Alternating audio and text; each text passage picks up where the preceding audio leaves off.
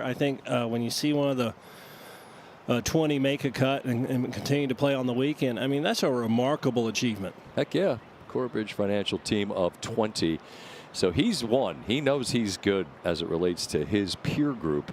But in terms of who's going to win here, you see that far right hand column. The number of majors won. It's significant. Rory with 6 obviously jumps off the page. I counted 11 within the 30. As we peruse down Scheffler and Koepka.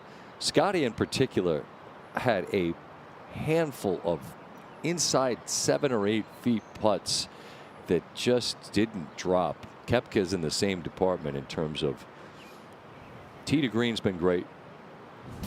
Just hasn't made the putts. As for Scheffler, you'll see him right here. I mean, this is a putt you'd clearly expect him to make. Well, we've seen this throughout the 3 days, and I'll be surprised if we don't see it today. And Andy North talked about it extensively. Like, there's so much break that when you get around the hole, you're starting to try to read things into it in a way. And we've made the point throughout that I can't recall seeing guys grind harder over putts of this length. Whether it's a little bit of bend that you don't see, or if you're looking for it and it isn't there. I think guys are just somewhat spooked, and you understand why. Absolutely. And remember, they haven't been here and played under major championship conditions, so it's new to them. And for players like Scotty at 1, as you said, Smalley's in control of the golf tournament just in terms of his position on the board. If he's able to, say, shoot par, that means those guys have to come get him, and this golf course makes that incredibly difficult. The mindset, we always talk about game plan, target score. What is it if you're Scotty Scheffler today? Well, he's going to have to be the best version of himself today, because he's going to have to play the chess game and get around the golf course, give himself opportunities, make these shorter putts that we've seen him missing, and put up a score you would think that it's going to have to be, 4 or 5 under at worst. And I think the people chasing behind should look at thinking Smalley's probably sitting on a winning score, might be even a shot ahead of a winning score for the tournament. So how do I get to that and see where the chips fall? So that's when people talk target score, that would be exactly what you're describing. If you're Scotty, you're thinking I've probably 66 minimum for me. Probably, yeah. But that's why when you look at this and you look at this tee sheet, you look at the quality of player. Yeah. There's going to be somebody in here who puts together that round, and that's why, like I say, it's hard to go past like 3 under, because you're talking.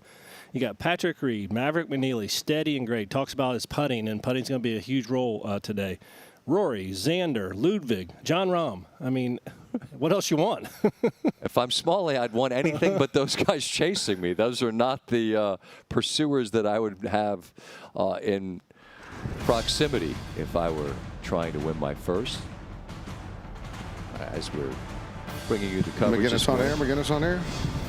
Jordan Spieth has been so good tee to green, but the putting has just let him down.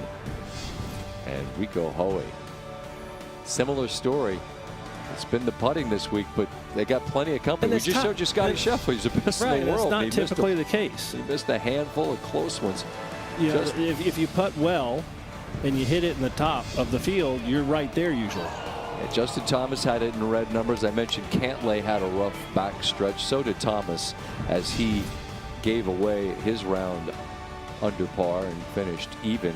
Aldrich Putt-Gators. 15 of 42 fairways. He hits it a mile, but straight out here is really good, and that's been an issue. Scotty Scheffler, 6 missed putts inside of 10 feet for the best in the world. We just showed them to you.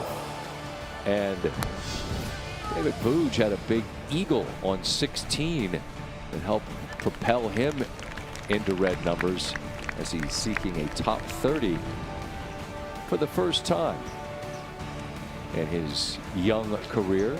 6th major championship. Matt Fitzpatrick, he did what Smalley was trying to do, made his first win a major. That came at the Country Club, Boston. We're just getting started early this Sunday morning, working our way towards 8 Eastern, and we'll bring it through the morning here at Aronimink.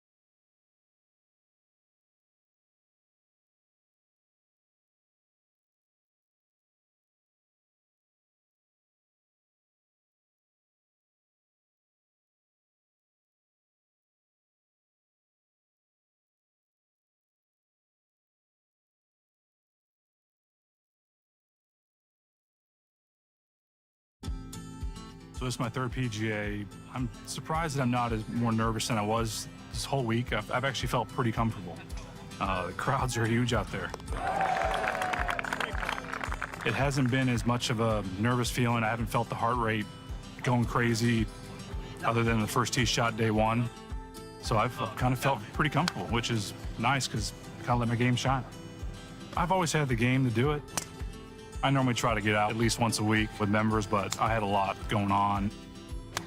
I got a little makeshift golf simulator in my garage that I'd spend half hour to an hour each evening after work and just to swing to try to maintain it because the game felt great. It just tells me, it shows me, it proves to myself that I can hang with these guys when I'm playing solid.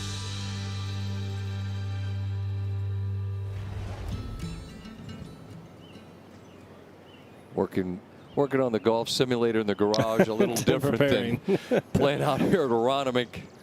Against guys making scouting trips here. Let's see the third. He'll have that for par to begin.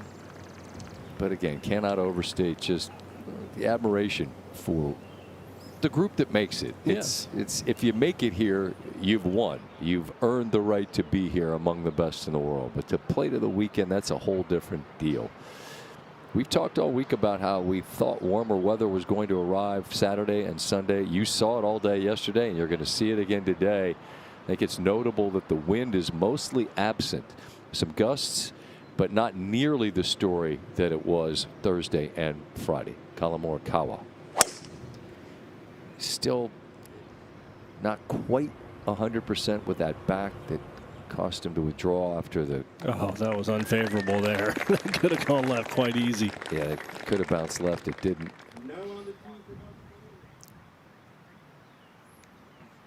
Elvis Smiley here.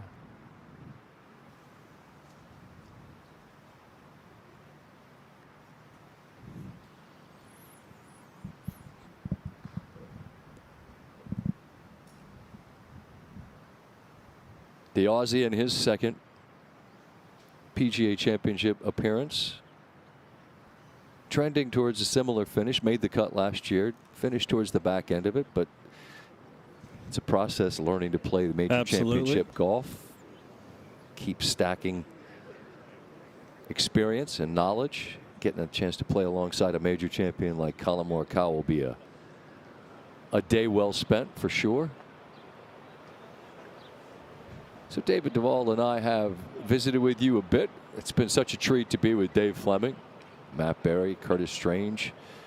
They'll be on the call with us as well. Ken Brown on the golf course, John McGinnis as well. Marty Smith handling interviews. Jeff Darlington with us, and Tom Karpus for any rules questions we might have. And where do we find our guy Brownie? Ken, good morning. How are you? I'm on the 6th, and I heard David Duval talking about this pin position. So let's have a quick look at it.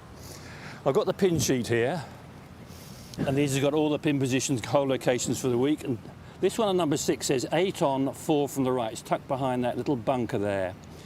So let's have a quick look at it. And this is what it looks like from the players' line. Look at that. Unbelievable. Well, they measure the yardage for the hole locations from the middle of the green. There's a blue line there, but this is not on 8. This is on, for most players, 1, 2, 3. 3 paces, and worse, most of it's on a downslope, so very tricky. So when you're standing on the tee, you've really got to think of your tactics. Yes, if you can drive it in the middle of the green, which might be possible for the longest, it's not too bad, but virtually anywhere else you leave it, it's tricky. So some players might lay back and see if they can spin it, because beyond the cup is this little slope. Now the ball's going to skid, it's unlikely to come back, but you could land it in there fairly softly and leave yourself a 12 or 15 footer if you get it right. If you get out of position, some places you won't be able to get at this flag. If you're beyond the cup, it's one of those putts, you can see it's downhill, you can see it's a down slope, and you know it's pretty quick, but it's very difficult to see the line. Let's just give this one a run down. You won't believe how quick it is. It really does run away. Just a little touch and a bit of a misread. But it's swift. Unbelievably tricky pin position.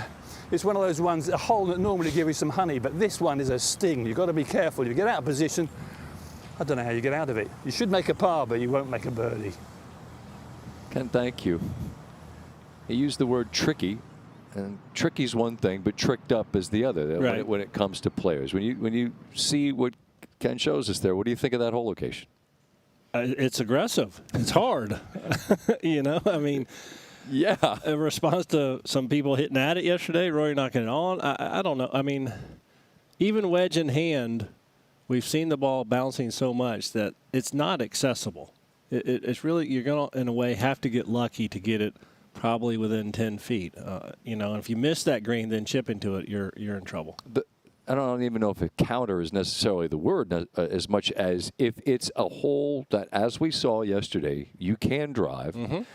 You're not going to put it smack dab in the middle of the green either. I get that. But to the point that Ken's making, even with wedge in hand, I don't know how close you could reasonably hope to get to that hole. No, especially with the ball more than likely landing on a downslope. It's going to skid and bounce 20 feet past it, and there you go. And I think we're going to see a lot of 20, 30 footers today just because of where they've cut the holes, making an incredibly difficult test. And that goes to, it doesn't look like there's a 63 out there for anyone way behind to catch up. Smalley and Schmidt are in that final group. Just in front of them, the group includes Jon Rahm, who has won the Masters. He has won the U.S. Open, halfway to the Slam, and he's got such power, such game, and his Saturday began with a burst of adrenaline with a birdie there on 1. Here on 5, beautiful putt. You make putts at this distance out here, and you're lapping a lot of folks. Yeah, and in the way the golf course has been, you have to make those putts.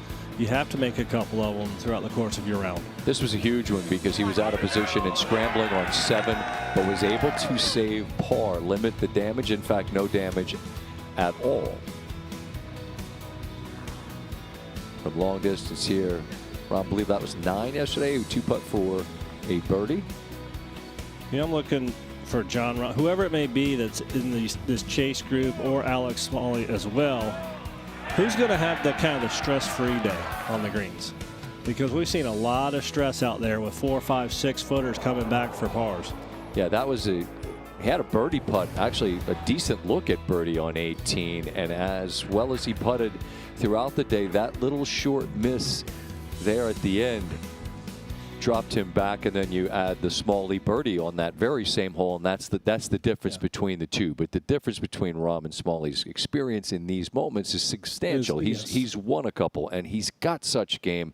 And I'm interested in how, amongst all of these pursuers who've done it, how you view Rahm as a threat today. Well, I think he might be the biggest threat up there because, you know, I look at him as a golfer, and obviously he's one of the best in the world, and he's kind of a bully. In a way, you know. Well, he can bully the golf course. Exactly. That's my whole point. I think his biggest challenge is going to be with this setup, watching balls bound away from the hole, is maintaining the composure. Yes, he plays with a little bit of fire, but don't let that fire get out of control, and I think he could have a great day. Yeah, and I've always tried to frame that differently. We got Curtis Strange out here. That guy would run hot. And I mean, the difference between being called like, oh, he's a hothead, and being fiery is if it works, you get called fiery. Like it's a compliment. I think it's a compliment no matter what. It seems to me, I'm not you all, but it seems to me you just can't let that emotion be I think burn that's you what up. he's done over the last 5, 6 years, too, was rein it in a little bit. I think it got out of control with John. He'd get too fired up. Now it just keeps it on that edge. That's an awfully nice approach from Morikawa, able to dig it up out of that rough, although it is trundling backwards there on 1. It's 21 paces on, so more in the middle of the screen than anything. Now Smiley, 101 yards.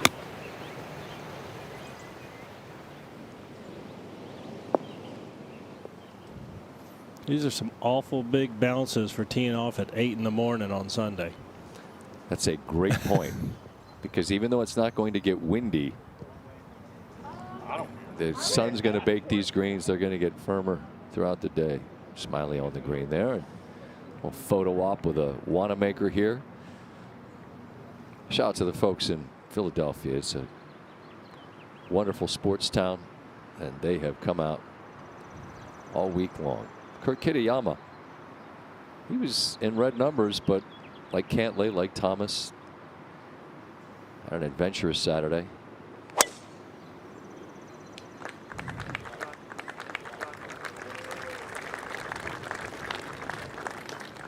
Next on the tee from Denmark, Rasmus Nergård Petersen. That's hammered. That's way down there. Be interesting to see his approach shot, see what kind of bite he can get on it.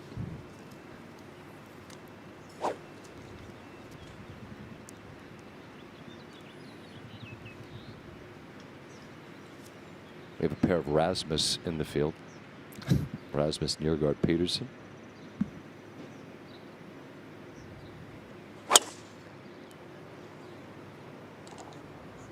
Part of that great Oklahoma State program. Buddy Alan Bratton out there, and the Cowboys always a force. His second consecutive PGA Championship appearance. First missed cut I should say, in his first, and he's here this weekend to the second. And Dave Fleming. Good morning, Dave. Good morning, Scott. This is Luke Donald from the right rough. Very popular place on this hole. And David Duval, yesterday the pin was tucked short right. Today short left. With all those players off the tee right, maybe that's going to be more of a birdie hole today on Sunday. Yeah, but you're going to have to play the bounce in to do it, and there becomes a lot of guessing. Is nice one looking. a birdie hole for Morikawa? Not quite. His Sunday will begin with a par.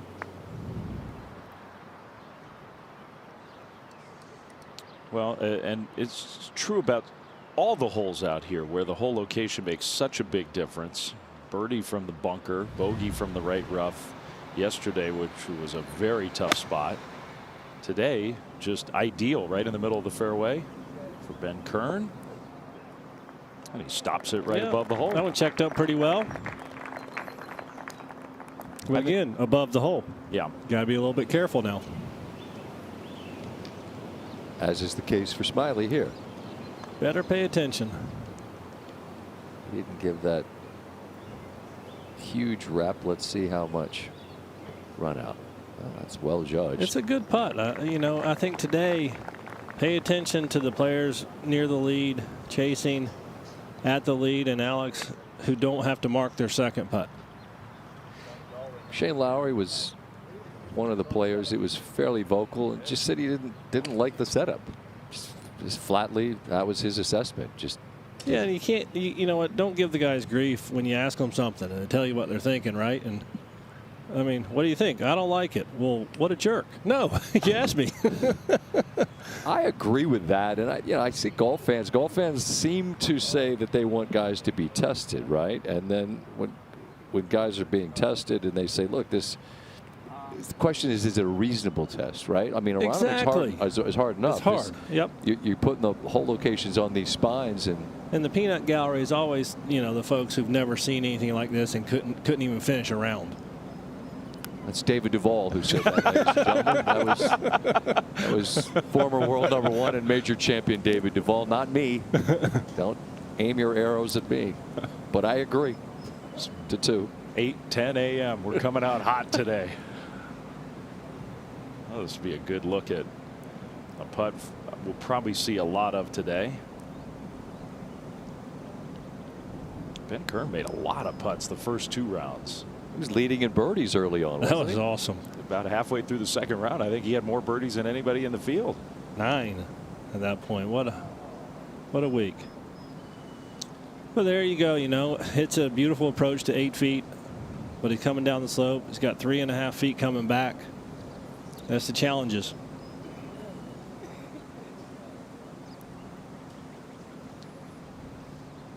We'll go up ahead to 3 for the first time this morning. And Brian Campbell for birdie. There you go. It can be done. Going to only get tougher as the day progresses. I actually think if you're going to get it, you're going to get it this morning. We saw great rounds yesterday early.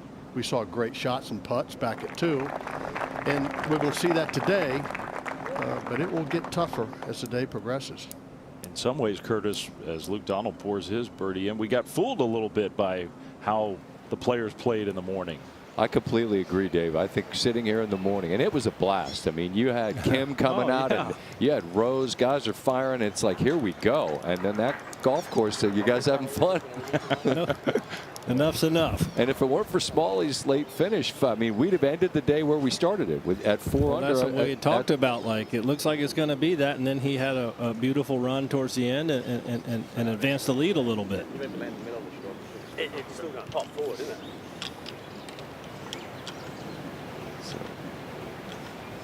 You see the rough Rasmus. Yeah, and any chance to get this close, he's going to have to land it 2 steps on the front right of the green. Let it bound up there.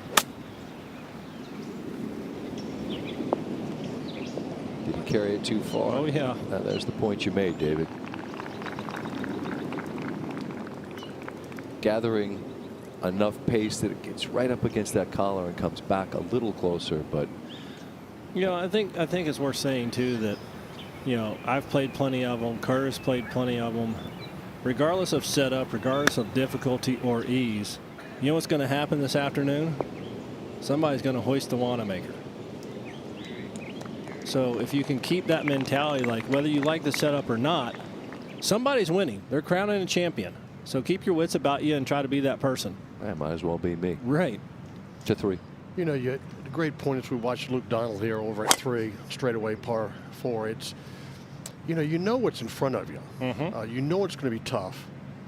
Are you man enough to get it done? Right. It's as simple as that. Strap them on and let's go. You know it's not going to be easy. You don't want it to be easy. Yeah, I make If you're the the joke top player. that, like, guess what? They never asked me how to set up the course. You know, Exactly. they haven't asked Shane Lowry or Rory how they should set up the course. Absolutely. As we go to break, Scotty Van Pelt over here calling me fiery, and I can't respond. Are you? Talking Were about you getting not? fiery. Were you not? I was intent. There you go. Back in a moment. Early. Softening Sunday with morning. age.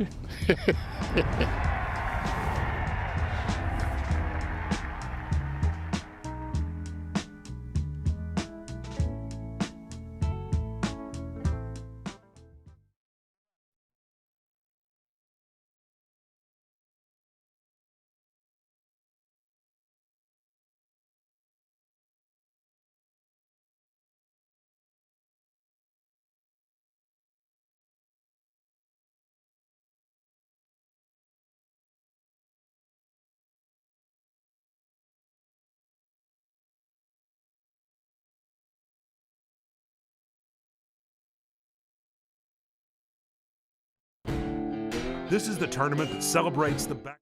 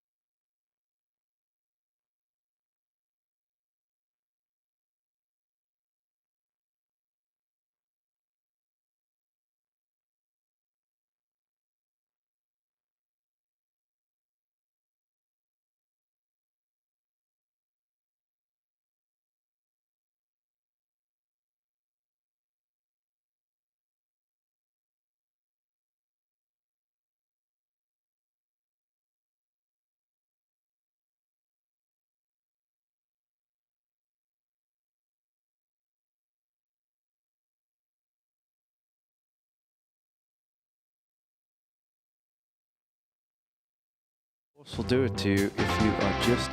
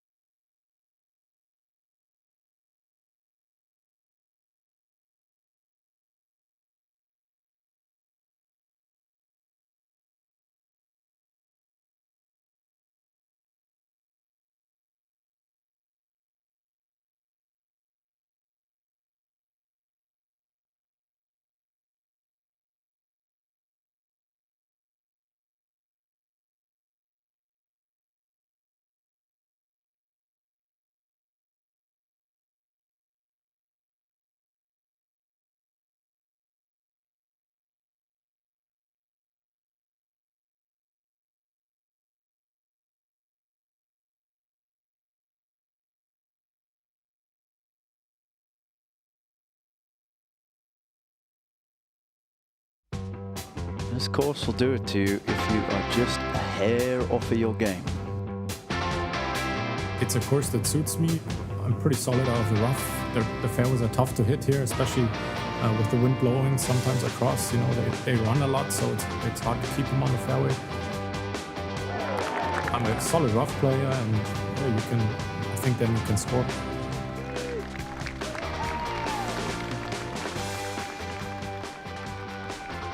See Matty Schmidt in the final group.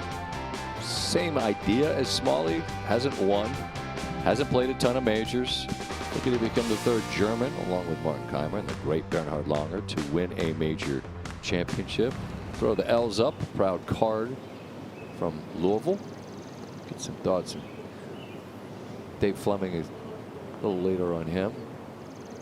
Here's the birdie putt on his way. Niergaard Peterson, that's on a good line. Wow. Well done. Just matching that up over the ridge, trickling it down, and again, tap it in. To 2. From the fairway at the second, Colin Morikawa.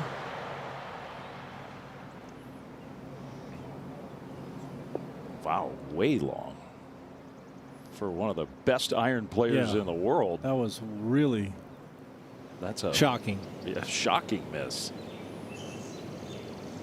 Kitayama now for birdie. This one's looking good. Get there. Buckets. And the joggers. That was the Curtis Strange line. Wow. You know. Just see if he'll come over here and punch me in the head before we leave this one. Now back over 3. Luke Donald. We set the over under at 11:30. Back to the golf. Luke Donald over at 3 out of the deep, thick rough. There you go. Hey, see? good shot. Bouncing it up there, using the slope. Wow, look at this. Wily veteran. This. What a generous hole location.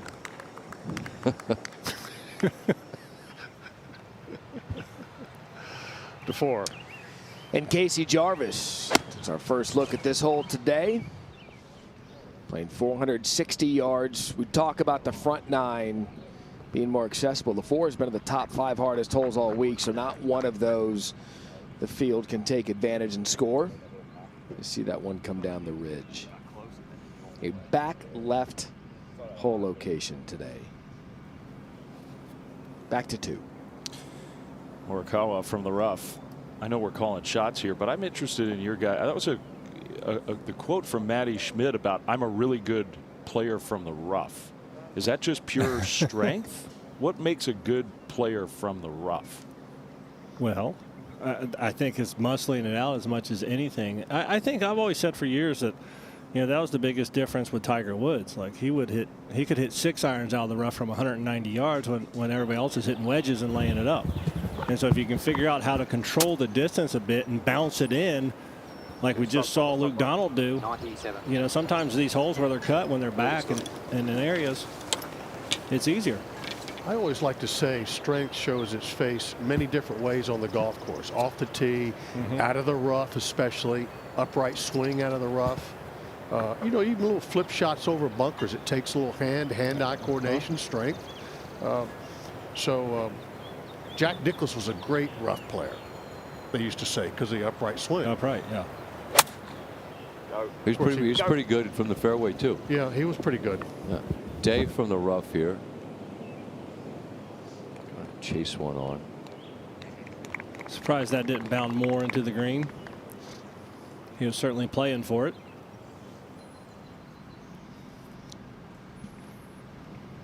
Now Jarvis for birdie at the 4th.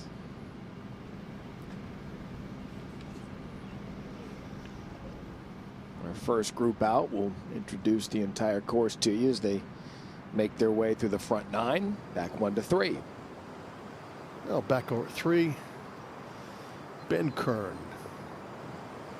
Oh, what a shot. Go in. You know, to see him hit shots like this, I think is the most impressive part, because being a club pro, he doesn't have the time to work on a short game at all. No. Going to be guy we just openly root for the whole way around. Well, we're allowed to. This is Ryan Gerard here.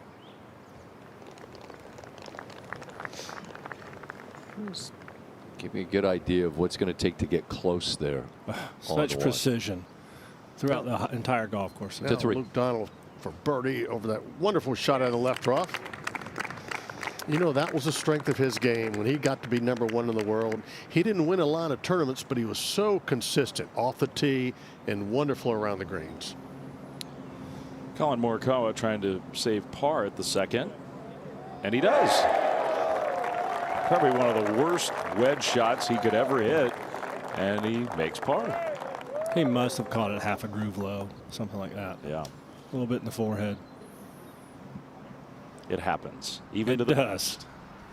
Always say there's nothing I can't do with a golf ball, but not all of it's good.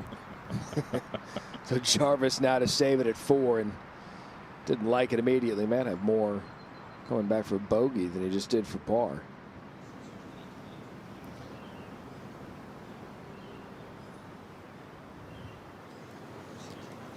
Back to 1 now. Jason Day.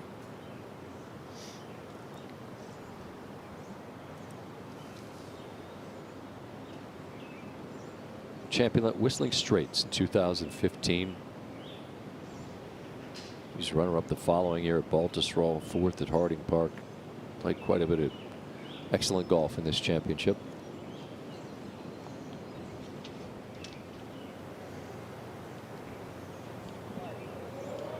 Didn't quite get there. Good speed.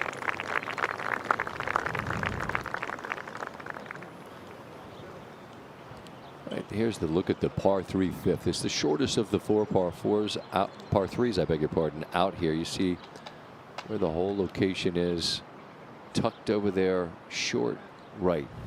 Yeah, another one that you're thinking you're going to have to hit a high draw, get it to land between the 5 camera tower and the flag and see if he'll feed in there. If not, it gets bounded off to the right.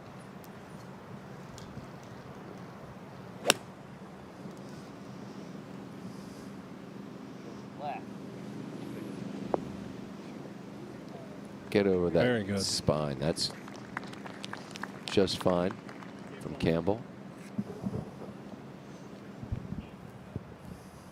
Now Jarvis.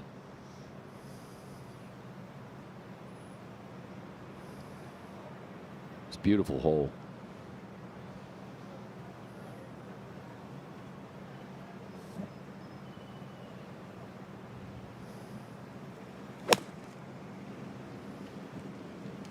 Trying to work it from right to left. There you go. That's an excellent tee shot there.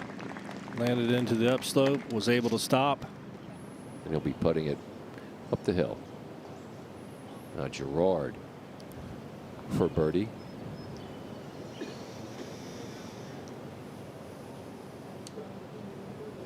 That runs out into that distance where it feels like we've seen so many par putts. That's what I was talking about.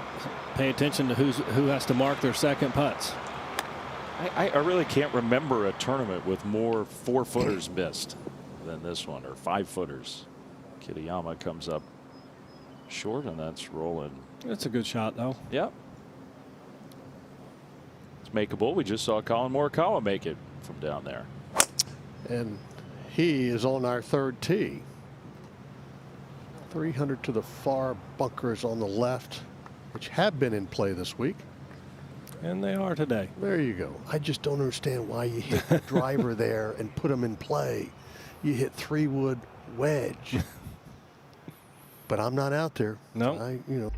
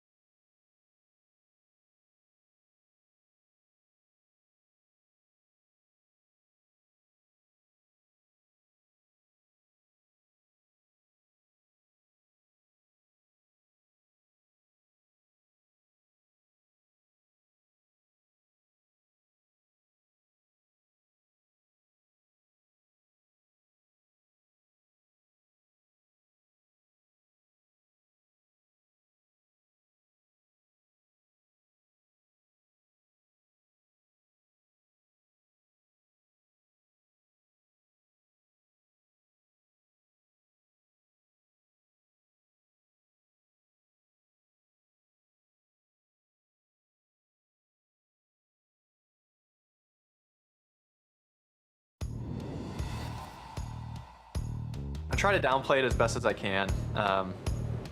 You know, I realize.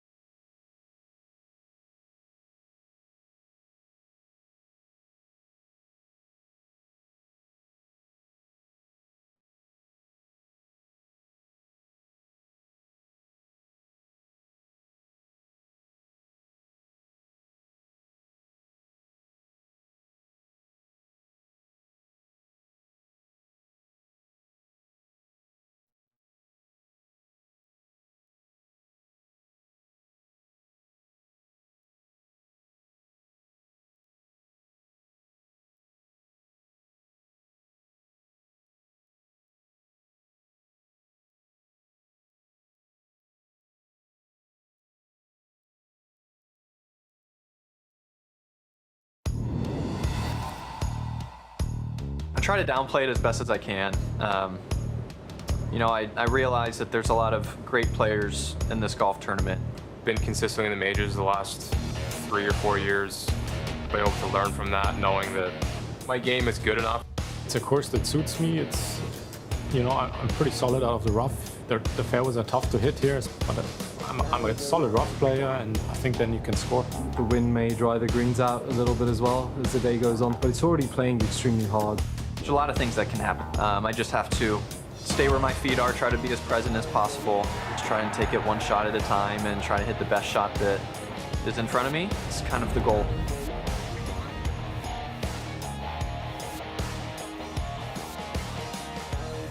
We continue here on ESPN Plus. Good to have you with us this morning. See a third round scoring yesterday, and then yesterday morning, if you were with us, we saw that folks were out setting an aggressive pace, and then things changed in the afternoon, and that's when Smalley, later than anyone, will be heading out to play. How do you handle how it all feels? Can't know till you're in it. There you go, right on the front of the green, out of the rough. And what a shot from Fitzpatrick. Count it.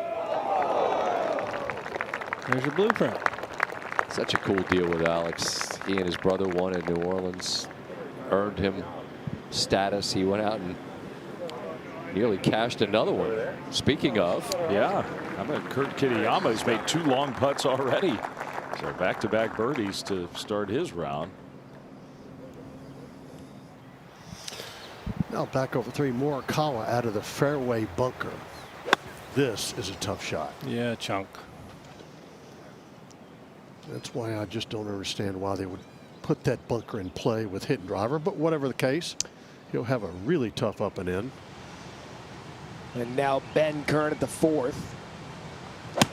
Gentlemen, my guess is this guy's got complete control of his club back at home with a sleeve tattoo like that. My man, you see that arm art on him.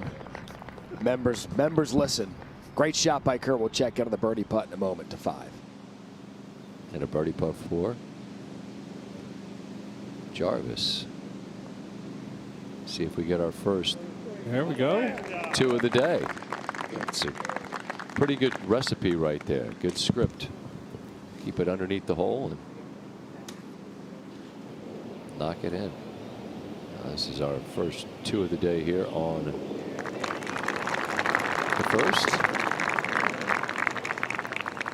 All right, now we get down to 8 and Ken Brown. Ken, what do you got for us down at 8 today? Oh, we see bowls and like, here we go. Here we go. Another tiger pin position. But the tee is forward again today, but it's an elevated tee, which always is difficult if you're playing down to a green, particularly if the wind is in your face. And the flag today, not on the left as it was yesterday, is down the right side. Long, wide green.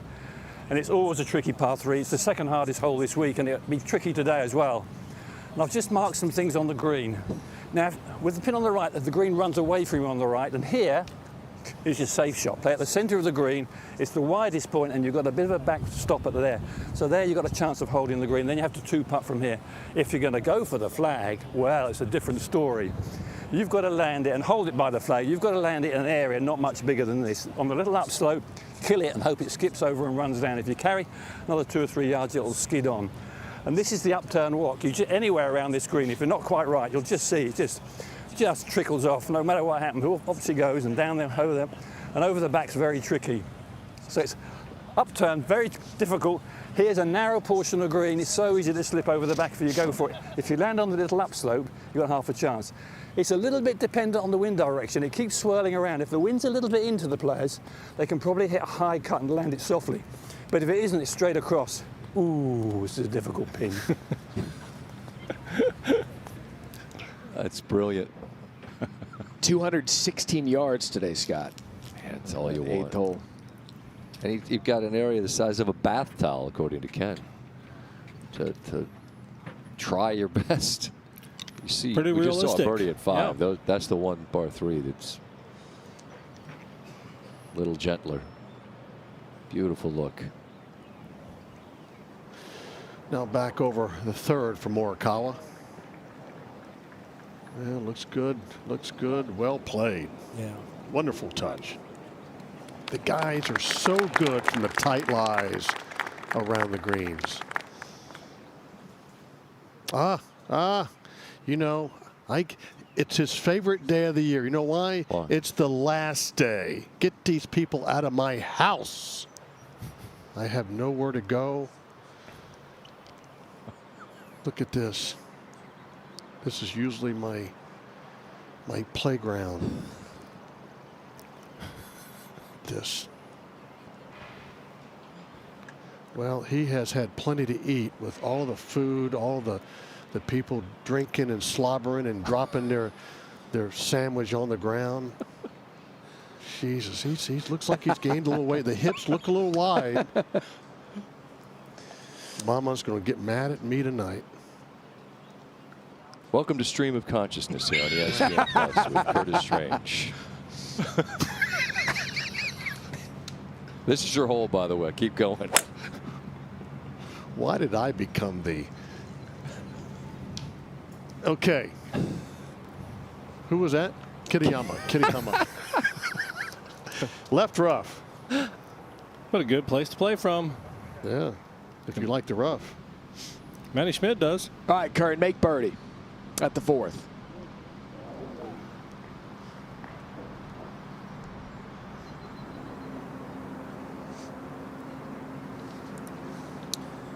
This is the 2nd hole, and Jason Day with a birdie putt. It's a pretty big break.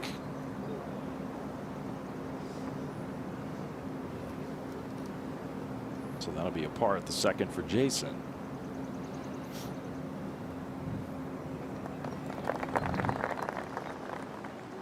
Now back to 3. Yeah, back over at 3. Morikawa for his good par save. All right. You know, shoot a good round. Get some momentum and good feeling for next week. Everybody's trying their best out here. All right. First look at 6. We had Ken Brown out there early this morning telling us about that hole location. Brian Campbell putting from a good spot, but that was sort of David Duval's point, is even with a good shot, good drive with a wedge, you're probably going to have to make a putt of some distance, even on a short, what on the card looks like a birdie hole. Well, that's a par for Campbell. If you drive the green, it's a different story, like Rory McIlroy did yesterday to 3. And Kitayama out of this left rough. Can't even see the ankles. Can't even see the feet. But look at this. See? Great place to play from. Wow. You have the angle, and you just have to land on the front of the green. Well, much like Luke Donald, that must be the place to play from. Second shot we've seen like that. to 6.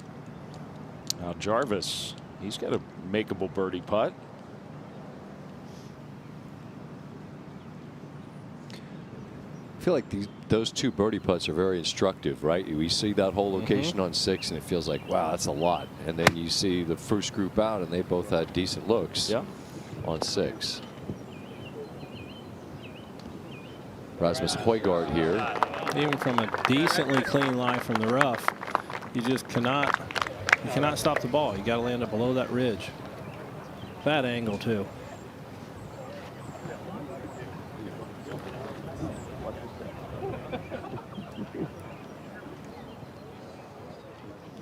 Højgaard 834 today. His brother a little later today to 5, and Luke Donald in the bunker. He's always a wonderful bunker player throughout his career. Great example of one of the world's best. Can't get the ball to check, but that's a good shot. Nikolai Højgaard goes 11:45. He's even with Michael Kim, who yesterday was wowing us with his performance. Valimaki here. Sammy, stay down. Pretty good. Stop. But a really big first bounce with wedge again. Feels like one's bouncing much more than some of these other greens that 2 we're not seeing. so much so far. It's also on a little bit of a low point. Beautiful Aronimink. Boy, this golf course has stood up. Tricked me. Did not see 6 under being the lead score going into Sunday. Well, back over at 3, near guard Peterson for birdie. Should come from his right. And we talked yesterday, David, you know, all the guys getting up, getting out of bed, turning on the TV, they're watching this. This is a great example. It could help. It could definitely help. You know, they're already seeing that yesterday they saw, hey, there's birdies out there. Not so much today. Watching the hole locations, watching how the ball reacts around the holes. Well, and that's where, you know, having not played a major here in 64 years, these guys aren't familiar with it. So this is, in a way, another look at the golf course. Good point. There's our guy, Ben Kern. Come on, Ben. Put another birdie on the card. His wonderful week continues. He's even for the day, 9 up. But the Lone Club Pro playing this weekend. Speed for 3 in a row, Curtis. Yes, sir. From the right. Just split the right lip. Yes. Great start.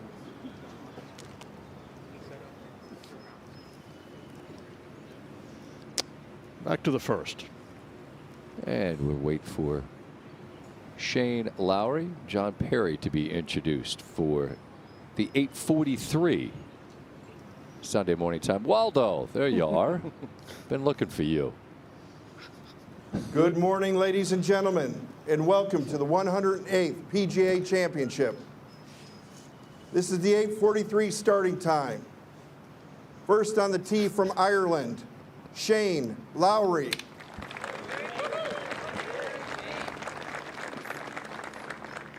'39-year-old Irishman has played so much quality golf, particularly in the majors. He's got the type of game that tends to stand up well, David. Just tough competitor, pretty even-headed. I think he's been a key member of that European Ryder Cup team as well. If, like, think about he and Rory out there together in that cauldron that was Bethpage. Next on the tee from England, John Perry.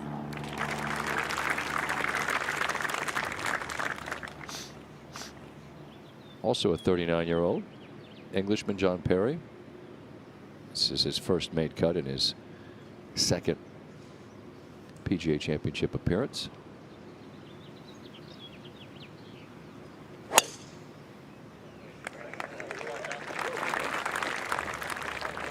Couple of gems.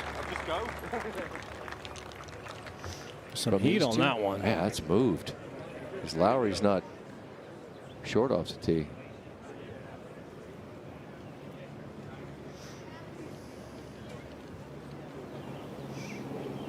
Meanwhile, up ahead on the green, Højgaard playing a mile out to the left, didn't hit it.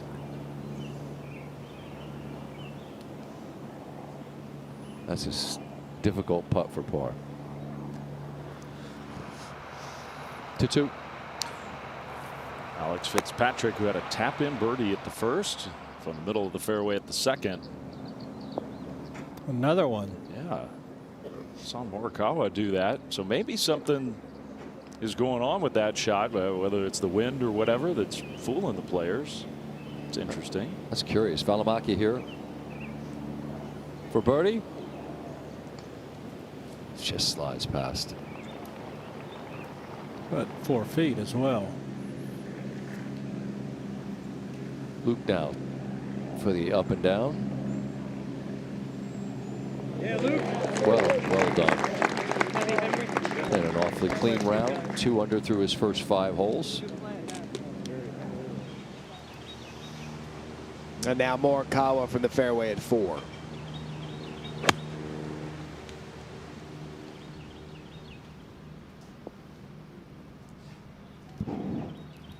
About an 18-foot putt for birdie.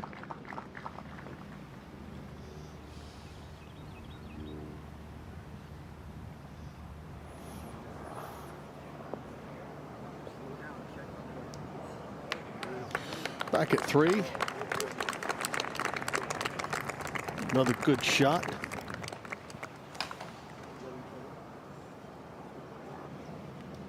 All right, back to 4. Hottest player on the course early on. Kurt Kitayama, 3 consecutive birdies to start his final round. Plays out of Las Vegas routinely with Morikawa and Min-Woo Lee. Group that gets together out there quite often. He finds the center of the fairway. See if Kitayama can keep his round going. Maybe he'll be the Michael Kim of this morning. He's playing well.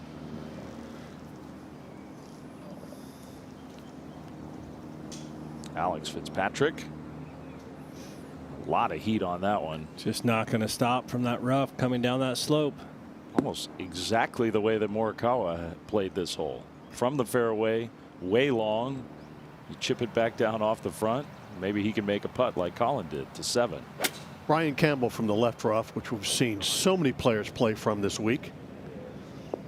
Why? Because there's so much slope. When you peak out at the top, it slopes away from the players and hard to the left. But good shot.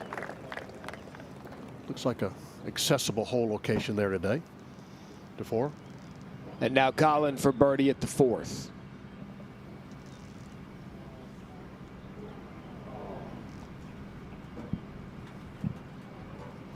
Again, on this front 9, you have your opportunities, and 4 just hasn't lended itself to that throughout the week. Will that be different today? Obviously, we'll find out.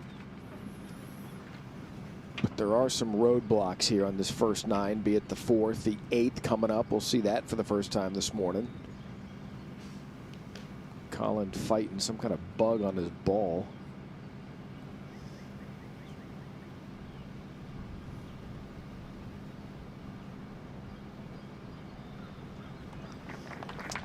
Four consecutive pars to start his Sunday. To 7. Now back over 7 from the fairway. Jarvis. You know, we watch these players play these holes for the first time. We're learning as well. And this, I thought this would be a tough hole location, but with the breeze coming from the right, as you see the slope from the right. Yeah, if you can see get a up lot that of close ones here. middle one out of the rough, even where we're going to see a lot in the left rough, the ball will kind of chase up and go to the left. Absolutely, yeah. We see the whole first hole and the tees there. And John McGinnis is out with this group. Hi, John. Well, good morning. And that is not a good morning for Shane right there. You do have to risk that to get it close to that whole location, but.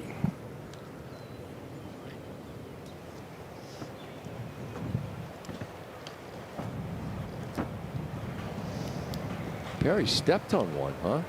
Just 90 yards up the hill. Plays most of his golf on the DP World Tour. 14 years between victories over there. A resurgence in his career. And perseverance. And that was quite predictable after watching Shane. And John, we've seen quite a few end up back there. So a couple on the green, but lengthy birdie putts for Lowry and Perry. John will be with that group this morning to 2. Fitzpatrick trying to save par the way that Morikawa did. He'll come up way short. I mean, to your point, Curtis, about watching the early coverage, whether it's a player or a caddy, it's almost like getting the answers to the test. Now, maybe maybe it'll play differently as the afternoon goes on, but that's some good info. Well, I just said, you know, we're learning as well for the first time. And the players are, because they have the opportunity to watch on TV back in their room. Morikawa here. That's going to be hard to do. Be left of the pin and stay on that green, but he did. To the hottest round on the golf course. Yeah, and Kitayama providing every answer to the early test. he's got the he got the test in the filing cabinet. If you're going to cheat off somebody, look at this guy's paper. Yeah, look at his answers. I would never do such a thing. Never. 131 yards.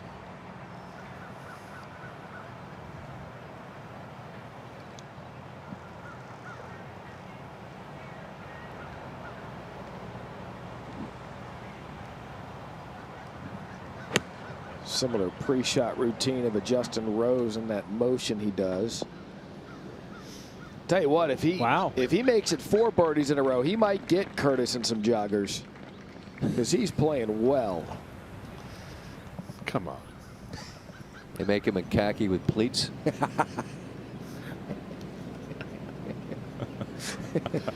You know, this is a good day because it's the last day. Campbell missing a wonderful opportunity there. And now Alex. Oh, no. So that's a double bogey. After the tap-in birdie at 1. Wedge in hand. Double the fairway. Putter gets tossed. And Lowry here on 1.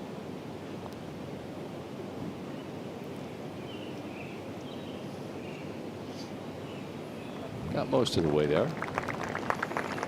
He hammered that too. That's slow going up there. Yes, it is. When we saw Shane hit it a step or 2 short where you have to, comes back to him. Now back over at 3, Gerard after the wonderful second shot. That for birdie. John Perry landed his on 1 green a couple steps further than you have to, and it's gone past it. All right, birdie putt at 6 for Ben Kern after he chipped in for birdie at 5, running that one down the hill and right into the hole. All right, I counted. The birdie pace has slowed a little bit, but that's his 12th birdie of the week. Alex Smalley has what, 17, I think, to lead the field. Pretty impressive. See if Perry can get one. This has not been as fast as it might appear.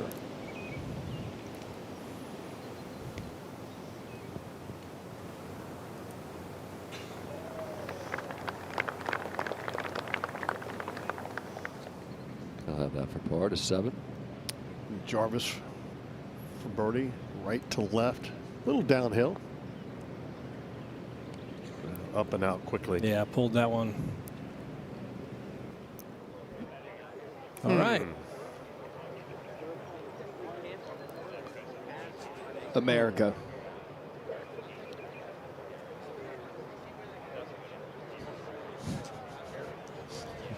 Well, I'm down on the front of the 10th green. It's been the hardest hole this week, and we've got one of these maps which helps you read the greens. And this green area in the blue area really is the only part of the putting surface you can put the flags. The rest is too slopey. And we're going to have a look at today's flag, which is on the back right-hand corner. If you look up there, that's basically the flat you've got to land the ball in. Otherwise, the ball gets tipped off the green. To the left, there's a little running hollow, which is a conservative place to hit it, and most players will. Because all the way down the right, there's this steep bank, and over the back, the green also runs away from you. And you've got to be so little out. But out there by the flag, there's about 3 yards wide of flat. The further you go up the green, the narrower it gets. But if he just drifts a little bit down this right side here, it doesn't look like it's going to, but it just trickles off the green. And from here, you've got all sorts of things to think about. There's all sorts of options. You could chip it, you could bunt one into the bank, but wherever it is, it's difficult because you've only got that little plateau of green to land it on. Let's have a go. You need a real touch here to get it about right. Up the slope, that's too hard. And over she goes, boof, down the other side. Let's try this one. Better to be long than short. Let's have another go. Hurry, hurry, hurry. Oh, Mavis, yeah, just stopped. Wonderful little area to hit into. It is such a tough hole. Percentage over there, very tricky on the right. Ken, thanks. I really hope the guy with the bucket hat There's the has runway. buddies that have ESPN Plus.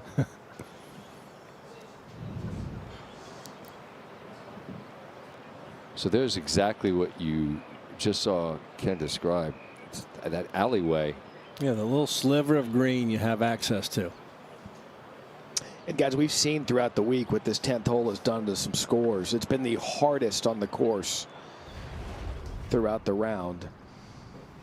And now from 13 feet, Kitayama for a 4th consecutive birdie to move to even par.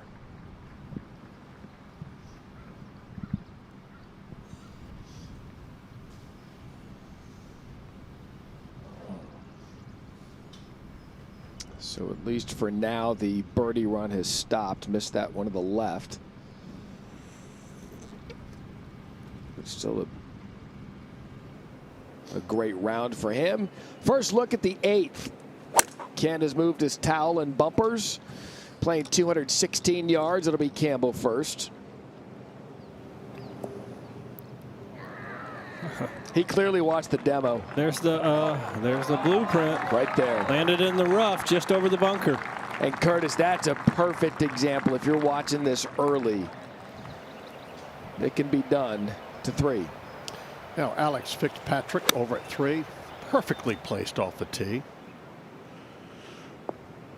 What angle you can get he had, and really nice shot after making double. Maybe you can get something back after birdieing the first. Alex Fitzpatrick, one of the 3 Wake Forest alumni here playing in the PGA Championship. Beautiful performance by the PGA champions. It's wonderful. There's your champion.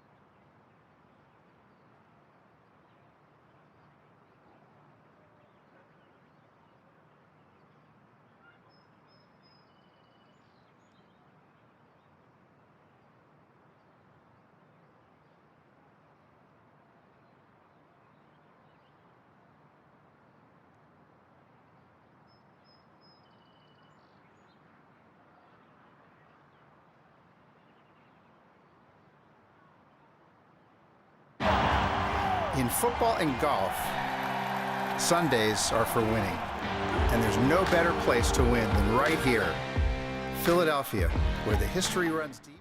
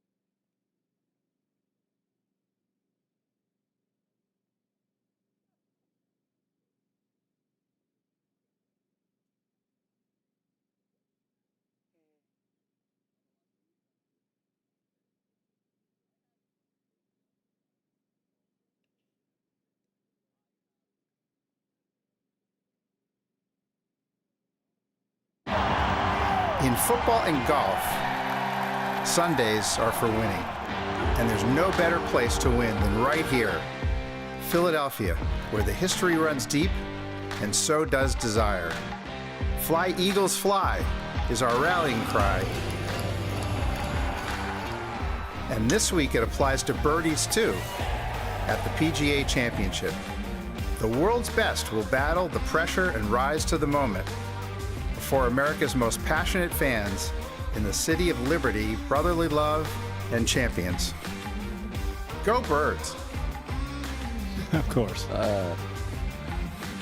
Another hour with you here this morning on ESPN Plus. There's downtown Philadelphia, and man, if we had $1 for every Go Birds we heard this week, we would have a stack of cash. Great sports fans here. That was Jeffrey Lurie, Eagles. That was really cool. Enjoyed having him do that. When our schedule for Monday Night Football came out, it was nice to see the Eagles and Cowboys, I believe, a Philadelphia game. That'll be a good one. Got a good one shaping up today. I mean, I don't know what more you want. You got a guy who you might not know.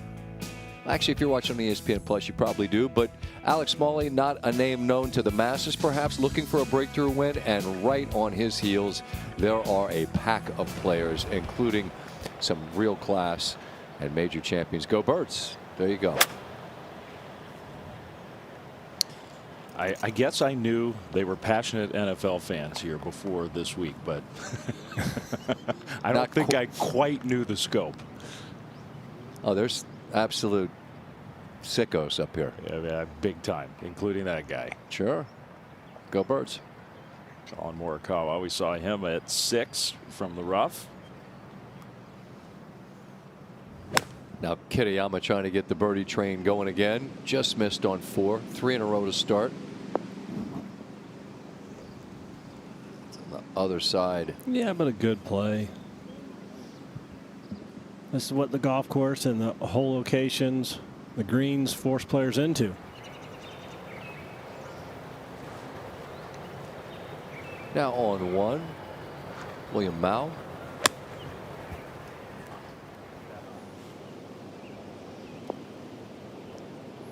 That's as close as we've seen. There you go. That's how you do it. Land it right below. That's beautifully done. From the man from Chino Hills, California. Well, Fitzpatrick over at 3 for a nice start, except for the second. Birdie the first, double the second, birdie the third. All right. How'd you do the first 3 holes? Even par. And see if Campbell can get an early birdie at this par 3. Nothing to it. Good for Campbell. Yeah, one of few. He had 6 bogeys, 2 doubles, and a triple yesterday. It was a mess. But he has completely flipped the script. Well Showed done. up this morning, 2 under on his round. Now Jason Day at the 4th. That's kind of our pre-show conversation, Scott, we had with these guys. It's literally day to day with them. Your script can be completely flipped in a matter of 12 hours. That's 4 days. Think of 4 days of your life. Are they all the same? Probably not. Kitayama had a rough afternoon yesterday. Let's see if he can make it 4 birdies in 5 holes.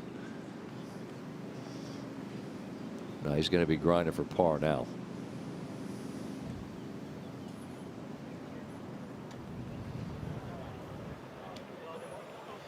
Just past 9 o'clock.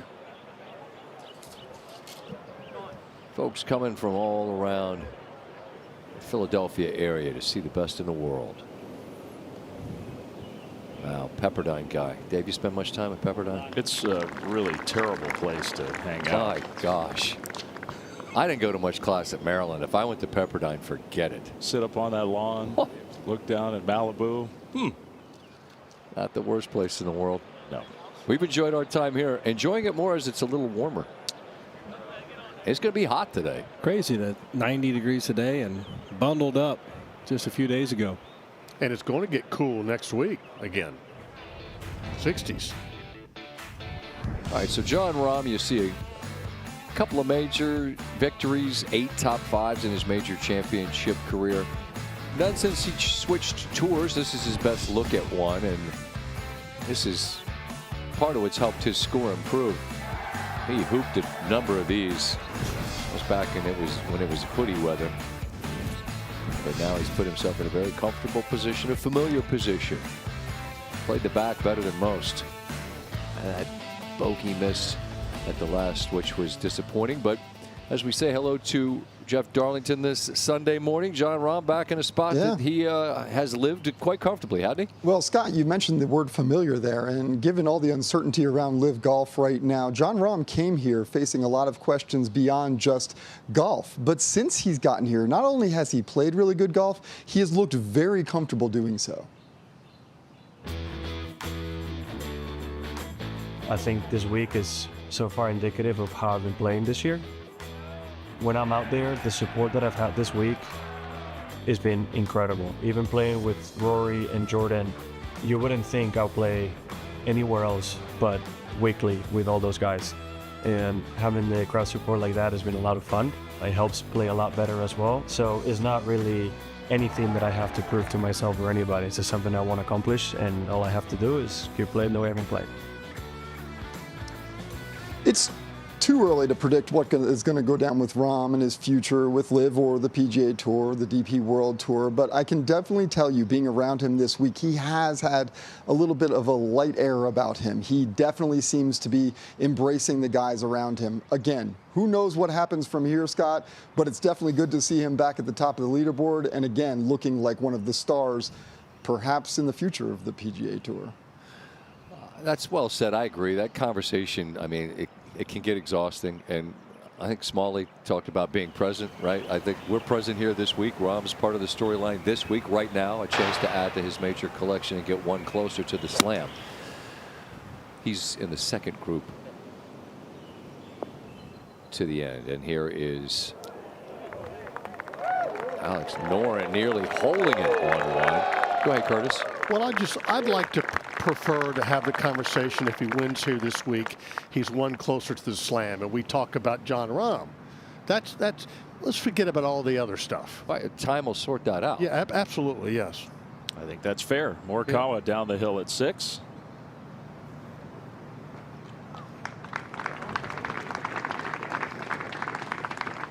Not a bad lag. Back to the first. Patrick Cantlay. He had a putt to tie the lead yesterday. There were like 29 people tied for the lead at the time, but nevertheless, things got away from him on the back nine. Doesn't spin it nearly as much as Noren, but does give himself a look to start with a birdie today. A decent chance down that hill. And that is true with Cantlay. He was on this green, the 6, with a putt to tie for the lead. He shot 40 on the back nine and is playing in the early morning. Smiley makes the birdie, though. Elvis Smiley, talented young guy, to 4. And Fitzpatrick second.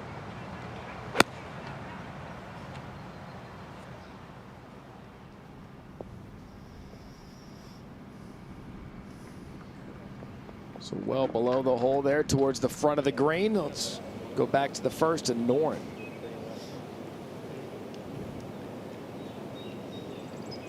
Still in the very early waves here, but Noren with the 4th birdie on the first. We're just to 10 groups out there. Back to 6. Yeah, it's instructive. Watch these all. About 3's given up 5 birdies already. Out to 8. And Kern. 2 bogeys and a par on the difficult par 3 8th. His last pass at it. Well out to the right. I'm going to have very little green to work with the hole being cut closer to that ridge on the right side. Well, the guy who's got the round of the morning going, Kurt Kitayama, on the tee at 6. Trying to fit it into a fairly tight window with all those bunkers out there. 174 bunkers at Aronimink. Not all of them are in play. But it's like most aren't, frankly. Yeah, that's probably for these players at least. See if Cantlay can begin with birdie. Looking out there significantly to the left. Joe LaCava on his bag, well known legend in the caddy ranks, great guy.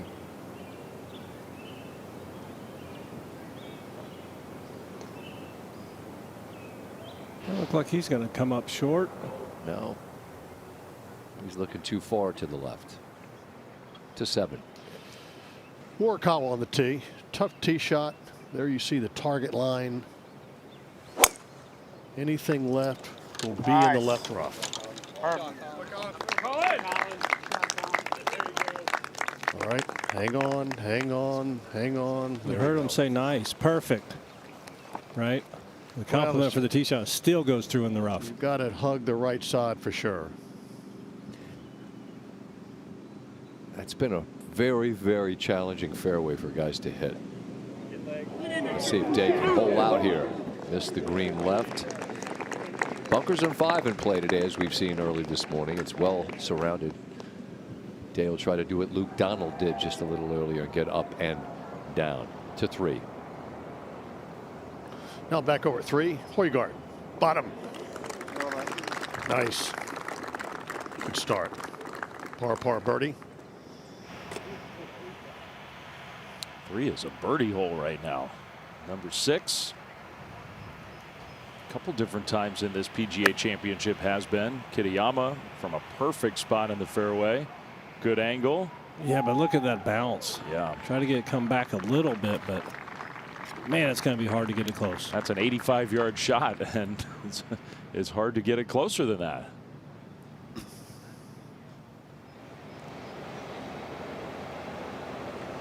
Right in the middle of the fairway. You guys are talking about 7, how hard that is to hit. Number 2 yesterday. Let me give you a number. 82 players, 18 fairways hit at 2 yesterday. And there were people down in the concession area. I mean, they weren't just missing the fairway, Dave. Huge misses, right? Today, maybe a little more gentle, up to 5. Let's see if Day can get up and down. Yes, he can. So a couple of saves from that left bunker early on.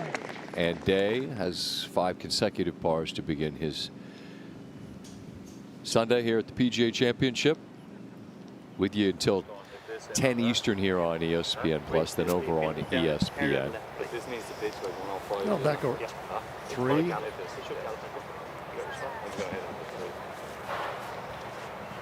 popular position this morning in this left rough.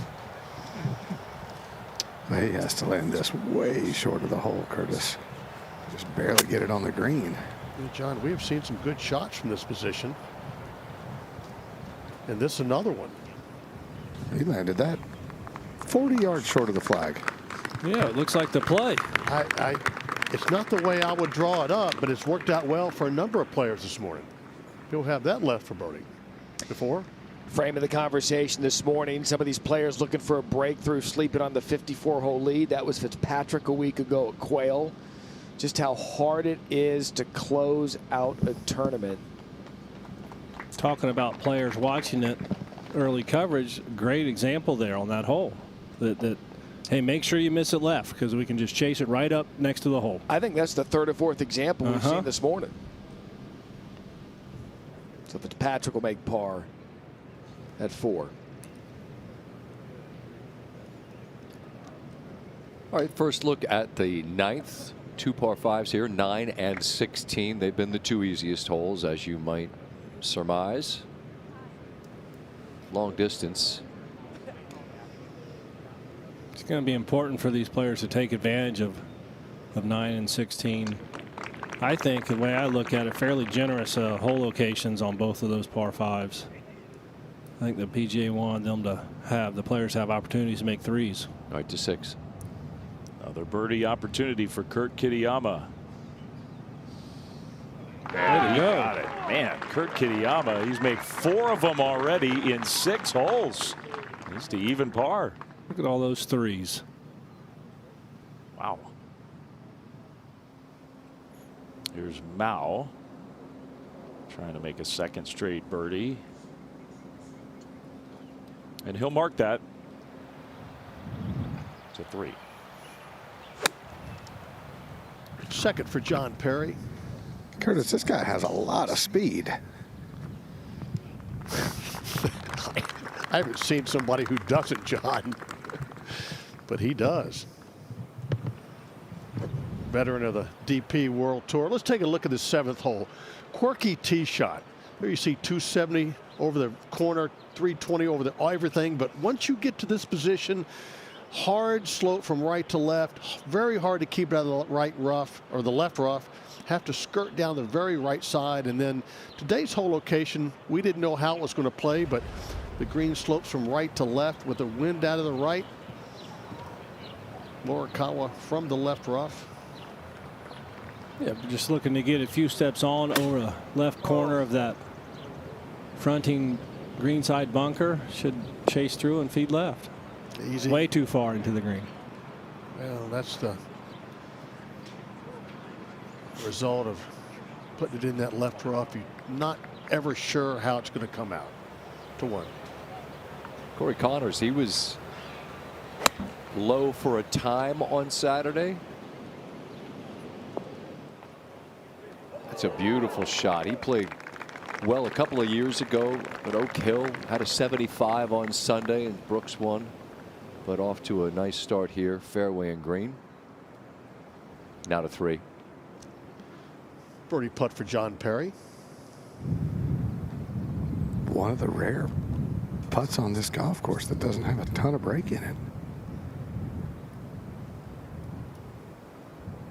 And it did not move like he thought, John. I think we might have found one of the few flat spots out here in this back right corner.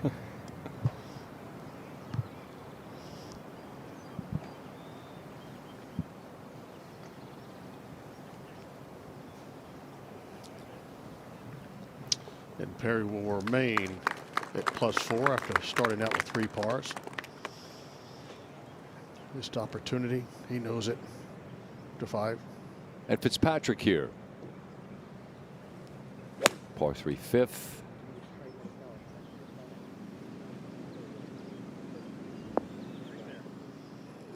Right there is that spine. You can see the difference in the green. That's where Kitayama was just a moment ago. His landed high enough on it that it is going to trundle back away with a bit of momentum. Back to 3. And the 5-footer for Shane Lowry for birdie.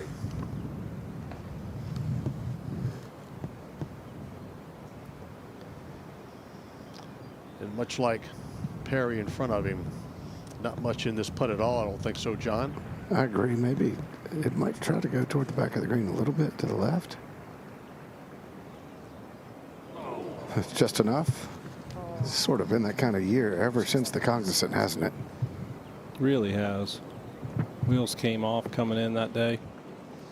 That's something we'll talk about throughout the day. The challenge of finishing off those leads. It's not easy to do, even for players as accomplished as Shane.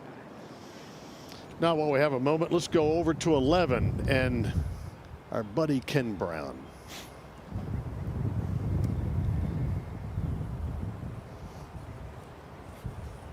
What does Ken have today for us? On the 11th green here, and what a tigerish pin position it is as well. Right on the top of the ridge on the right-hand side. But let's go and have a quick look at the problematical shot. Breeze helping, and the wind has just freshened in the last 20 minutes or so. If you come up short of the flag, you know it's only got one destination. They wouldn't have had to practice this. This just keeps running, running, running, running, running, way down to the front. You could leave yourself 40 yards. But if you just drift a little bit to the right here, let's see where this goes. Pitch in the bank, down it comes. Let's go and see where this ends up. And look at that. Now come and have a look at your face from here. Down here, not a very good lie, big slope, hardly any green to land the ball, and it is very, very, very tricky. In fact, there's a sprinkler head in your way as well to make life difficult. Let's have a look at the pin position, shall we? It says it's 13 on, 8 from the right, but actually really isn't, because we're cut on this right side. It's about 8 yards to land it on. And with the breeze behind, it does help you to a certain extent if you find the fairway, because the ball isn't going to back up, it's going to skid forward.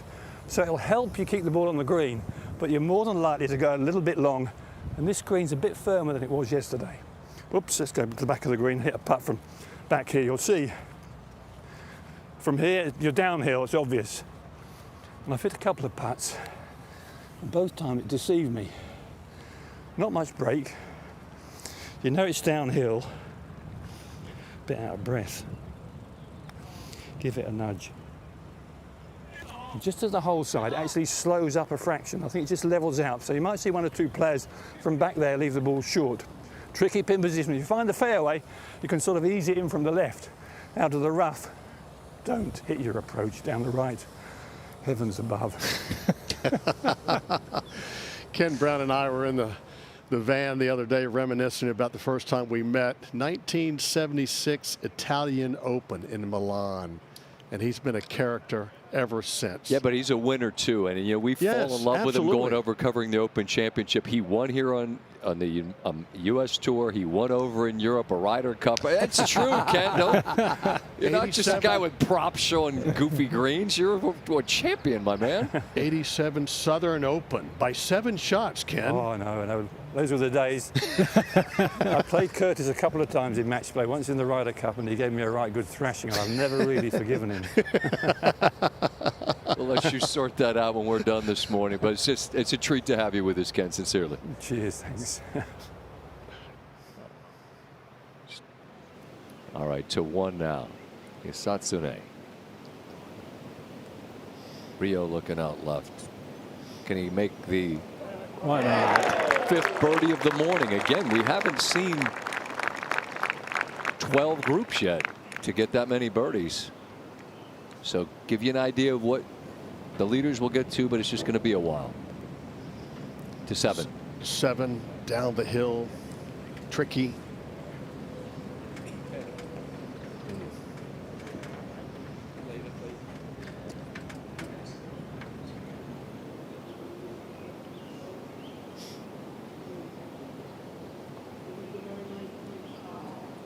Connor's unable from short distance.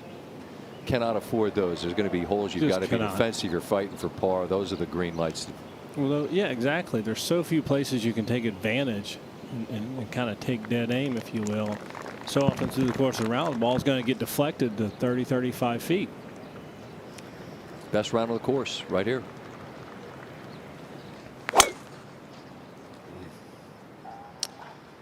Looks like it might be going a little left. David always had trouble with holes that went against the green, meaning dogleg right, slopes to the left. It's not easy. You're trying to get so precise. That area on that dogleg on the right is where the deepest rough in the golf course is. Is that why guys aren't taking that on? Well, it's certainly in their mind, yes. When you're hitting from higher above to a green that runs away to the left, that right side, it's going to be hard to get it onto the green. You're going to have to cover the front bunker. The left rough is certainly the play. I mean, just walking the practice round, you saw just how deep that is. You see the miss for Fitzpatrick on 5 to 4. And Valimaki. That is well done. Valimaki going to have a close putt for birdie at 4.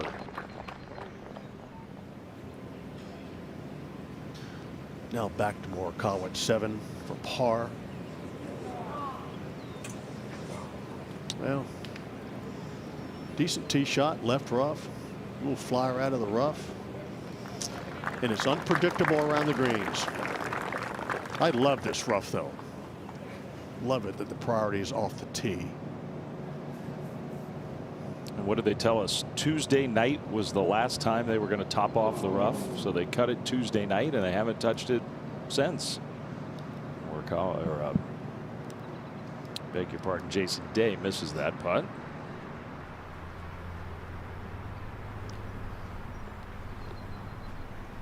We showed you the highlights a little earlier. Stunning to see Scotty miss so many short putts. 4 inside of 8 feet on Saturday. Still just 5 off the lead, and certainly a name that will be known to those in front of him, but you wonder if his best chance got away from him Saturday. To 7. He's going to have to get off to a hot start in the first 6 holes. I'm surprised there's any grass left in the left rough over there. You know, I think that Scotty Scheffler, and all due respect to everybody else on the leaderboard, John Rahm included, but Scotty Scheffler to me is the guy who can manipulate this golf course today and play from point A to point B consistently. But 5 back. I understand. It's Matt Fitzpatrick, by the way, out of the rough, chasing up the hill. See if it stays there. It will not.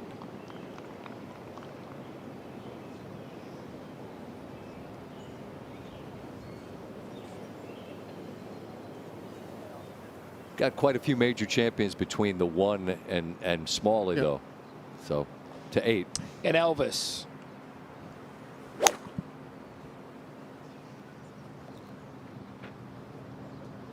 Looks to have taken dead aim. Whew. Landed into that little upslope. Oh, how good is this? But how much harder that's going to be for the final groups to do. Exactly as right. opposed to earlier in the morning, the green's going to be firmer. Rinse and repeat what we saw yesterday. Early on, these guys going bullseye at it. Once it gets later in the round, how aggressive can they be now to 6? Par putt, Jason Day, right in the middle. All par so far for Jason. And a smile. That's the thing. It can only be so instructive. Yeah, you get a little intel, but it'll be a very different golf course later in the day. Thagala looking down like he didn't like it. What's not to like? Scythe with a beautiful. I think it must have rolled up the face just a little bit and kind of came off funny. He's going to find it in a good spot. Exactly. To 2. Satsune coming off birdie. There you go. And he almost made it 2. That lipped. Well, even if the conditions change, I do think 1, 2, 3, 6. I think they're birdie opportunities, even if the wind picks up.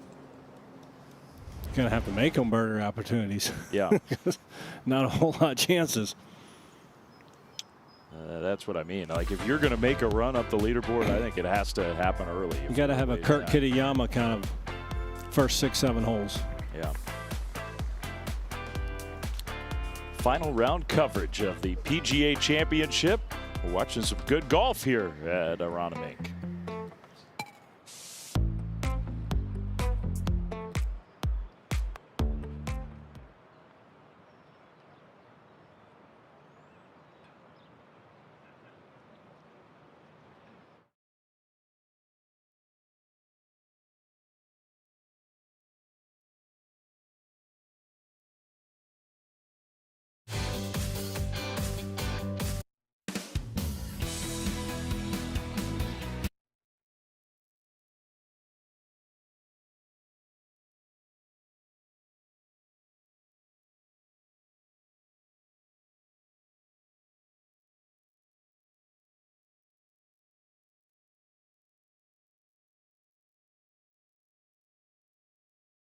Tournaments.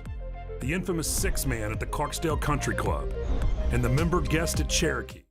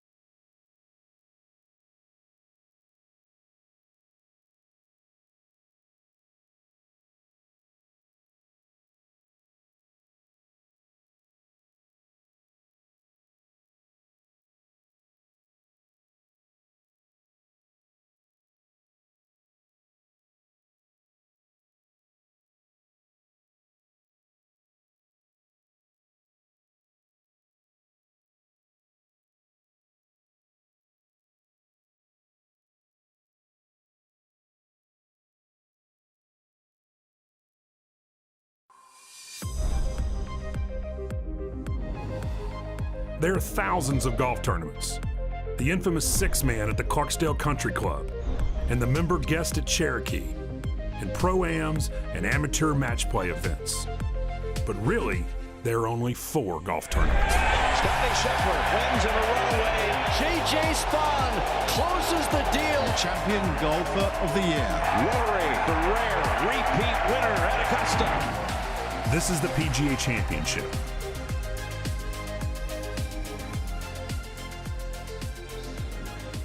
Well said by Wright Thompson. There are 4 weeks a year that are the kingmakers, and it's a treat to sit alongside a couple of men that have won them. Curtis Strange, David Duval, of course, Andy North, our colleague, a major champion as well. Hard to win any tournament, but boy, these weeks are just something special. Fitzpatrick's done it. Country Club at Brookline, U.S. Open. It was his first win. That's something Smalley will attempt to do later today. Make his first victory a major. That's heavy lifting. To 2. David and Curtis, the more I'm around these, the more I appreciate your accomplishment. It's unbelievable to think about winning one of these. Satsune, tap in birdie. All right, let's see if Thigala can get comfortable. This is a little slider. Hit it hard enough. Too hard. He pulled it a little bit.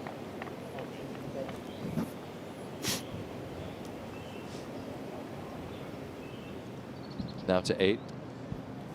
And Morikawa for an early birdie on this par 3. Stretch it.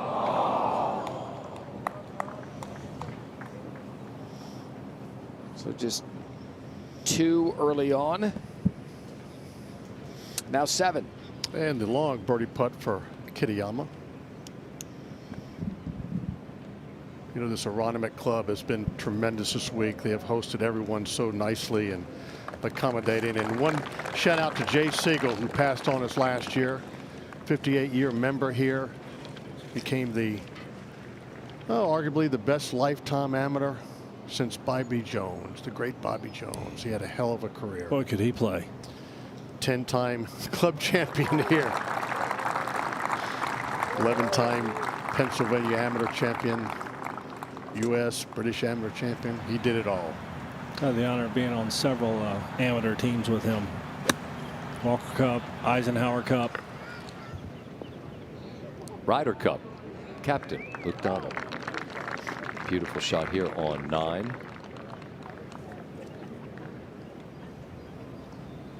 To 7. Kitayama for par.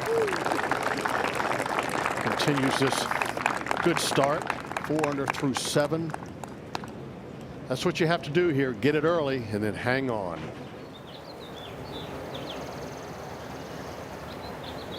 Sam Stevens from the middle of the fairway at 1.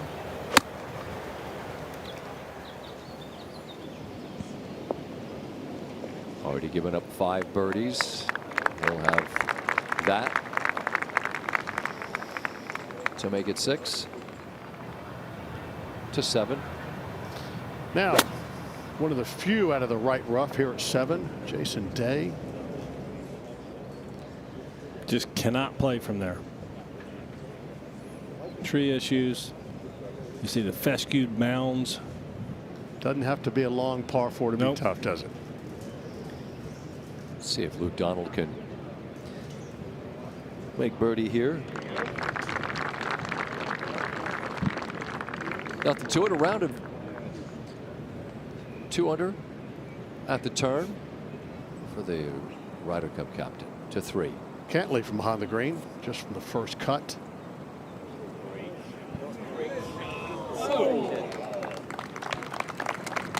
Good touch.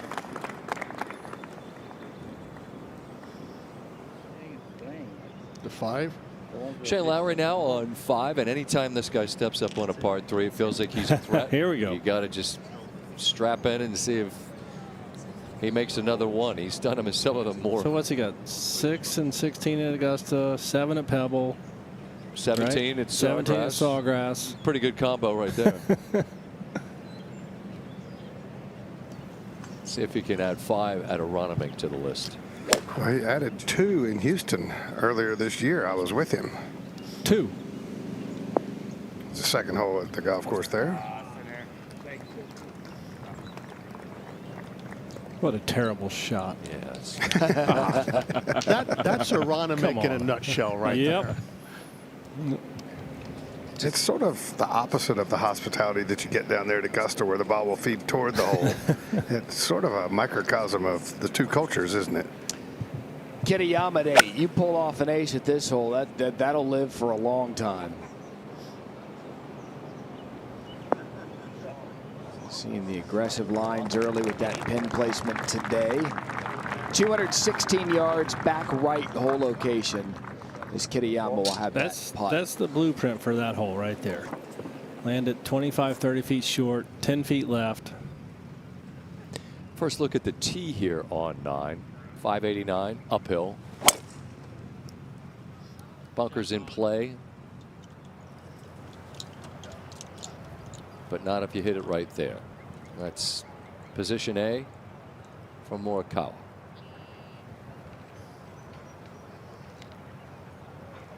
What an announcement he made to the golf world in 2020 at Harding Park. Much like today, it was a very crowded back 9 leaderboard, and he hit the shot of a lifetime.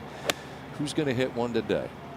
I actually thought about that. A very different tournament. The scores were a lot lower at Harding Park, but just as crowded on that leaderboard. And someone's going to do something remarkable. Pull off Someone a shot. will. Pull off a shot like he did at 16 at Harding Park. All right, first shots at Ken Brown's 11th hole. And I think that's exactly what Ken said. If you can come in and use that hill, that's the way you get the ball close at 11. Now the third over at 7. Boy, what a shot here. Deep rough. Just carry the bunker, get it out to the right, and let it feed out way from the right over the slope down to the hole. Need a lot of imagination here.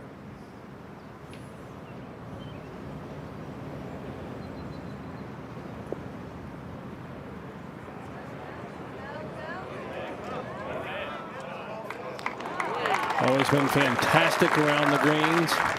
Just another ho-hum shot for Jason Day. Stevens now for birdie here on 1. Peel to the right.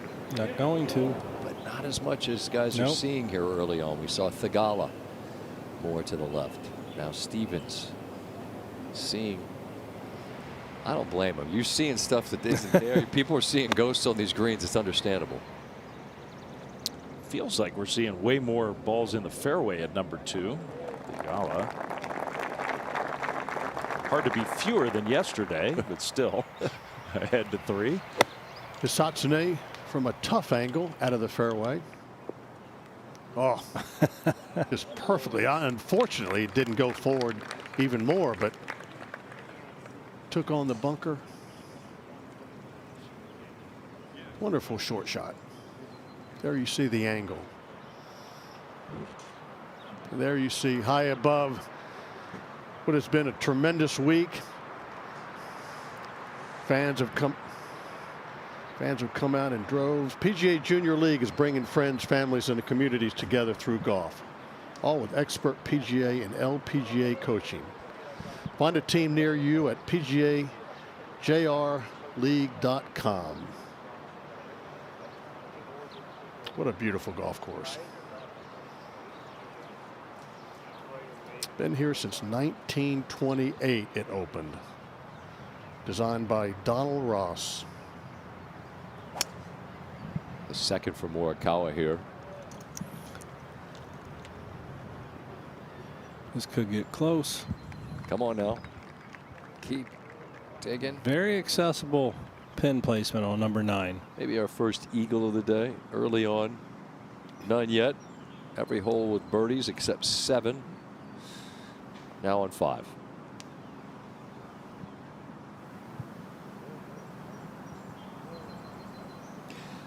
The pace well judged by Lowry there. That's all you're looking for.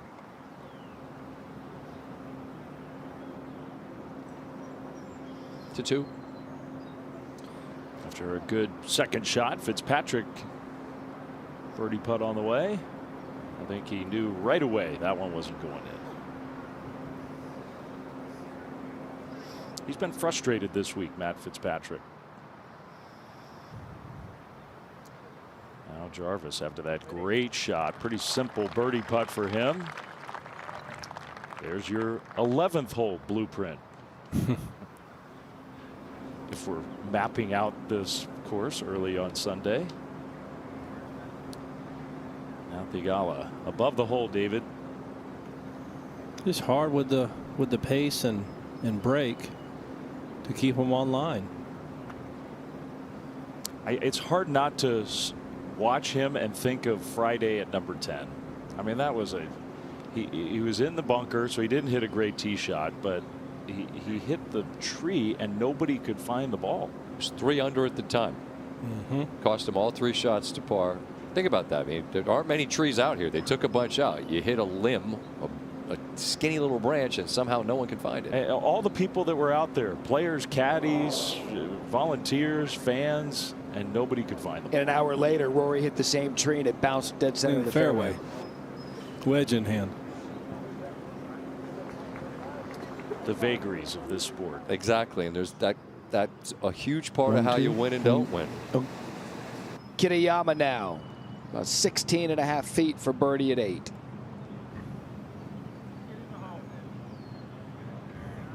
Oh, he had the line, left it short.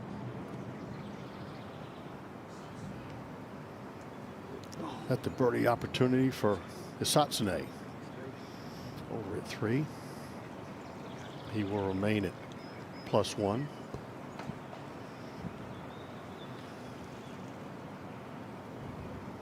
Okay. After birdieing the first 2, part 3.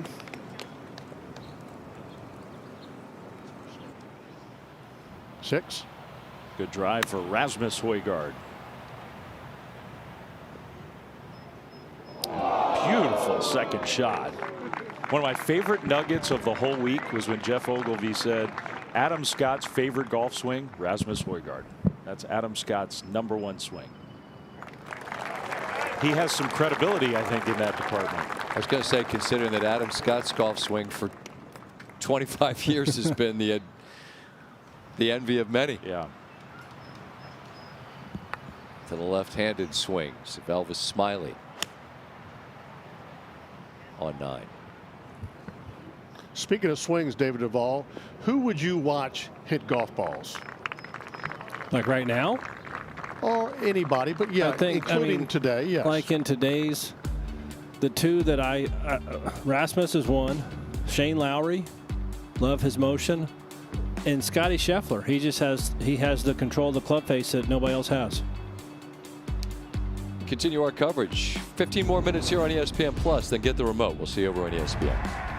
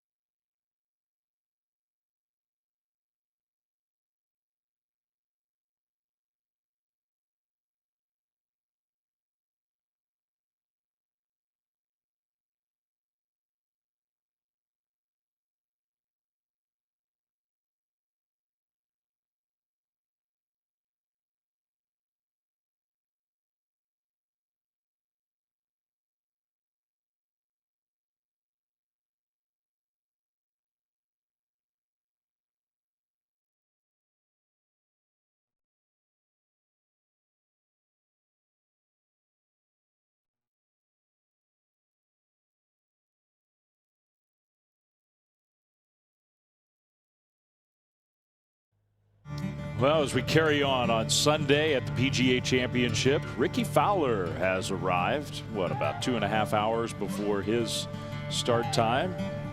5 shots off the lead. So is Sam Burns, looking for a breakthrough win. Both those two finished 2 times in the top 10 of a major championship. We'll see if a low score is available for somebody to come from way behind. Colin Morikawa, David Duval said accessible hole location at the par 5. Eagle putt up the hill. That's a pretty nice birdie at the 9th. So we've been talking about some birdie opportunities on the front 9. Probably need to add the par 5 to that list as Kitayama's ready to go at the 9th. Yeah, and he's just missed a couple of others. Yeah. He's got that stuck behind him, up and out of it. See if he gets lucky. Yep. Yeah, he chase something up towards the front of the green from there. But he had it in the jaws on 8, left it just a roll short, just missed one on 4, I believe it was, to 6. Højgaard, good drive, great little wedge, and a birdie at 6. Rasmus Højgaard back to 9. Elvis in the building for birdie. That's on a great line.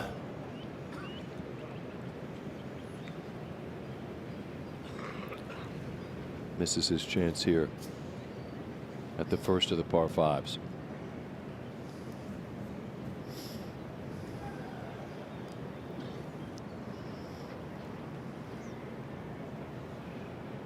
There's so few tees out here that, David, you'd be expecting to make birdie, and 9's certainly one of them. 9 is one of them. You got to look at the 16th, and as you watch early coverage, got to pick up a few in the first 6 holes. To 12. Jarvis, second shot.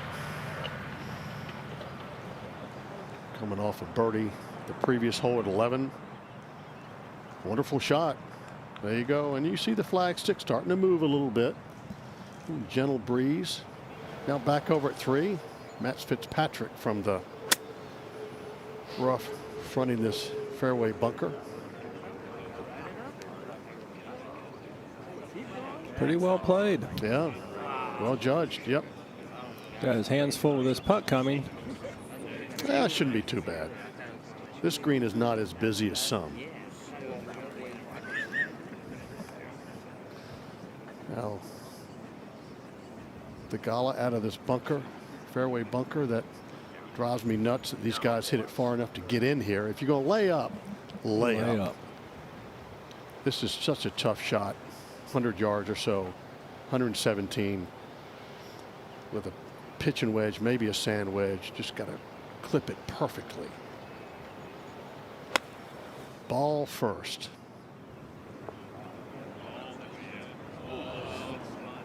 Okay, it's tough to judge.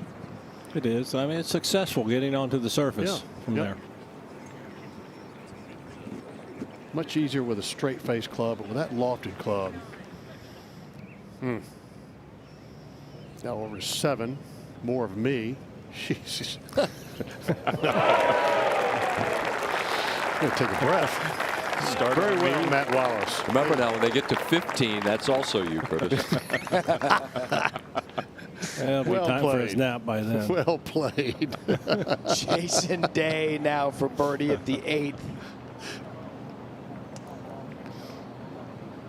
That's a good looking one. What a day. Doesn't fall. That was from 52 feet back to 9. Kitayama's got to look at it. Got to let it rip.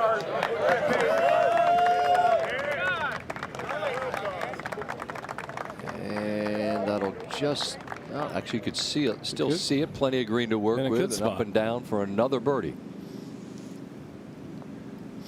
Here now, Mao for birdie on 5.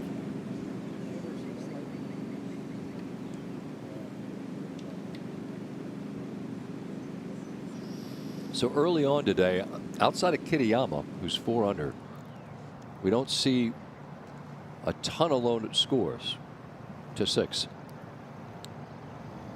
That's the birdie putt for John Perry.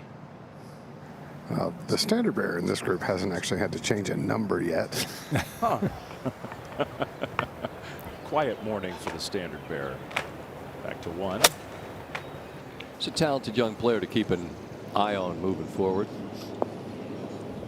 And that's Kiefer. Johnny Kiefer from the rough. Beautifully judged. Gives himself a pretty good look at birdie. So we'll step aside here for just a moment. But then top of the hour over on ESPN, we will continue our first round coverage of the final round of the 108th PGA Championship from Aronimink here in Newtown Square, Pennsylvania. See top of the hour on ESPN.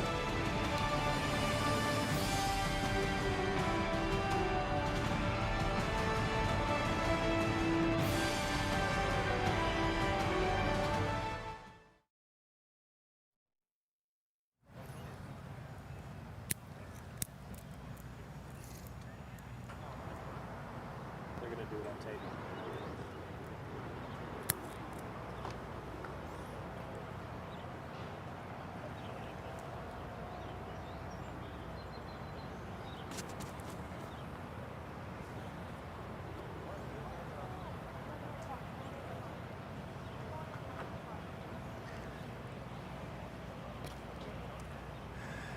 The 16th is one of the few birdie chances on the back 9 holes. It's a par 5 and it's reachable in 2.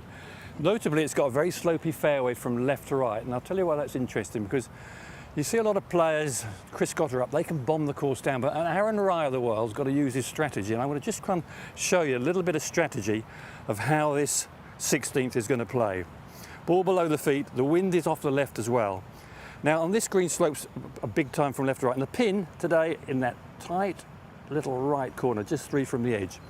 So anything leaking in here, in this area, these are red areas, very tricky to get down into. Anywhere over here is absolutely hopeless.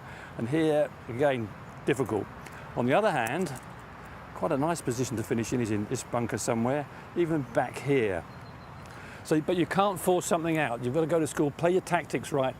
You're in a position here, it's so easy with the ball below your feet and the wind off the left just to leak it to the right. So then you think, oh, well, I won't do that, and I flick it left. So it's quite a tricky little shot. But if you get it right, I mean, there's an eagle chance here, no doubt about it. This gap here is about 8-9 yards wide. You can run it through here. You can fly it all the way. You've got a nice bit of deep green where the flag is cut. And if you get it on the proper line, it really gathers up to the hole. Just sneaks around. Eagle chance, you could change your day. You could make a winner out of it. But if you leak it over this right-hand side, pop it in that bunker or the far side of the bunker, you've got very little chance of getting down in 2. Because you big steep face, green is running away from you here. You'd have to be so delicate. There's every chance you could leave it in the bank or it scoots by. So you've got to get your tactics right. Are you going to be brave, but don't be too cavalier, because if the ball's below your feet, it's so easy to hit it over there. I've done it many times.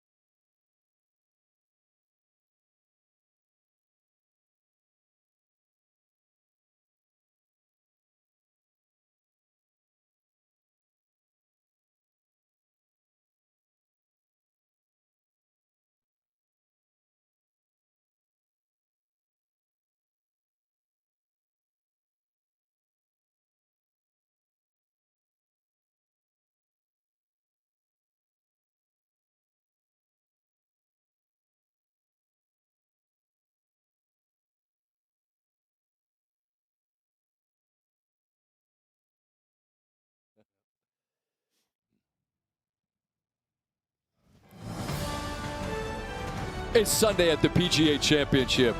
Good morning from Aronimink Golf Club. Outside of Philadelphia, Pennsylvania, it's Newtown Square, where someone will come out of a crowded pack and win. Or perhaps it will be the man who leads on his own, Alex Smalley, looking to break through and win for the first time and make it one of the 4 biggest prizes in the game. So much in front of us, these final 18 holes. Just a few hours left. For one man, today will be one of those memories that returns to him on his deathbed. There's certainly some internal warfare going on. You got to have some swagger or confidence about what you're doing. For everyone else in contention, it will be a lost feeling that they can't quite reconjure. Not really anything that I have to prove to myself or anybody. It's just something I want to accomplish. And an experience to learn from and also try to forget. It'll be an extremely strong test. You're going to need some grit and some patience out there. It's a tight leaderboard, and we'll see what happens. It's a great stage to be on. It's going to be nuts. Get your popcorn. You know what they say, never miss a Sunday show. It's the final round at the PGA Championship.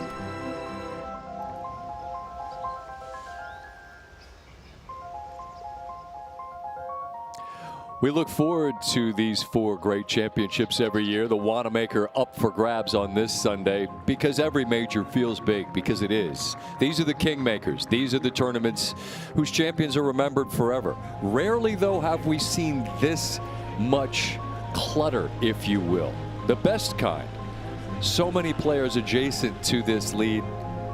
For Spieth, perhaps the search for the Wanamaker will have to continue next year in his home state of Texas. Justin Thomas, he had a round of 3 under going on Saturday, gave a few shots away. Scottie Scheffler, the world's #1, missed a handful of close putts on Saturday that would have crept him closer, and certainly his presence would have felt even more formidable if he were just a shot or 2 off the lead. Instead, he's 5 behind Alex Smalley, who played the back 9 brilliantly on Saturday after a very wobbly start. He birdied the last, and he is 2 clear of anyone heading into this final round. He'll play with Matty Schmid, a name you might not know so well, but lingering, lurking are major champions, and many of them, as we'll play this final round, and ESPN and the PGA of America present the 2026 PGA Championship. Continuing final round coverage from Aronimink Golf Club here in Newtown Square, Pennsylvania. These grandstands will be packed with passionate Philadelphia sports fans as the afternoon builds, and it's going to be hot. Those hoodies and the cold winds from earlier in the week long gone. Going to be a hot summertime feel. And in our coverage, we will have, among the players you'll be watching, Jordan Spieth. He's been so good, David Duval, tee to green, but the greens have been the case for many. And you could say the same for the man alongside, Rico Hoey.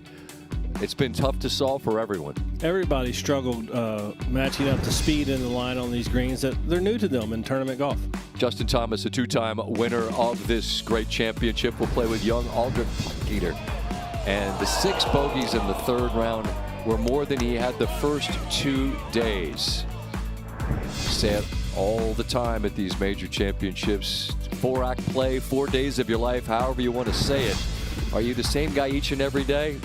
No. Who is in life, let alone a championship of this magnitude? Scottie Scheffler, this is the story. Missed 6 putts inside 10 feet Saturday. Stunning to see. Yeah, you figure he makes half of those. He's only 2 shots off the lead. Well framed there, and David Pooch made an eagle on 16. It got him into red numbers, and in a pairing alongside the world's #1. The best round on the golf course early on, Kurt Kitayama looking to make it 5 under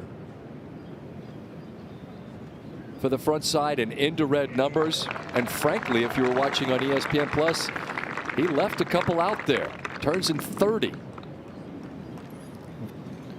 Talk about the par 5s, picking up shots, taking advantage of the first 6 holes. That's exactly what he did. Daniel Berger for birdie down the hill on 2. Good morning. He rolls that one in from distance. He's creeping closer back to even. Thagala on 4. And he just missed birdies on 1 and 2. He'll have another good look. See if he can cash one in. And the 9th, one of the 2 par 5s here at Aronimink. You just saw Kitayama make birdie. We've seen some huge eagles throughout the week. A couple that propelled players into the weekend like Justin Rose, and he made that count in day. Beautiful. He'll have a look at eagle as his final round is halfway complete. With David Duval, former world #1 and a major champion, I'm Scott Van Pelt. And David, let's start with our leader. For the folks at home that might not know his pedigree and the story, it's pretty simple. He's trying to win a major for his first tournament. What is he dealing with this morning as he gets ready to play these final 18 holes? I sit here this morning, and the thing that goes through my brain more than anything else is he had the experience of leading yesterday. Wheels came off quick, but he recovered. And I think that speaks volumes of him as a golfer. He's talked of being present. I think he's shown that out on the golf course yesterday. And I don't think today's round is going to feel quite as nerve-wracking when he steps on the first tee as it did yesterday. But it is Sunday. But it is. And in his rear view, there are major champions aplenty with far more experience with the emotions and the feelings of this day than he is. But this is a talented player. Played brilliantly last week, and it continues. You see, it's the first 3-round lead of his PGA Tour career as he looks for a breakthrough victory. He leads the really good run last birdies. And the fact that he strung so many together after bogeying 3 of the first 4 says a lot, does it not? It does.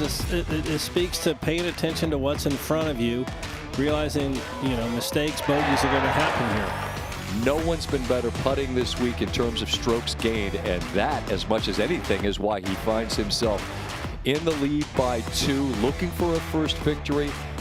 Has just 1 top 25 in his handful of major championship careers. Marty Smith now with more on a man looking for a significant and, in fact, major breakthrough. Marty?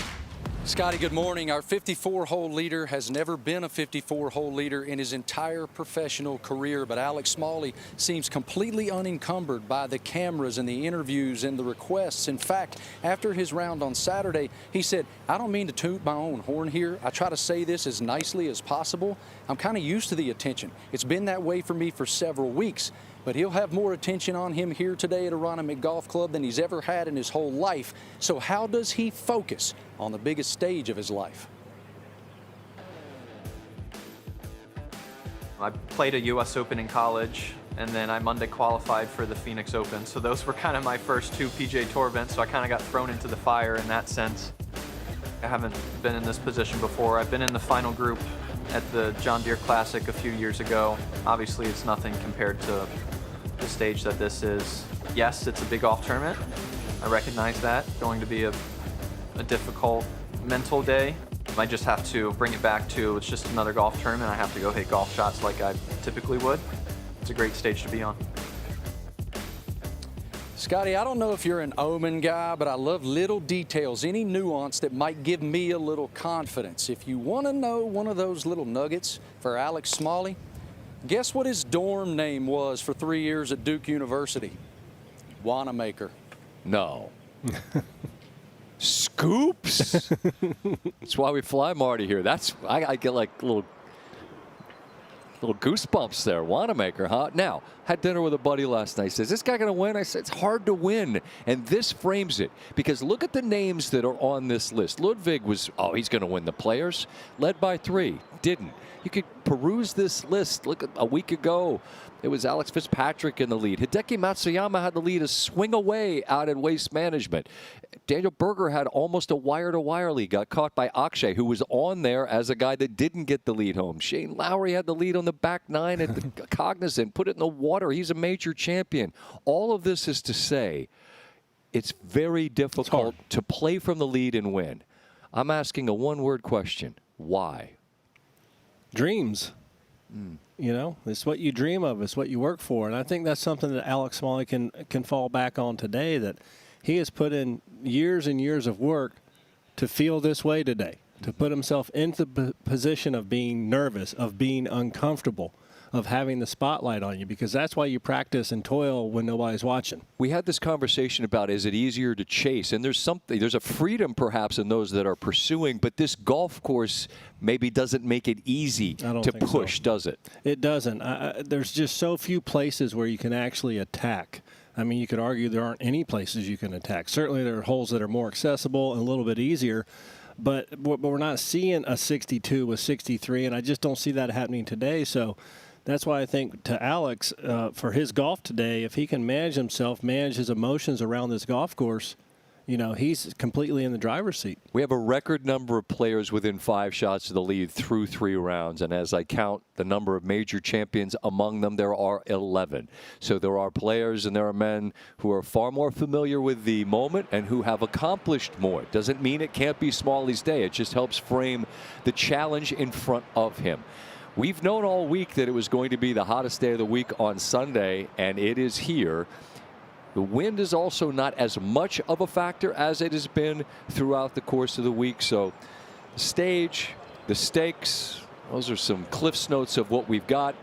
We've also got our great crew. Been such a treat to be with them, our once-a-year foray into major championship golf. David and I have already said hello. Dave Fleming, Matt Barry, Curtis Strange calling the holes, Andy North, John McGinnis, and Bill Kratzer on the golf course. Marty Smith, you've heard from Jeff Darlington with us as well. Let's get back out to the play on the 10th. Matt, good morning. Scott, good morning to you. Kurt Kitayama, the low round on the front, but haven't we seen this all week on the 10th? It's played as the hardest hole throughout the week here at Aronimink. He got eaten up by the rough, so he'll be short of the green on 10. Back to 9. And Day looking for the first eagle of the day. Jason Day! Yet another eagle here on 9. And that gets him to +2 as he makes the turn to 4. And Sahith Theegala for an early birdie. One of the tougher par 4s on this front side. Theegala birdie, his first of his round, moves to 2 over. To 3. Daniel Berger's third over at 3, laying up back farther than most players we have seen today. Hole location just over the corner of the bunker, but been accessible for early players. Good shot. Yeah, Curtis, I think that's a theme if you weren't with us on ESPN Plus. With the qualifier, that conditions can change. There are birdie opportunities on the front 9 today, including number 6. Alex Noren spins one right back next to the hole. And back to 10 now in Kitayama, David. Decently straightforward pitch. Plenty of green to work with. Really playing so good. You see him go out and 30 like he did, and you think, you know, pick up a few more in post, but the back 9 just simply has not yielded that this week. It just has not. The 10th hole's encapsulated that. 5 under on his round. Can he get out of there with a par as we go to 6? Patrick Cantlay at the short par 4. Patrick's birdie putt. Shot a 40 on the back 9 yesterday. It was on this green. He had a putt to tie for the lead and didn't make it, and then kind of the wheels came off. He makes his birdie putt today at 6. Up ahead to 7 with Curtis Strange. And the second for Zayden Hoot. This is the common area off this tee. Most every drive will run through this fairway into the left rough. Hole location accessible, but can you judge it out of the grass?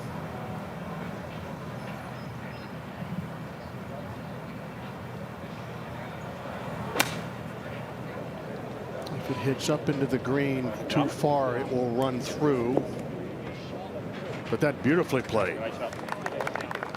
Well done.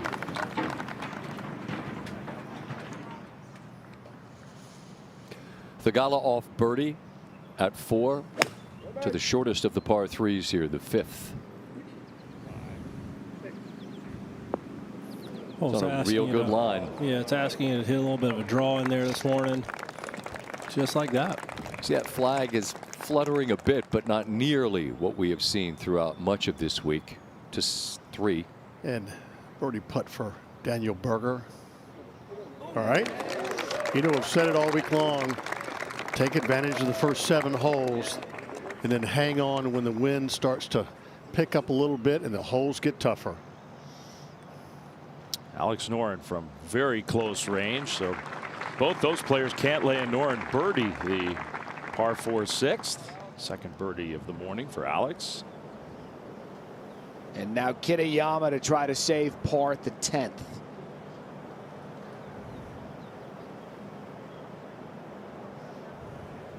So solid. Well done. What a round going so far for the UNLV product. 5 under, 1 under for the championship. Now to the tee at 8, 216 yards today, the par 3.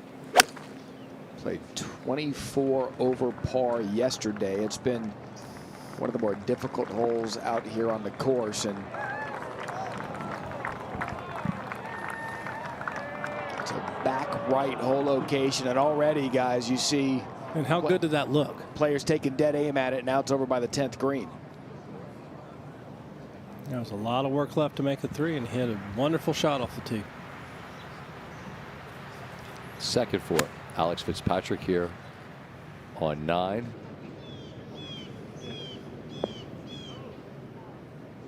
He and his brother Matt won down in New Orleans. That got him playing privileges, and he's looked the part ever since. See if Theegala can string a couple together here. Be up the hill. That's significant detail. Precisely where you want to be. Ooh. He's burned the edge 3 times in 5 holes. Yeah, that looked good until it didn't. And you see the frustration. Close look at 1, 2, and 5. To 2. Just 97 yards for Ryan Fox and a very good angle from the right side of the fairway. Hole front left. Fox takes advantage. Hits it close. Birdies to be had at 2 for sure today. Although those distance putts at Aronimink have been tricky. No gimmies. No, not at all.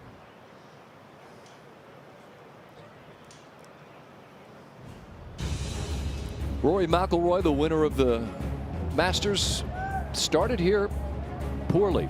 Bogey's last 4 holes on Thursday looked a mess. Got things sorted on the range, and he's been on the comeback trail ever since. You see the birdie there early, and then this is a mammoth drive on 6. Yeah, thing of beauty. The hole's playing 402 yards up the hill.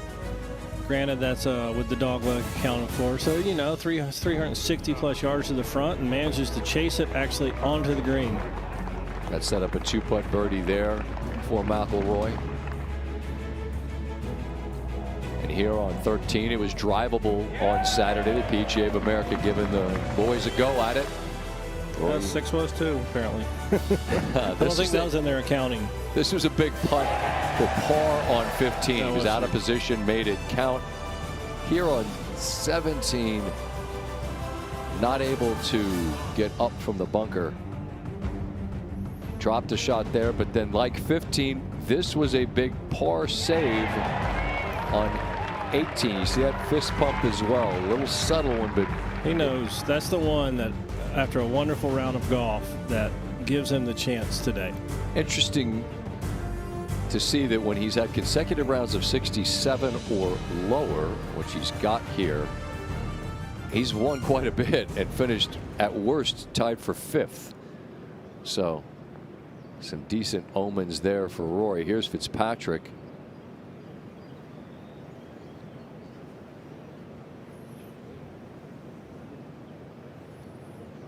It was for birdie because he had to punch out. I beg your pardon. I believe I said a moment ago it was his second shot. So that was a putt for birdie. Now to 2. Some break in this short birdie putt for Ryan Fox, but pours it right in. Ryan Fox gets to 1 over par.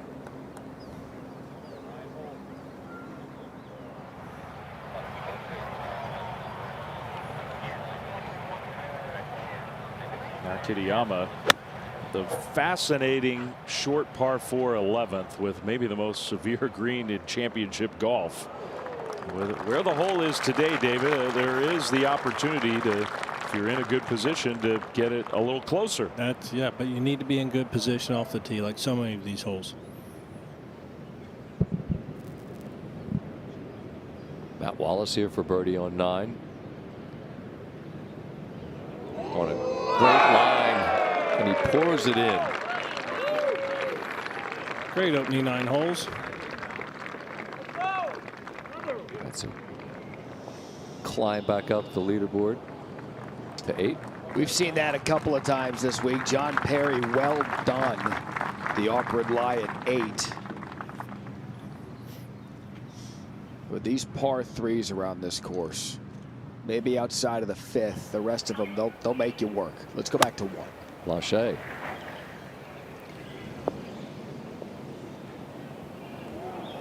Seen throughout the morning on ESPN Plus quite a few putts from up here. Not as fast as the guys see. We'll see if he can get the read and the pace to start with a birdie. I mean, you got to think too that that wedge that he hit into the green that bounced so significantly is only going to be amplified in 3 hours. And that's the point you've made throughout the morning. Feels like one's maybe a bit harder at the moment in terms of receiving approach shots than the others. Justin Thomas, a 2-time winner of the Wanamaker, about a half an hour away from getting back out there for round 4. Hit 5 bogeys in the first 2 rounds, but had 6 on Saturday as he fell off the pace.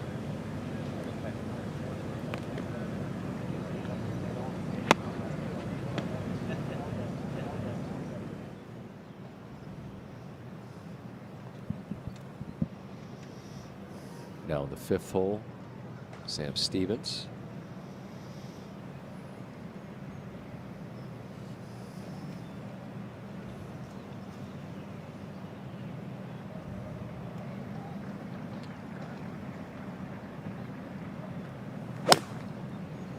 His 3rd appearance in this championship. Made the cut on all 3. Left this out to the right. Pretty big bounce. There you see. You can see that big ridge, and then it goes back down. That's the challenge when you hit a quality shot up the middle of the screen. You then have a difficult putt. That would have been a great shot for the Friday hole location, which right there in between those 2 ridges. All right, now the challenge here on 8. Yeah, near the 10th green is Shane Lowry.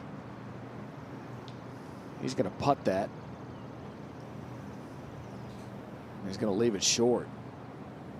David, what's the play from over there? I think that's the play right there, what he just did, because that, you know, you could argue that's the worst result you're going to have with the putter, as opposed to trying to pitch it. You know, you could potentially hit it too soft, it comes back at you, or hit it 12 feet past really easily. Denny McCarthy is one of the best putters in the world, but this one, he may be moving quickly to market. I would be. I wouldn't take my time. All right, Keith Mitchell. Again, 90, not a day for Cashmere, but he's probably got one in the bag just to case. keep it close. Just in case, keep it classy. Might be cool in the clubhouse. You can bet the slacks have a nice crease in them. Cut your finger. Good for him. 11. Everybody needs a little security blanket. Some are just a little fancier than others. Kitayama, yeah, almost. Hey, you're right, Scott. Man, as well as he's 5 under par, he could be 7 under, 8 under. 4, 8, and 11 were all. I mean, 8 was in the jars, just a half a roll short. Speaking of 8, Lowry doesn't want to be half a roll short to save par.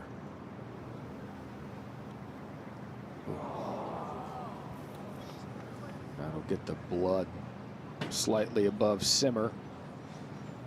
So a bogey at 8 for Lowry.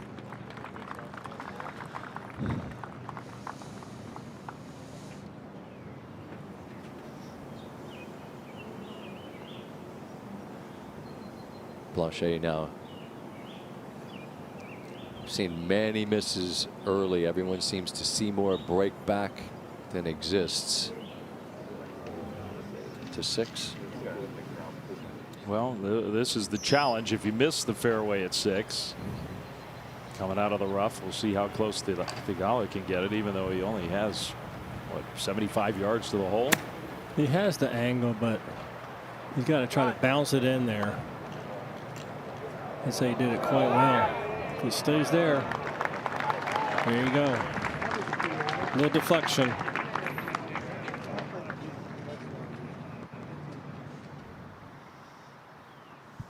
About 10:30 here, Philadelphia time. Long wait for the leader, Alex Smalley. Continue our coverage here of the final round of this 108th playing of the PGA Championship. What's on the way? A man trying to break through not just his first major, but his first win of any kind against a field that's got guys like that right on his heels. 11 major champions within 5. Keys to playing this golf course, just got to navigate the undulations and the swales. Our friend Ken Brown is showing us how you do it, as we'll be with you until 1 Eastern, leading up to the afternoon when the best in the world try to win the Wanamaker. ESPN's coverage of the 2026 PGA Championship is brought to you by the PGA of America. We love this game.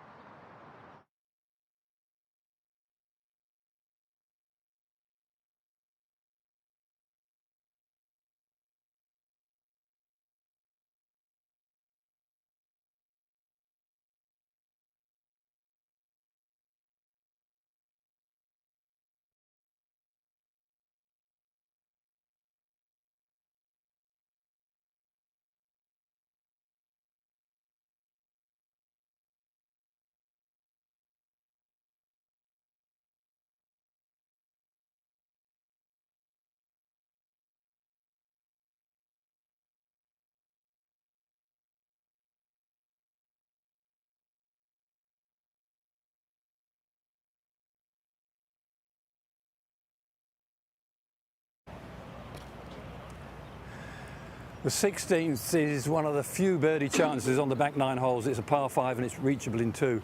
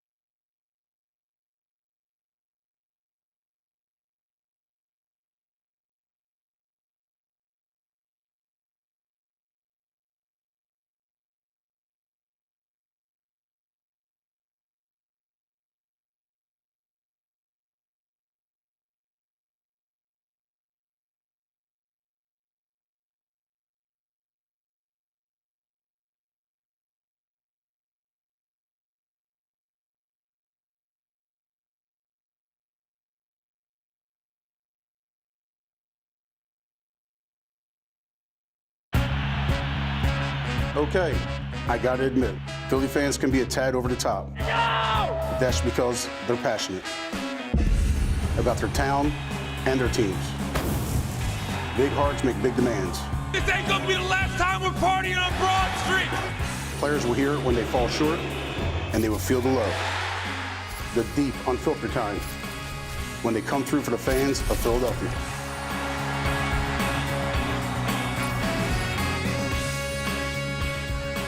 It's a great sports stat. I got to be honest, though, I don't feel like the 700 level for those that know Philly sports fans. Those are maybe the more rugged of the bunch. I don't feel like they've been out here rooting and hollering in a negative way. I feel like they've been a super supportive bunch. Great sports fans.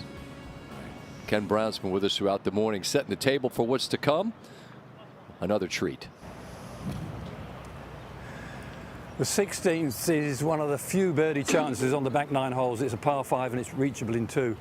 Notably, it's got a very slopey fairway from left to right. And I'll tell you why that's interesting, because you see a lot of players, Chris Cotter up, they can bomb the course down, but Aaron Rye of the world's got to use his strategy. And I want to just come show you a little bit of strategy of how this 16th is going to play. Ball below the feet, the wind is off the left as well. Now on this green slopes a big time from left to right, and the pin today in that tight little right corner, just 3 from the edge. So anything leaking in here, in this area, these are red areas, very tricky to get down into. Anywhere over here is absolutely hopeless. And here, again, difficult. On the other hand, quite a nice position to finish in is in this bunker somewhere, even back here. So, but you can't force something out. You've got to go to school, play your tactics right. You're in a position here, so easy with the ball below your feet and the wind off the left just to leak it to the right. So then you think, oh, well, I won't do that, and I flick it left. So it's quite a tricky little shot. But if you get it right, I mean, there's an eagle chance here, no doubt about it. This gap here is about 8-9 yards wide. You can run it through here. You can fly it all the way. You've got a nice bit of deep green where the flag is cut. And if you get it on the proper line, it really gathers up to the hole. Just sneaks around. Eagle chance. You could change your day. You can make a winner out of it. But if you leak it over this right-hand side, pop it in that bunker or the far side of the bunker, you've got very little chance of getting down in 2.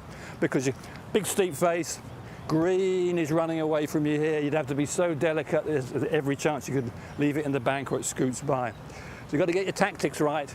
Are you going to be brave, but don't be too cavalier, because if the ball's below your feet, it's so easy to hit it over there. I've done it many times. That's right, boys. 3 paces on from the right. That's nothing to mess with. All right, here's a look at that 16th hole.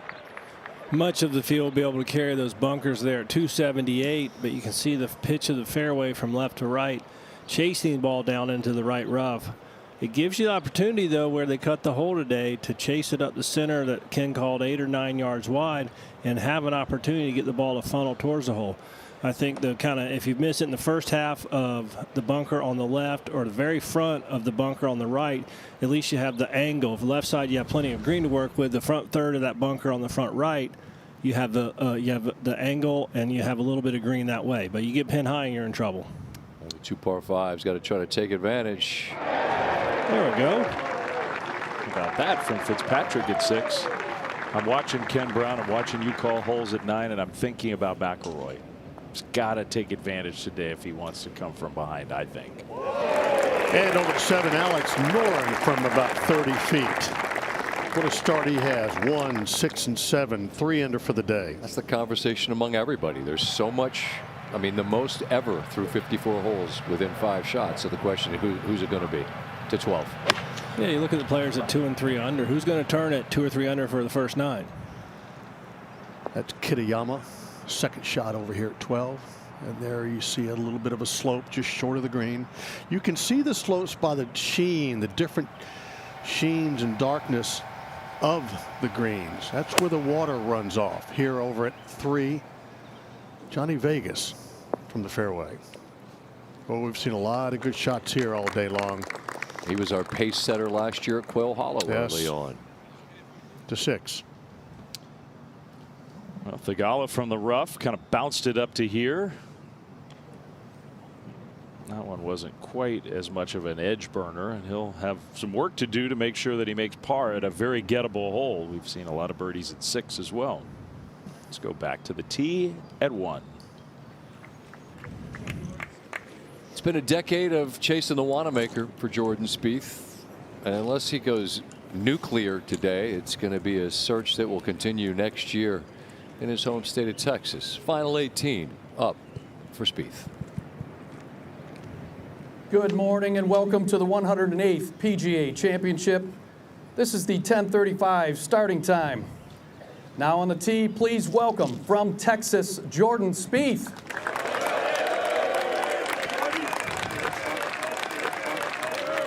David, he's got plenty of company in terms of guys that are going to leave here thinking about what if the challenges that they endured on the greens, but he's high on that list. He is. He's hit the ball quite well for 3 days. Has not been able to take advantage of that ball striking.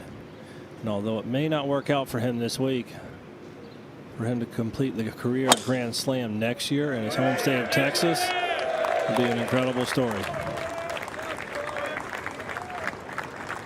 I feel like that conversation is always part of the story, but not loud chatter. I think it'll be louder next year in Texas, which would make sense. And next on the tee, from Philippines, Rico Hoy.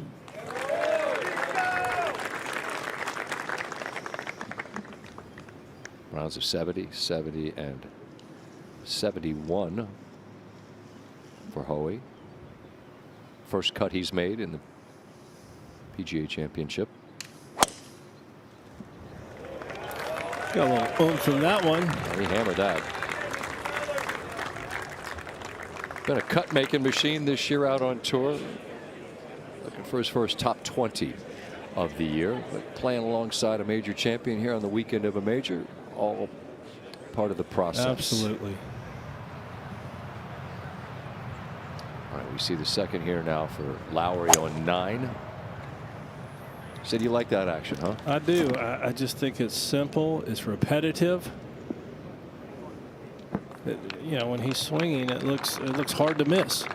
Powerful guy, and that's beautifully done. Great look for eagle. 3. Now to finish off the second shot, that a birdie for Johnny Vegas. This has been a popular birdie hole today. Yeah, when you look at where the hole's cut, it seems like it might be more difficult than it's showing to have been today. Earlier, John McGinnis was with this group, and he commented on the speed that Perry possesses, and you saw a great look from behind. You can't always look at this. Come on, can't always do the tracker with your own eye, but you could see that thing. That's spectacular. It's getting better all the time. Jason Day had an eagle earlier. Both Lowry and Perry will have great opportunities to join him and add to that tally to 12. Now Kitayama up the slope against the grain. Now it goes down grain to the hole from right to left. Good effort. He will remain at -1 for the championship. At the second, from the middle of the fairway, Denny McCarthy, one of the great putters in the world. See if he can spin that close. He'll have a little downhill birdie putt coming up at 2.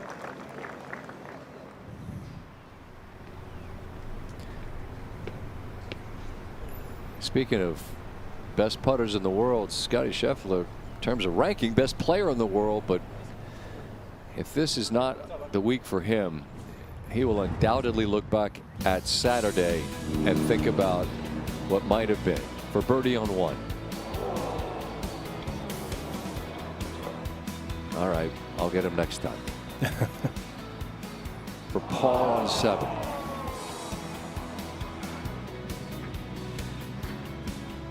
For par on 8.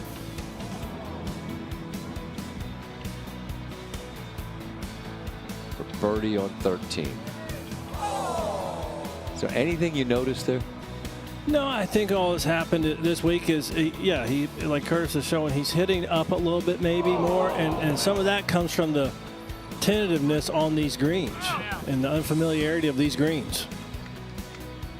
By the end, muttering a bit to Ted Scott, and he had the first ever share of a lead through 18 holes, which is kind of hard to believe given how well he's done in majors. You see the second round, it was 3 over early on, and then yesterday the issue, just those putts, which, I mean, seeing them back, you just can't believe they all missed. Let's see if this one for Lowry is in, and it is. How about it? You see that shamrock disappear. And Lowry. Couple under. Might be a pair of threes in this group. Perry with a close for the 2. So McCarthy at 2. His birdie putt slides by. Scotty Scheffler, last 2 rounds combined, Friday, Saturday, not a single putt made outside of 10 feet, not one. Now we're to the 3-time winner this year, Matt Fitzpatrick, here at 7.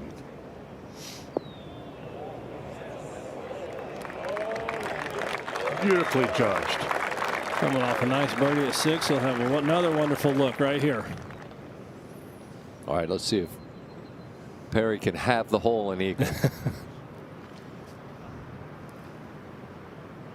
Oh, yeah. Couple of threes for the Englishman and the Irishman. That moves that tally to 3 already on the day. Keep that in mind as we watch. And Spieth, attack mode. Gorgeous shot on 1 for Spieth to start his day with a 3. Yeah, starting out exactly how he has to even have any hope. 13. And Morikawa for birdie. Today, this hole is posted at 299 yards. Didn't get as many fireworks as we thought yesterday, but it was 292 as we go back to the first. And Bill Kratzert is with this group. Good morning, Billy. Good morning, Scott. Second for Hoey. A few yards closer. Ooh, that got that first big hop. Yeah, Billy, throughout the morning we've been watching here on 1. Spieth's landed as softly and spun back more than any other approach that we've seen. He's always had that ability to flight it properly and kind of know the shot. It's just kind of a part of his DNA. So Billy will be with this group, keeping a keen eye on both players.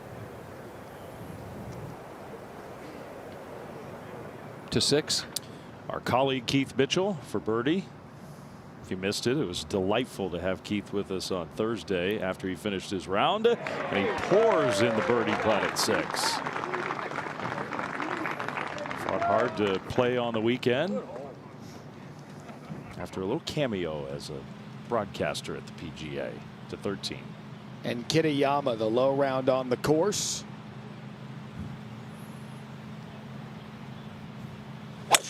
It is drivable again today. Looks to have a pretty good line. Might be leaking a little too much. It was a popular spot yesterday with these players going for it off the tee. That front right bunker. Different hole location today, back left as we move ahead to the 14th. This is our first look at it. Been a lot of muttering about the hole locations on this one. This, I'd say, is easy is not the right word, but it's certainly more straightforward. A little more in front of you, isn't it? Morikawa. There you go. There's some guys that are going off late. They would pay a big number for that tee shot later today. To 7. Now Fitzpatrick for the payoff birdie here at 7. As we taking the lid off the hole. Hard worker. Very analytical with his swing and game. To 1. He's got the statistics and the math on all of his shots. It makes me Well, he'll undoubtedly know that he's got 9 in front of him and a chance to keep adding to that total. All right, to the putt here for Hoey. Well, quick down the hill. He's looking outside left. Pretty good bit, but the speed has to be absolutely perfect. Hadn't been as quick as they've seen. And there's another example, just half a foot shy of the pace that he needed.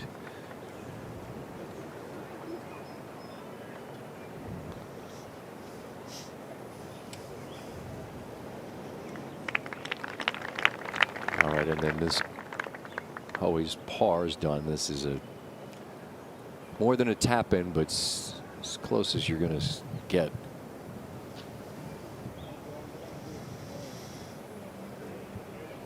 For Spieth, and We had that stat the other day. It was about just over 37 feet of putts made for an entire round, which is almost impossible to do. This wouldn't be much in terms of distance, but a birdie would. But a good start nonetheless. Needs something to take the lid off. It's the closest approach that he's hit this week on a par 3 or 4. Yeah, listening to you earlier, talking about where they are with the putting this week. Spieth 78, Hoey 77. Last 2 days for Jordan. Made less footage of putts than he did in the opening round. That's how the putter has gone.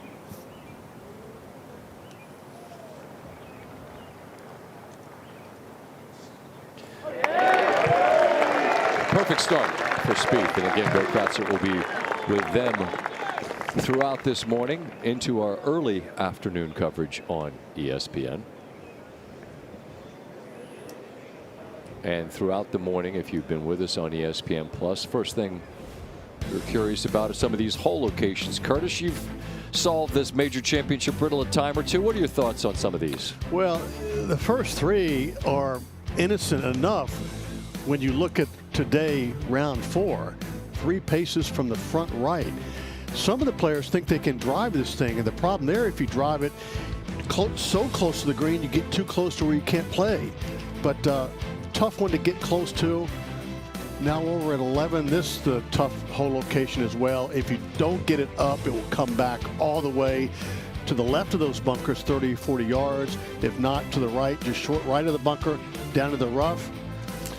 3.5 paces from the edge and a lot of slope from left to right. You have to go beyond and bring it back. You can't play short. Now over at 17, one of the 2 water holes on this golf course. Today's hole location way back left. You will see most of the players miss to the right to avoid the water and to slope down into the water. But therefore, they will have a tough 2-putt on this busy green. So you pick and choose, David, as we've talked about. Yes, I'm not so sure those 3 you want to play aggressive golf. I think you'd take a 30-footer on 17 right now. Yes. Aggressive golf is what Kitayama played off the tee at the 13th. That was well done right there. You saw him up against the bunker wall. He'll have that for a birdie. And now Fox for birdie at the 4th. It can be done at 4. The 5th birdie on the day on this difficult par 4 for the front standard. So 2nd birdie of the day for Fox. He's now at even par for the championship. Coming up next year, after 60 years, the PGA Championship will make a historic return to DFW in 2027. Join us next May at the home of the PGA of America, the great state of Texas in Frisco. To register for tickets, visit pgachampionship.com/register. I don't believe this time next year in Texas we'll have any of those cold fronts really in the week. I would bet it's going to be sweat from start to finish. You don't think our boy Gordo's going to be over there in a Masters winter hat? No, and I'd get your stomach ready for Tex-Mex and barbecue. Oh, we saw Spieth begin with a birdie. His pal for many years, Justin Thomas, getting ready to get his final round underway. We'll bring you his coverage in just a moment.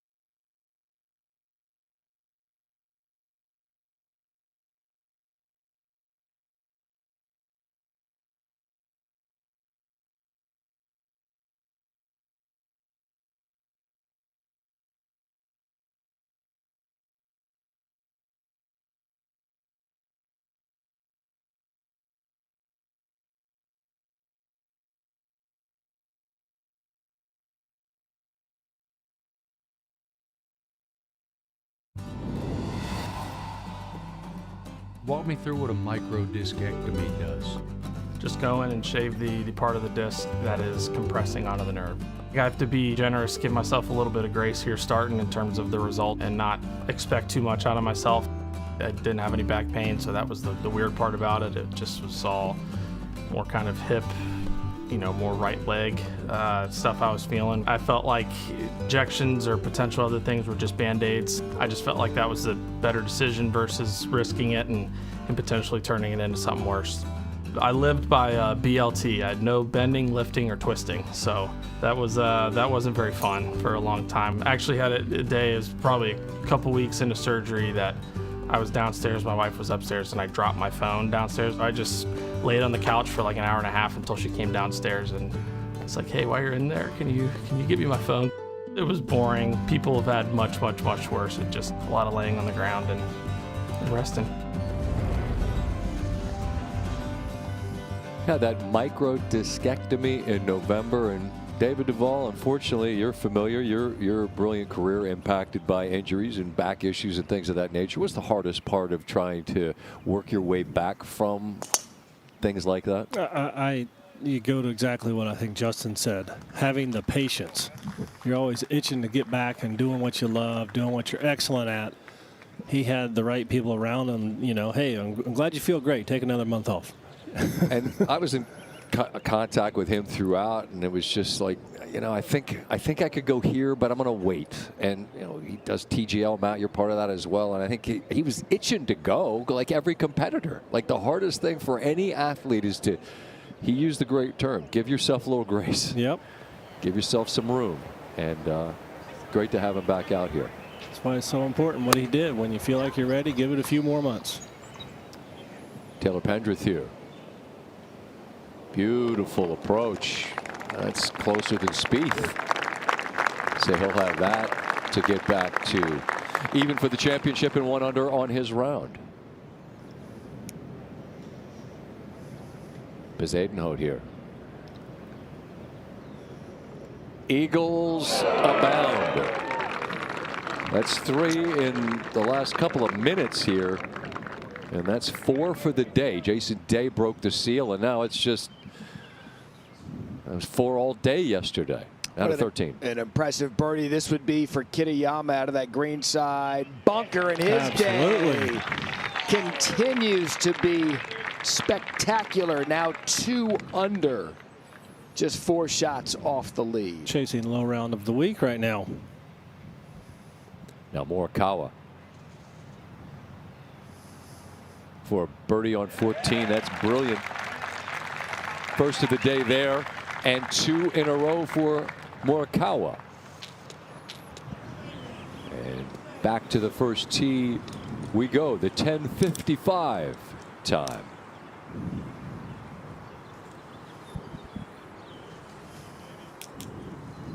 Good morning and welcome to the 108th PGA Championship. This is the 10:55 starting time. Now on the tee, please welcome the 2017 and 2022 PGA champion from Florida, Justin Thomas. David, he's 6 back, and as we talked this morning about how many are cluttered, the most ever through 54 holes within 5 shots. How far back feels too far back? As a player? As the guy sitting next to me right now. He's too far back. Okay. As a player, I can tell you he doesn't think so, but you not only look at the number of people, but the quality of player between you and the lead, and that's where the issue arises.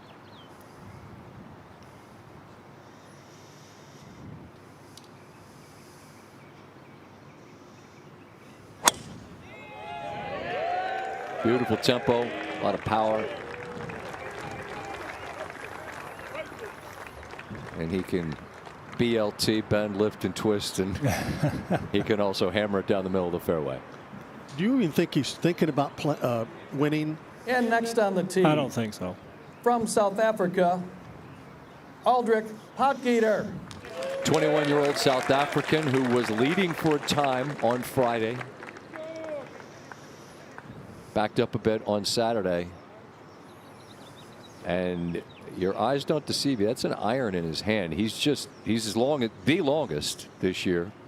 Yeah, if he hits this well, this will go near Justin's drive. Maybe not quite that far, but just a powerful young man. He's worked on his fitness. Dave Fleming was talking about that the other day. He's lost quite a bit of weight. He's still relatively new to this stage, but a name that might well be the next. You could potentially hear it for another decade. He's 21, David. Yep. He could be a whole lot more than that. Thomas and Potgieter in the fairway on one. All right, the round of the day, potentially the round of the championship. Kitayama dialed in here on 14. This looks pretty good too. Keep coming. Expecting more of a bounce, but well done nonetheless. Now to 2. Jordan Spieth's got a birdie putt from below the hole. Yeah, moving to his right pretty much all the way. Billy, he just has not been able to make, it seems like, any of those. Yeah. Usually pretty good. Now over at 3, Hao Tong Lee. Flagstick hidden for his angle just a bit, but well played. Using the slope. That's part of the knowledge, and I think these players, every day they play, they pick learn up a little more about the golf course. And Curtis, I have a feeling you're going to have fun at 3 today because we've seen some early scoring. Not as much fun at 8. Here's Thigala's tee shot.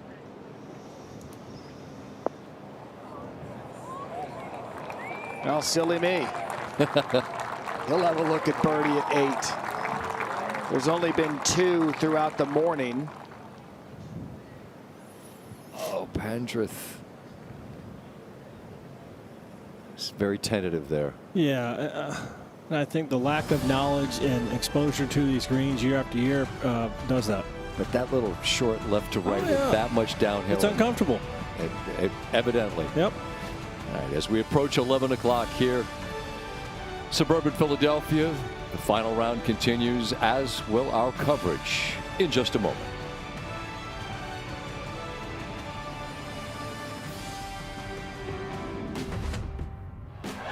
Can it be? Yes!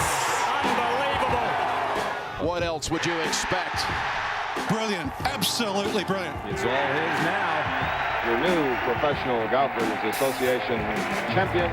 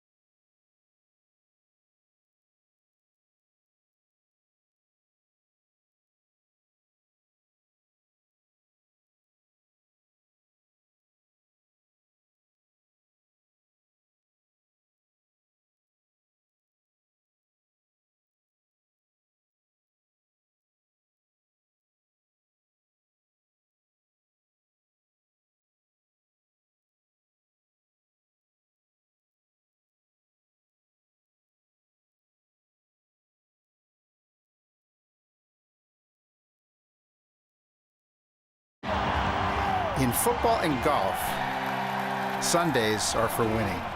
And there's no better place to win than right here, Philadelphia, where the history runs deep and so does desire. Fly Eagles Fly is our rallying cry. And this week it applies to birdies too at the PGA Championship. The world's best will battle the pressure and rise to the moment for America's most passionate fans in the city of liberty, brotherly love, and champions. Go Birds. Go Birds, man. We heard that over and over and over again. And we appreciate Jeffrey Lurie lending his voice to talk about these great Philadelphia fans. We'll see him week 7. Cowboys Eagles on a Monday night. Woo. Texting with Joe and Troy. We're excited about the schedule we got. And fans in this area excited about this championship coming to town. You see the field to par in the 3rd round. Wasn't easy, but it wasn't nearly as difficult. Of course, you make your cut, you get the best players. Expects to play better, and you see, as we've described all week long, the front, the easier of the 2, and the hardest green to hit thus far has been 10. The most 3 putts, 14. There was quite a bit of muttering about the whole location on 14, particularly round 2. You see our leader, Alex Smalley, looking to break through with his first ever win. It's been done. It's happened. Sean McKeel did it here most recently in the PGA Championship. Rory McIlroy is only 3 back. He's going 67-66. No one's been better in the last 2 days after he started very poorly. All right, Pot Gator here now. His second from the fairway. That's from 119. Pitched right into the top of the hill. That's what you're looking for. John McGinnis with him. How about the power of that young man with the iron off the tee? Huh? He's a beast. He really is. All right, Thomas here now. Should be able to spin it. Full 60. It's been hard for him too thus far. We haven't seen a ton spin. Spieth did it. Let's see if Thomas can. A little. Yeah, but just flew too far in. We've seen him land like a step or 2 short on the right, and that's where it seems to have grabbed a little bit. Bounces 3 steps behind the hole and spins back a few feet. Best round on the course, Kurt Kitayama. From distance here on 14, and he was dig. Didn't hit it. He knew it as soon as he hit the ball. So we'll have that for par. To 3. How Tong League, this for birdie. To get back to level par. Well done. Good start.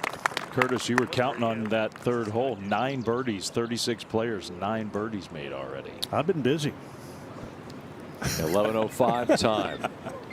About to be introduced.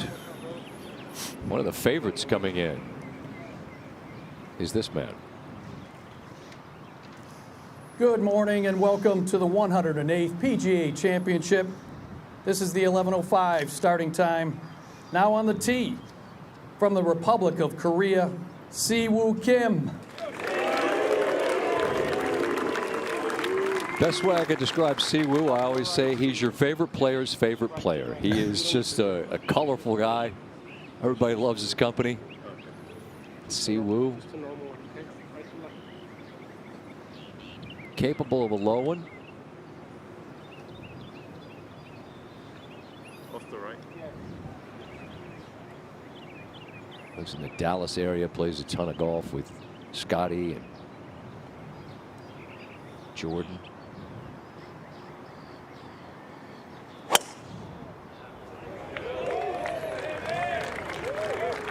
Players champion. Like you. Center cut. And next on the tee, from Florida, Cameron Young. I said one of the favorites. Clearly, I was describing Cameron, who broke through the win in Carolina, and then just to win the players, and then to go boat race the field down in at Doral. Yeah. How does the hung tough at Augusta? Yeah. How does his perception of himself change, if at all, by virtue of these victories, David? I think as much as anything, you kind of put it in your soul and in the memory bank that you have everything it takes to get it done. And I'd imagine through these 3 recent victories, one of which he lapped the field, you're not always on top form. You're figuring out a way to play and shoot the best score you can, and he's done a good job of that. He had the longest ever drive recorded on an 18 during that was something else. I mean, and that's stepping up. Well, and he's a very long hitter, as we all know. And I go to not so much the drive he hit, which was remarkable, 375 yards, but the confidence to just pull it straight out and go. That was after he hit it to 10 feet and made birdie on 17. All right, first group has made its way to 18. This is Casey Jarvis. Nicely done. He'll tap. So teed off at 740. Moving around rather quickly. First group tends to scoot around a little faster than the latter groups. Stakes aren't nearly as high, but I only hit it a few times. How about a 31 on the back 9 for Jarvis? Only seen a few 9 holes like that on the back. For a round of 66. All right, Thomas now on 1. If he's been watching, he knows. Well, if he's been watching, he's seen everyone else at that same putt. And they've all been a little bit short, Johnny. All right, to 8. And Thigala's birdie attempt.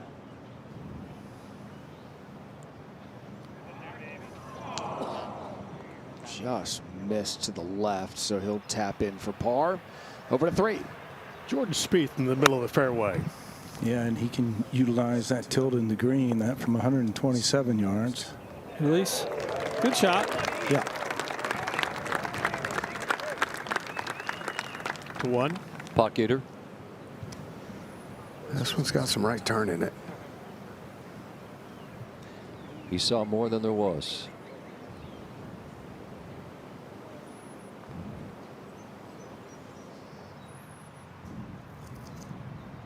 Now on 14.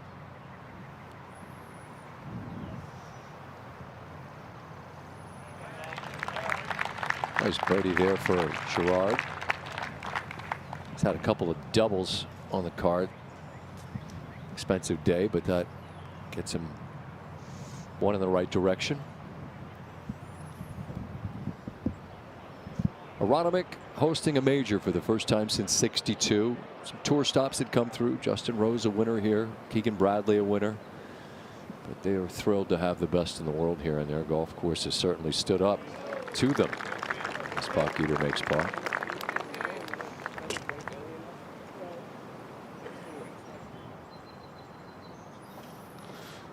Now on 3. Spieth for birdie.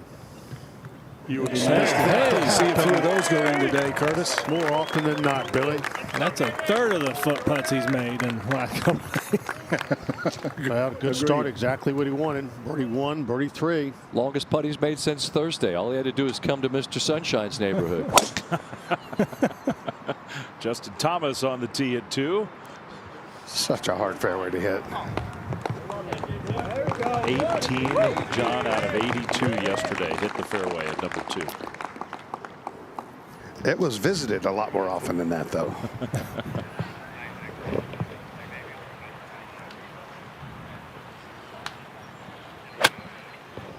Kitayama's second here on 15. Can he chase it up there? Heck yeah. That's well done.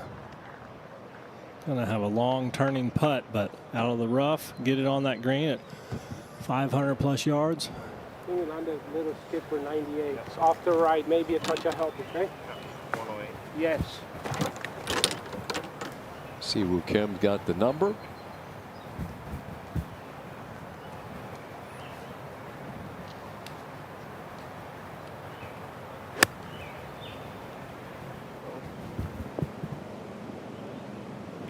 Come up short and retreat.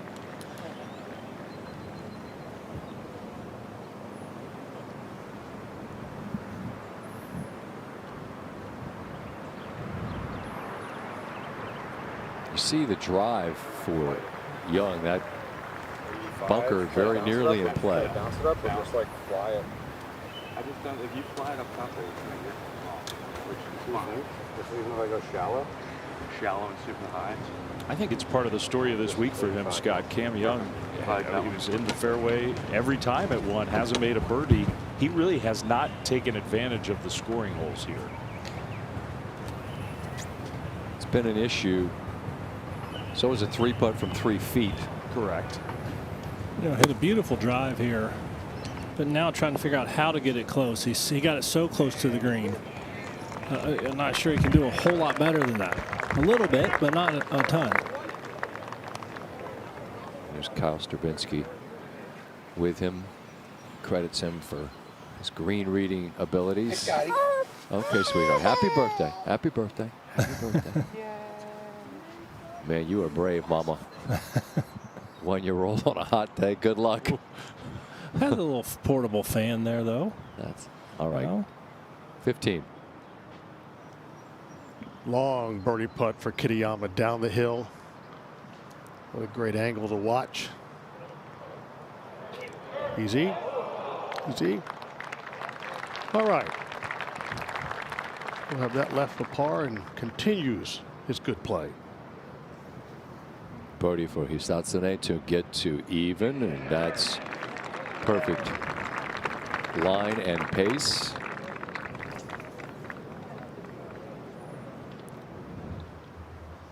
So as we see, outside of Kitayama, who's 6 under and frankly could have been a bunch more, there aren't super low rounds out there. Alex Smalley, a long wait till 2:35 when he gets out to the golf course to play what could be a life-changing round. We'll talk more throughout this morning about everybody has to win their first at some point. That guy's did it at Augusta. More on the way when we continue.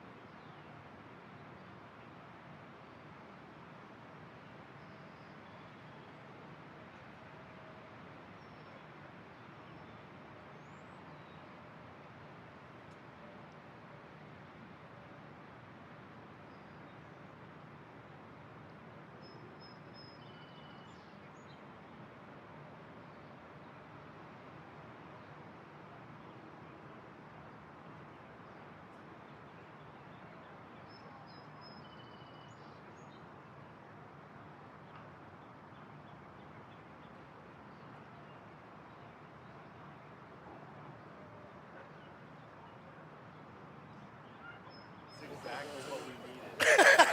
That's exactly what we needed. There we go. You're on, bro. Nice.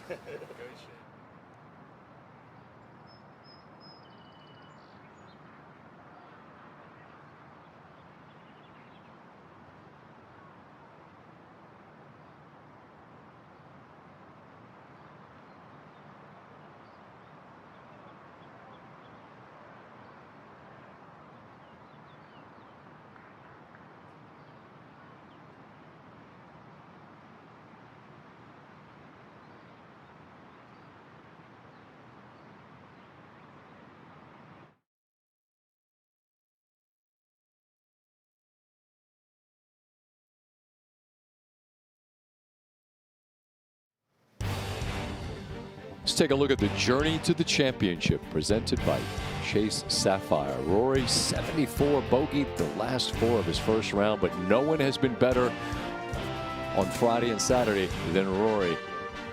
He's 47 under in final rounds of majors. Best all time. It's a remarkable statistic. The last to win consecutive major championships, Jordan Spieth. We all wondered after Rory finished the career Grand Slam, is that the finish line, or does it free him up to just let it rip? No, the early returns suggest let it rip.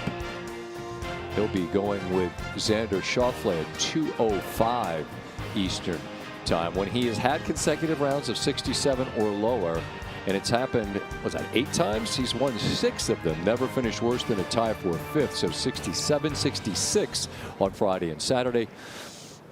Some context heading into his final 18. Siwoo Kim's final 18, beginning with his birdie attempt on 1. Had a pretty good line. Just a little short to 2. John McGinnis, Justin Thomas off the fairway at 2. 108. Decent line. Yeah. Pulled that off pretty well. We'll have a birdie putt at the second. Back to 1. Young's birdie putt.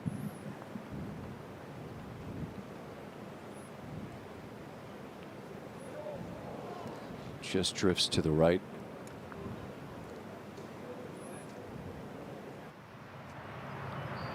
To 13. And Alex Fitzpatrick, the bunker, the drivable par 4 13th. That is nicely done by Alex. He'll have a short birdie putt attempt. Jordan Spieth now, Billy, his second at the 4th. Well, just inside 160 yards. And that's a player that understands. If you're going to do anything, you got to come up a little short of the flag. Actually, a well-played shot. Jordan 0 birdies on holes 1 through 8 each of the last 2 rounds. Already has 2 today. To 16. The drive for Kitayama. 15 cants hard right to left. 16 left to right. Kitayama gives that a little knee bend as if to say, I'm in the rough. And he is. Or I could have gotten lucky and ended up in that well-worn path. To 2. Be a fun drive to watch with Cam Young. Man, he absolutely moves the ball. Rip it. Our top tracer, presented by Rolex.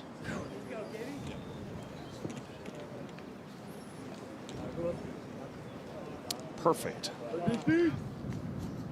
Now up ahead on the green at 2 for birdie.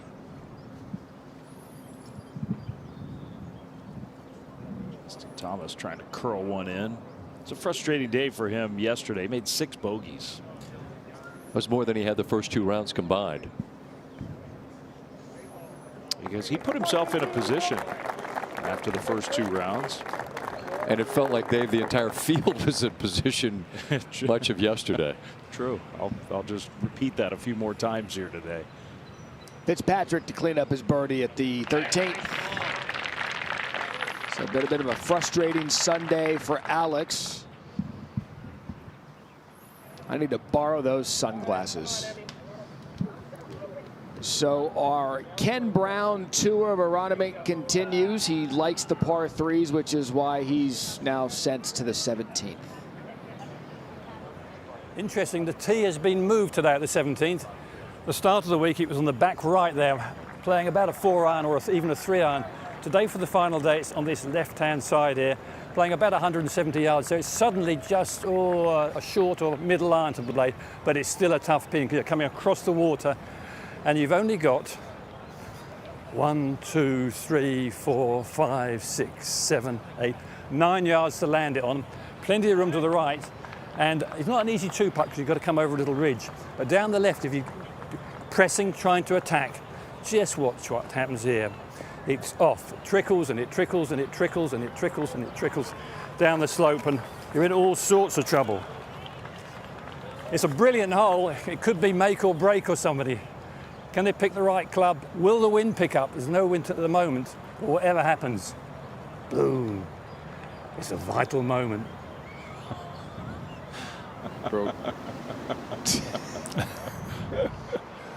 He's the best. Really is. He's an artist too. David, do you think? I mean, it is interesting to see that tee box at 170 yards, a different spot. Does that? I know the whole location is challenging. Does It's it tricky. change it a little bit? Well, I think what that does is it gives the player the ability to try to take it on. You know, if you're playing at 225 yards, you're going to see every shot hit up the middle of the green, right side of the green. Late in the championship on Sunday, you're looking for some excitement, but you're also looking for expertise and execution, and that's what the hole's going to require. Say it with me, everybody. Yes. Go Terps. Go Terps. And as the wizard Walt Williams says, and nobody else. We'll continue our final round coverage. The 108th playing of the PGA Championship from Aronimink in just a moment.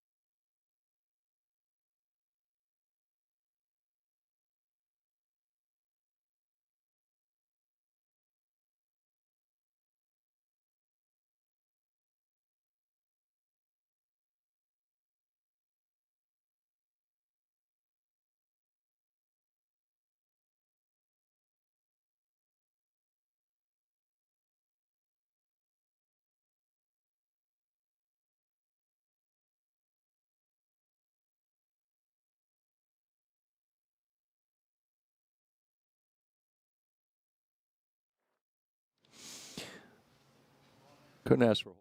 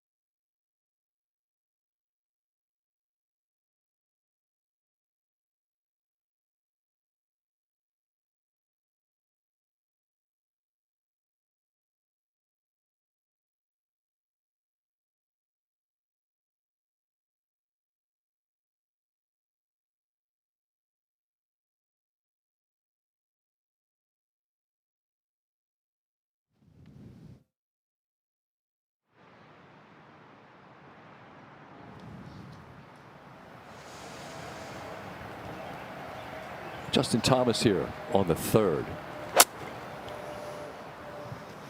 Tried to hit 3-wood off the tee and missed it, and now he's in a world of trouble. Back to 2. After a great drive, Cam Young, his second shot. Trying to get it going, maybe make a run here on the front 9 at Aronimink on Sunday. Nice shot. And a chance for birdie for Young. The 4. And Spieth, his long birdie attempt at the 4th. Well, he was able to see the putt of Hoey, so he had a pretty good idea. And that is going to be perfect for speed, Matt. Sure is, and perfect for par to go along with his 2 birdies to start his round up to 16. Round of the day on the golf course.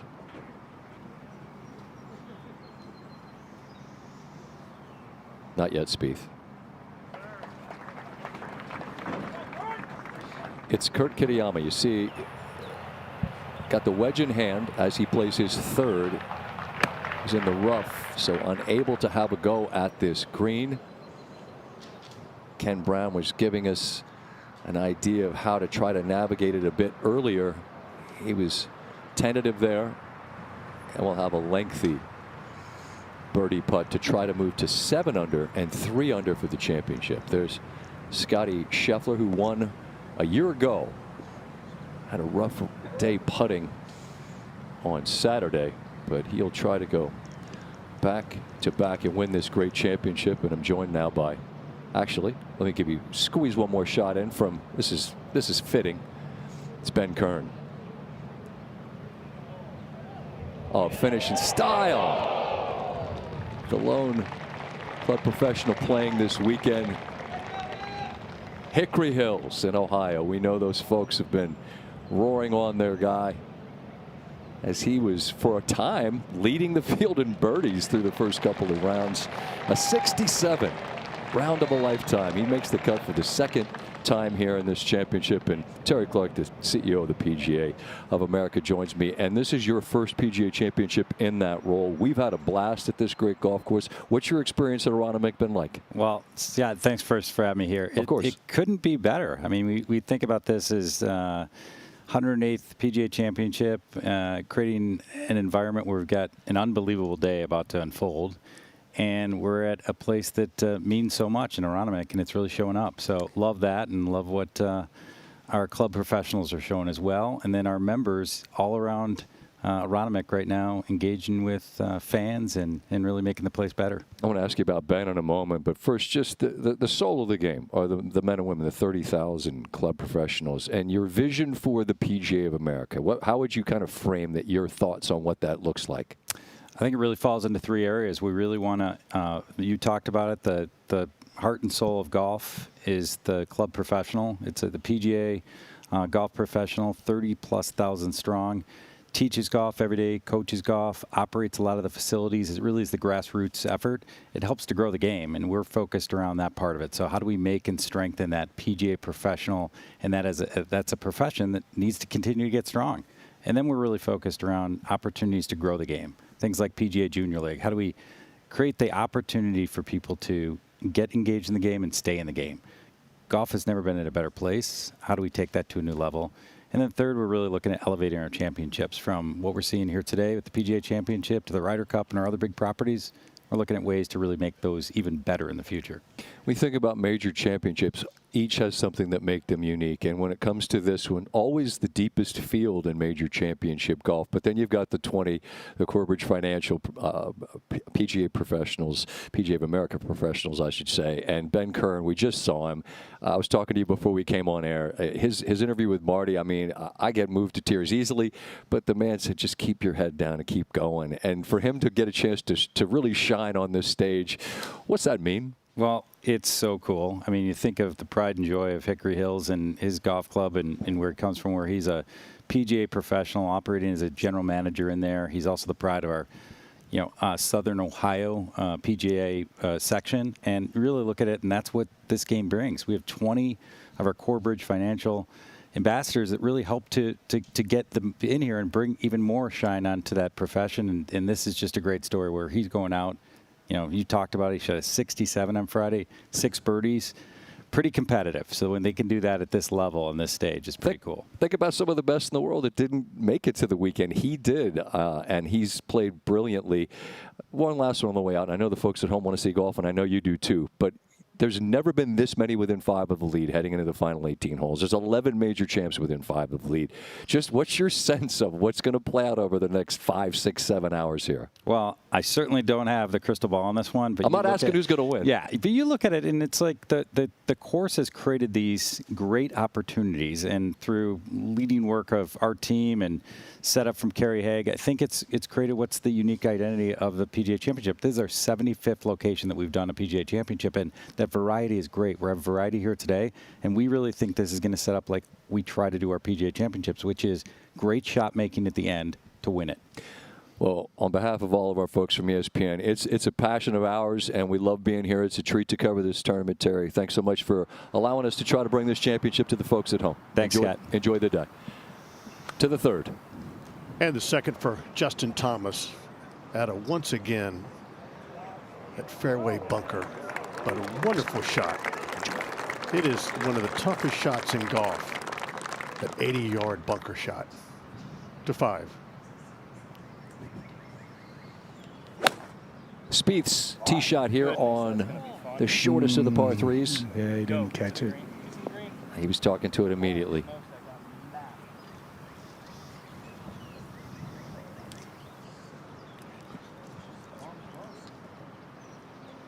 To 2.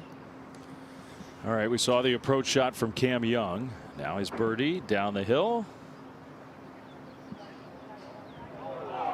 Haven't seen as many made from that spot as we have from below the hole, which seems self-evident, but it is a birdie for Cam. Kitayama to add another to the round of the day.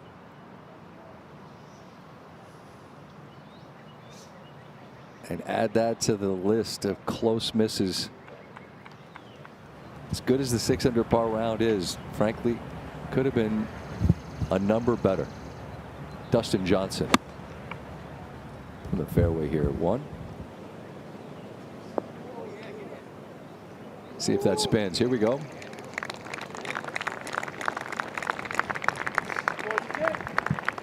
The downhill birdie putt to begin his final round. To 4. And Steven Yeager kind of fell back from the pack after a brilliant start, but that'll get him going here on Sunday. Get the card back to even after a bogey at 2. Back to 3. And this the 4th for Thomas. My apologies. Thought it was his 2nd out of the bunker, but it was his 3rd. Bogey in the short 3rd. It's a mistake here when you have so many tough holes and tough hole locations in front of you. To 5. From about as far away as he could be on 5. Up one, down the other. Yeah, 2 putts from here would be really good work. And that's one of the better putts he's hit. I think that qualifies right there. You guys have made the point all week long that the ability to lag putt is going to be critical. That was a great example of it. To 3, I beg your pardon. And there's a tap in for Justin's bogey at the short 3rd. Puts him back to +1. And the mistake there, laying back, but ended up in the bunker. To 1. Hillier to begin with a big bending birdie putt. Keep going. Bucket. Beautiful. Daniel Hillier, first ever appearance in this championship. See how high he can climb on the board. Now to Hoey for a birdie on 5. Well done.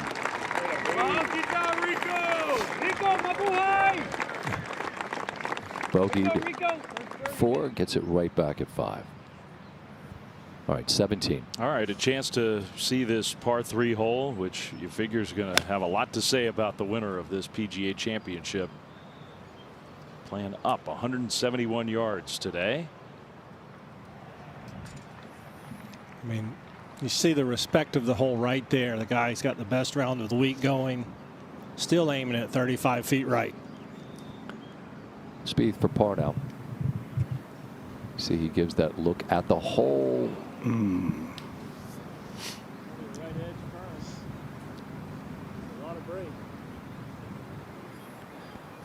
That's a brutal short miss there for Johnson to make the 2nd birdie of the group here on 1-0.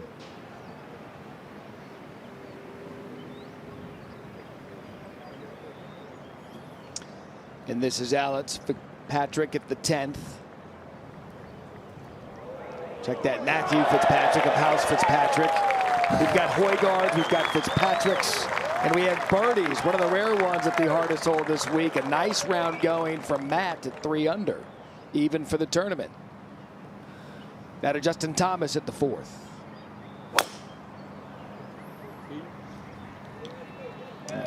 Tracing by Top Tracer, brought to you in partnership with Rolex.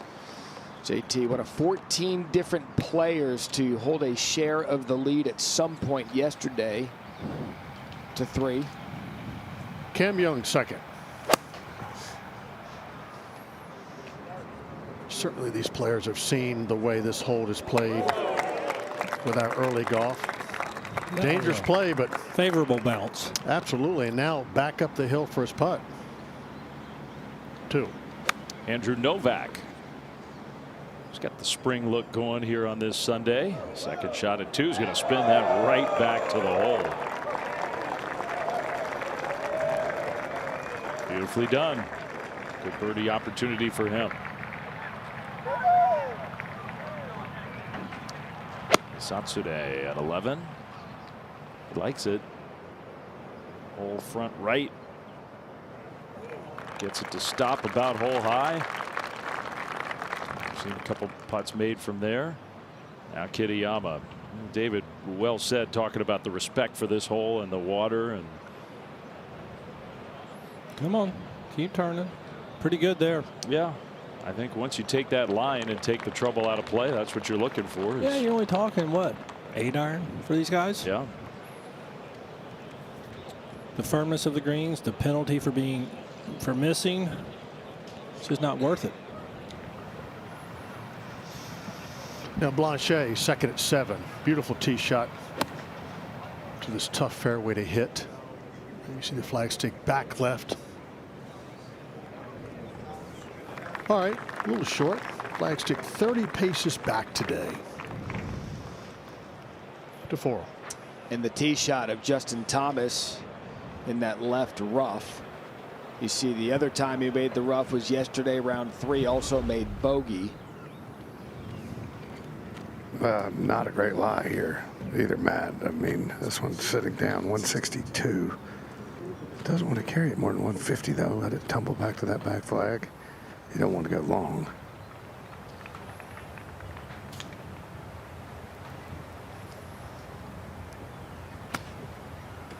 Yeah, he's going to try to chase this quite a long way. That'll carry onto the green, but he's going to have a lengthy birdie putt on this stretch of holes yesterday. JT went 8 straight without a par.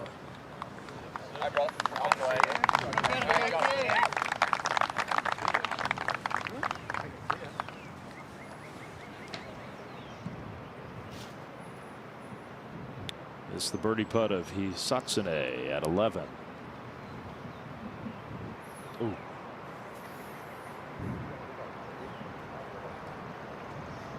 Putts are hard to make here at Aronimink. It's a 3. Now Cam Young's birdie opportunity. Thought he would play a little bit better yesterday. It was tough in the afternoon and it got tricky, but with his momentum, his confidence this year, shot 2 over. Thought he'd have a wonderful opportunity today, but I think that's one word right there, Curtis, that we haven't seen this week. This course has not really allowed momentum to be built. Correct. Good point. But this would start a little mow here. 15 feet, maybe a little from the left. Looking good. All right. Good start. Par birdie. 2. Novak, his birdie putt with a lot of movement. He played that well outside the hole and missed it.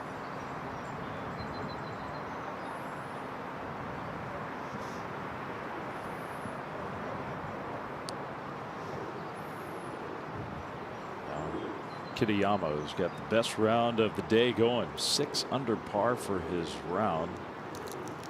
And makes his par at the 17th and heads to 18. One last chance to make a birdie and get to 3 under. We'll see. Matt McNeely is in the best position he's ever been in a major championship. He's in the 5th to last group of the day. He'll go off at 1:55 later this afternoon in Philly. We'd like to recognize our champion. It is my honor to present to you the player who beat the strongest field in golf, the coveted PGA Championship. It's my great pleasure to present to you the Wanamaker Trophy as the PGA champion.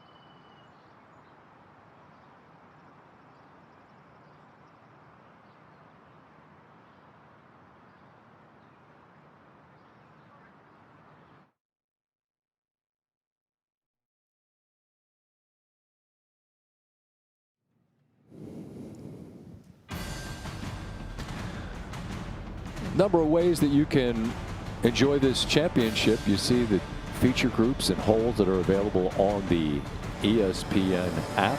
Keeping tabs on some of the groups out there. Holes 13, 16, 17, whatever you fancy. Such a great service. Well, folks enjoy it quite a bit. We enjoy bringing it to you as we have this coverage all week long. Jon Rahm will be in the second to the last group. You see the major championship career. It's pretty sparkling. Does have a couple of wins. Needs this one at the Open to complete the career slam. No one's been better on the par threes, I should say, this week than Rahm. That's a chip in there on 8 earlier in the week. He's played the back pretty well as well, although he did get one away on 18 on Saturday afternoon. You see the best position through 3 rounds in his major championship career. He was 2 back heading into the Masters that Sunday and 1 going away. Might he do it again? For some perspective on this man and where he currently is, it's our man Jeff Darlington. Well, Scott, with a lot of the uncertainties surrounding the LIV Golf League, there's also uncertainty surrounding Jon Rahm's future. He knew that coming here. Even before he teed off on Thursday, he faced a number of questions about that. But I've got to tell you, seeing him the past few days, he has seemed very comfortable and, quite frankly, very light.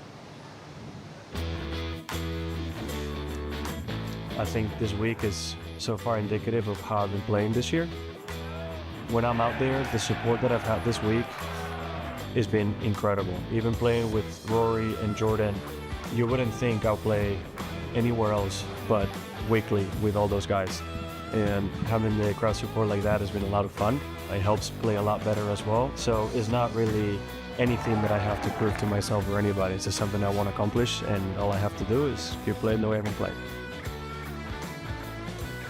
Now, Rahm certainly doesn't know what his future exactly holds, but I can tell you that his focus right now is on golf on the course. And one other thing, with Live Golf, he's been playing exceptionally well throughout the year. It's finally starting to show up in these majors, Scott, and it seems like he is certainly in the hunt. Without a doubt. I mean, he's just a couple off the lead, and the future's the future. He's here now, and he's got a chance to get the third leg of the slam. That's the focus. That's 6th hole there, Spieth. Well, Jordan Spieth, his round has started to go a little awry. Well, it really has, David. Only had 67 yards to the hole, hit it fat, and that's a soft bogey. Going to have holes where bogey's probably the best you can make. You certainly can't afford to make one from the middle of the fairway. Thomas here on 5T. This is an 8-iron. Very little wind. Tracing by Top Tracer, brought to you in partnership with Rolex. That's awfully good. Haven't seen too many between the hole location and that left bunker.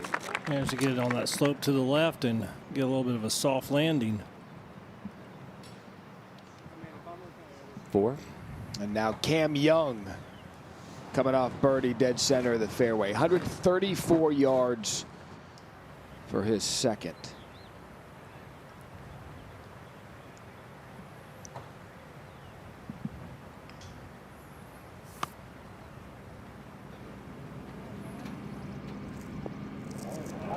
And Cam Young looking to forget a Saturday where he had more bogeys 6 than the first 2 rounds combined. We'll have another putt at birdie to see if he can continue his good start. Tom Hoagie here at 1.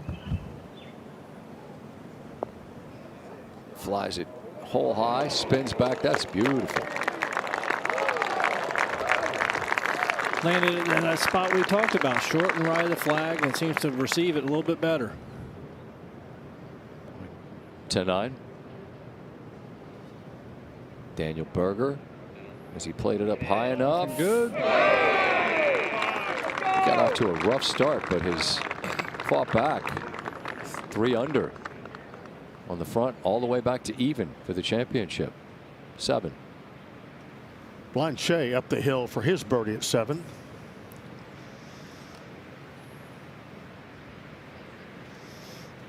Okay, have that for par. 13. And Lowry for a long birdie. Curl. There's Shane Lowry, had an eagle at 9, dropped one with a bogey at 11, but takes advantage of the short 13th as we head to 18.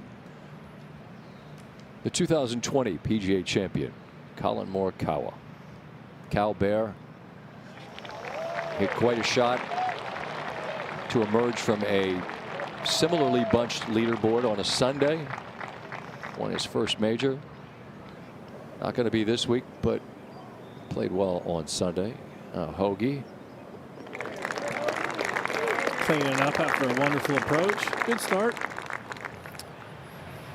All right, the second now for Kitayama. Round of the championship, perhaps.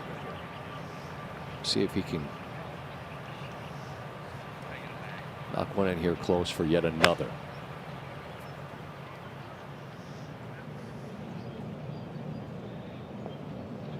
Come on back. Oh, yeah. That's an excellent approach, and it has been a sparkling round that, frankly, if you were with us early in the morning on ESPN Plus or have been watching our coverage here, you know, could have been even lower. I mean, no complaints for 6 under, Sure. but Now look at 7. 4, 8, 10, 16, 11, 16, I beg your pardon. Neither here nor there. He's 6 under at the moment. A birdie on 18 to 7. That's a tee shot. Jordan Spieth going it the right way, left to right, to hold this right to left slope. Oh, he got it. That's good, Curtis. Yeah, beautifully played.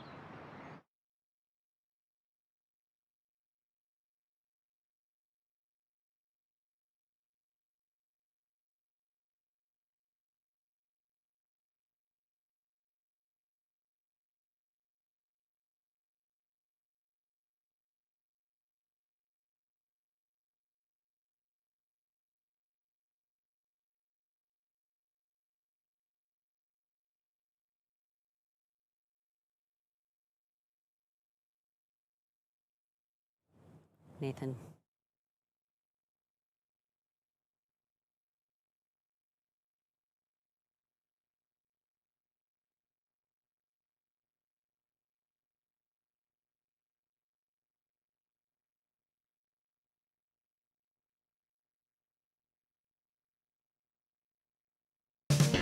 You know, I've been consistently in the majors the last 3 or 4 years. Been able to learn from that, knowing that my game is good enough. How about this shot? That's exquisite. Length is always going to be an advantage, but it's not overly an advantage here. You got to be in the fairways. Being comfortable with what my game is, not trying to overpower things. I think in the past, you know, I try to force things and get frustrated. A little bit of patience there, but it's nice to be in contention.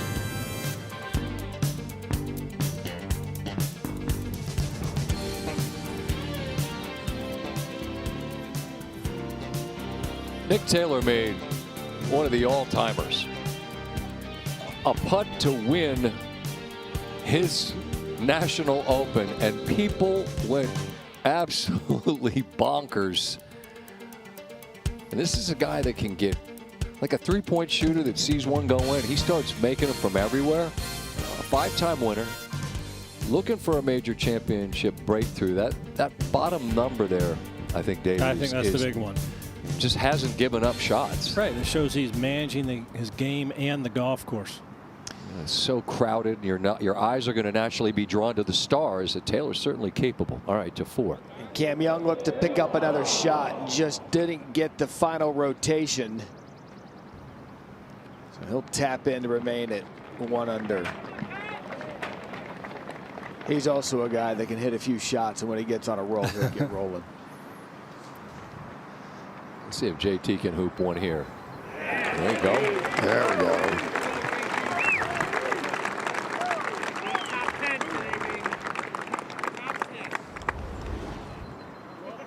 It's a great look at this one. Not a long putt, but a lot of bend. A lot. What, 6 inches left of the hole, 6 feet away. Those aren't the ones that fit your eye particularly well. Let's see how this fits Kitayama's eye. 62, the record here. So it won't be that, but could it be a 63?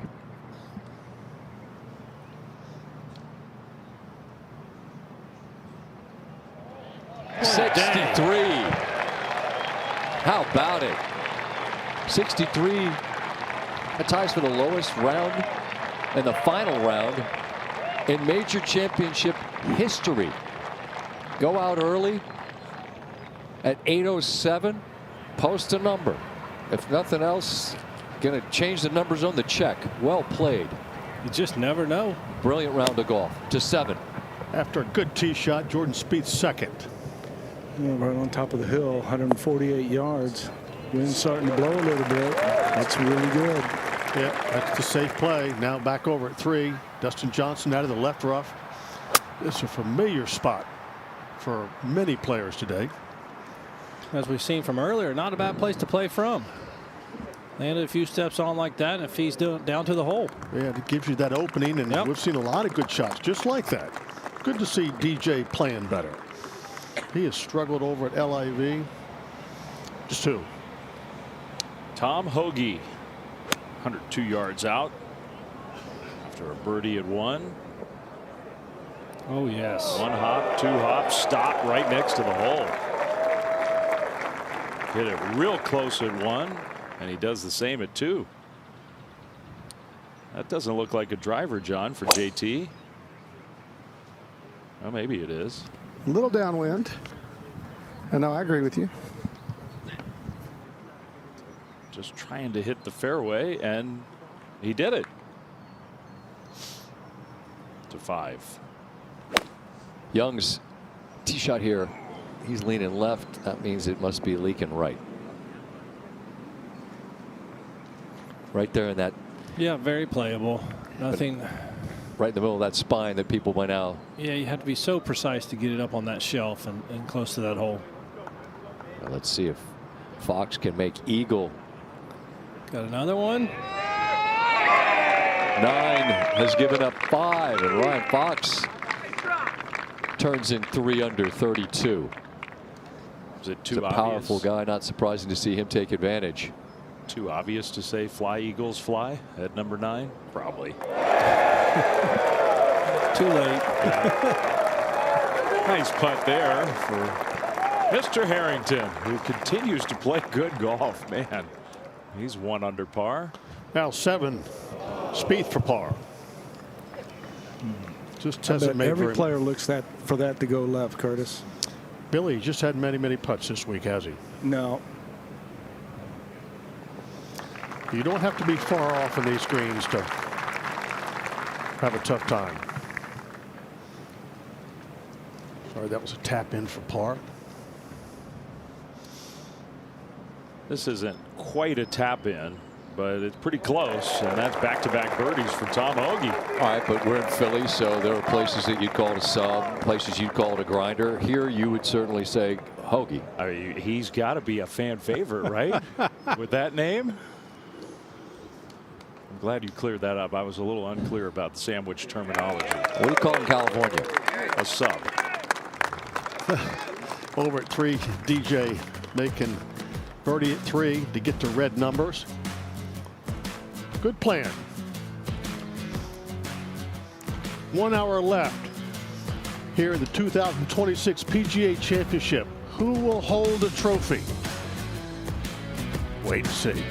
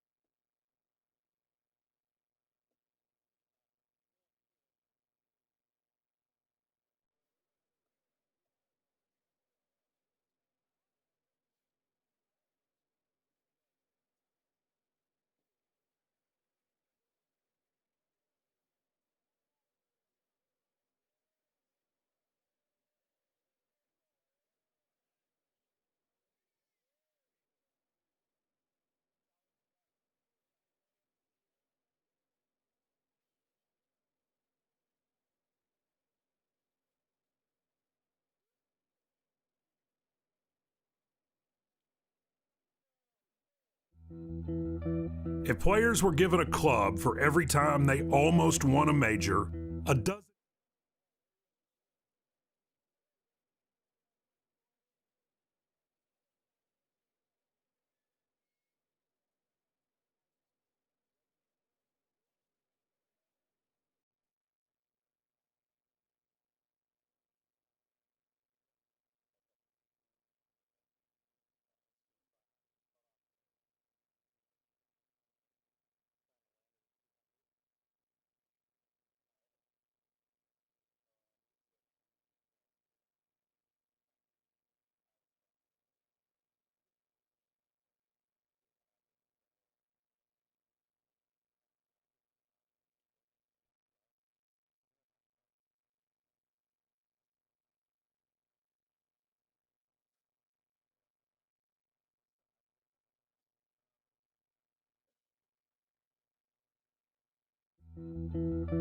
If players were given a club for every time they almost won a major, a dozen guys this week could arm a town the size of Abilene.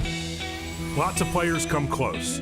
Close enough for the loss to haunt them forever when they're getting paid to live in the almostness of fading nostalgia.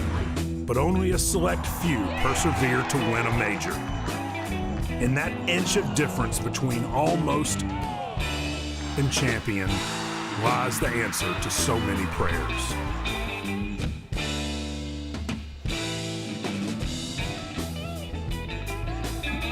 We have another hour together as we head into this afternoon. A hot one out there, as advertised. Very different feel. The wind, such a part of the first couple of rounds, not really the story today.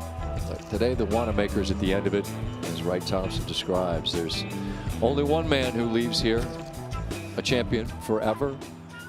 It won't be Kurt Kitayama. He was undone by a Saturday 75, but that's a spectacular round of golf. A Sunday 63 is good anywhere, but in a major at Aronimink this week,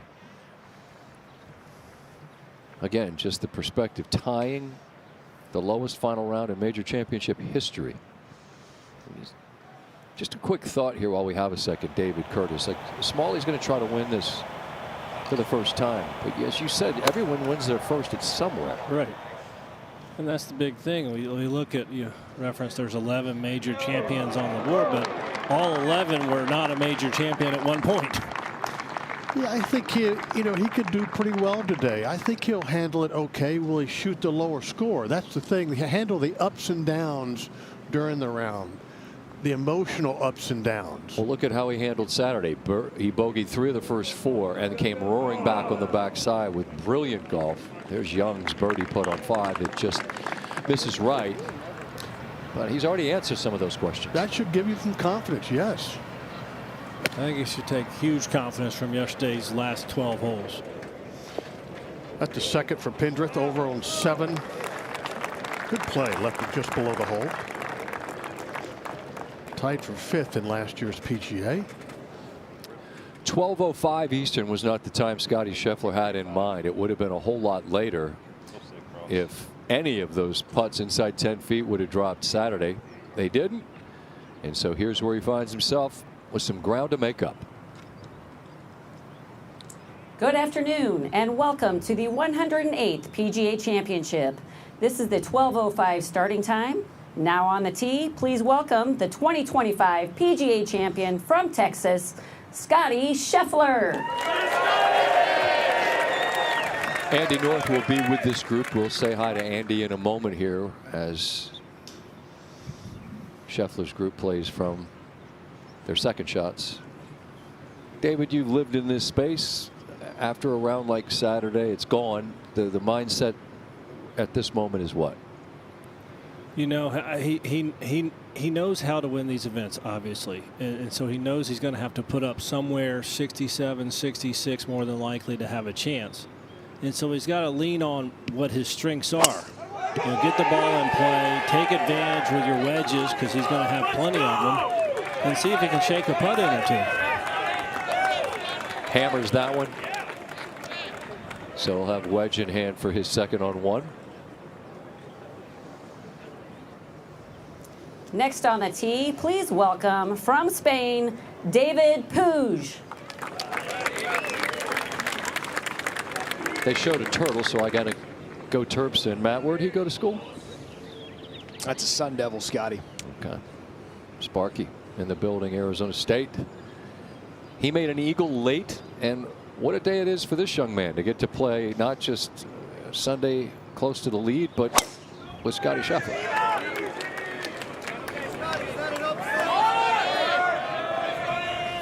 Four right. Ooh, got a good break.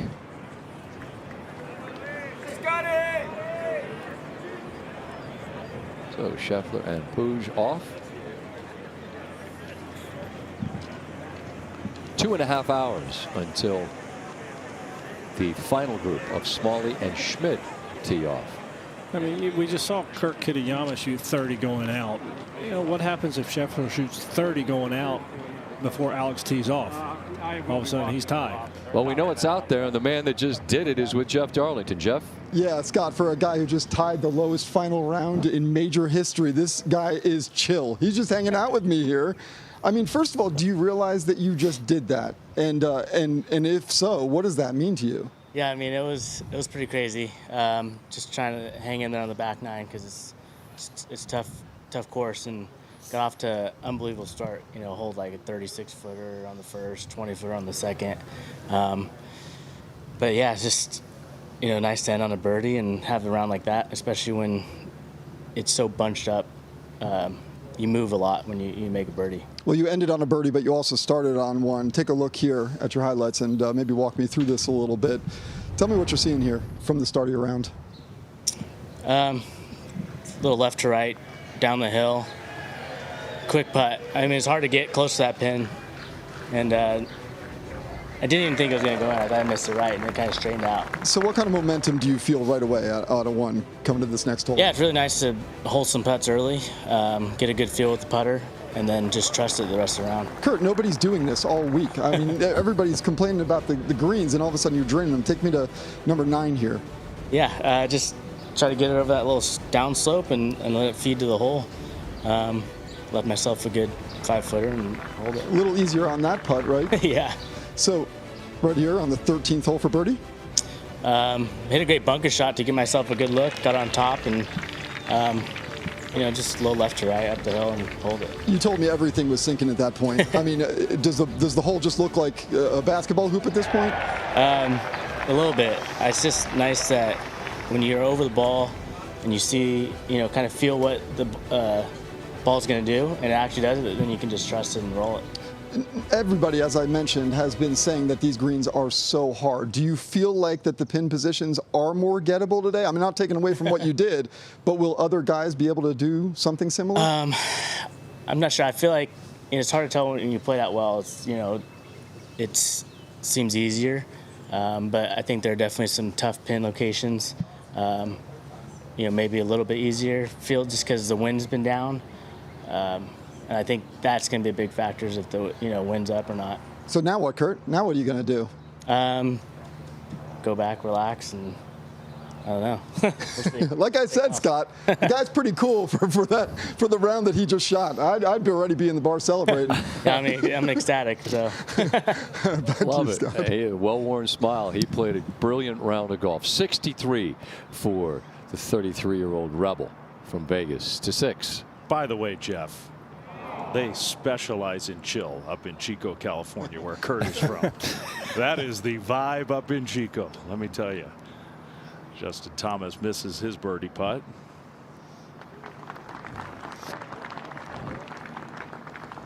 So a par for JT at number 6. He can't believe it. 16. Rasmus Højgaard for birdie. Inside, just inside 15 feet. 2 over on it. The day. No longer. Gets one back. All right, the rough is where Puig is.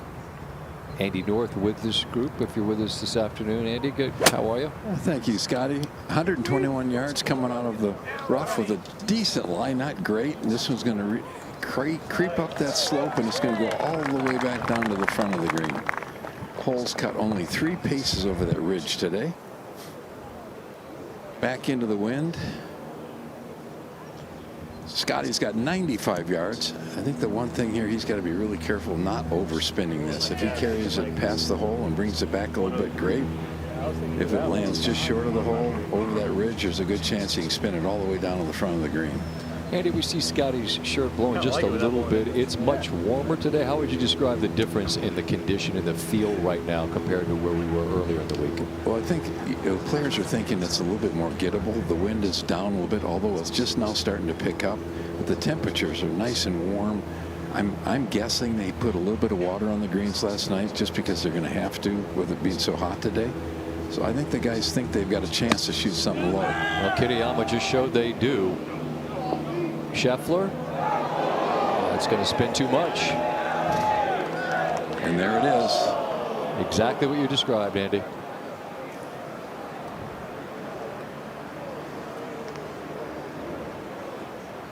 And it's still moving. Just a couple feet from having a nice looking birdie, and now he's got a difficult 2-putt. And I don't think he expected it to come back at him like that.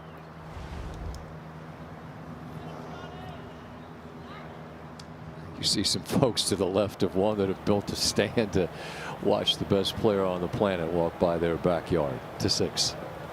From a fairway bunker, Cam Young, front right hole at 6.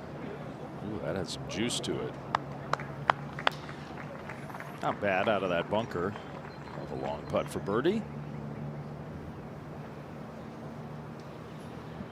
It's going to be a familiar spot over there at 8 with the pin where it is. Just off the green, add some feet. How good was that? Billy Kratzer, it sounds repetitive, but it's just, that's the story of his week. Now at 7, Pendrith for birdie after that wonderful shot just below the hole. Missed a chance to get back to level par. Solid plan though. 7 straight pars to start today. The 4. And Hillier now for his second shot, 155 yards. He's off to a good start.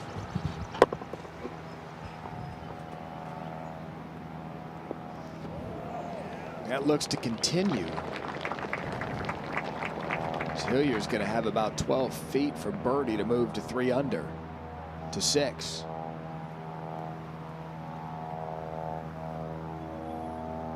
There's that long putt for Young down the hill.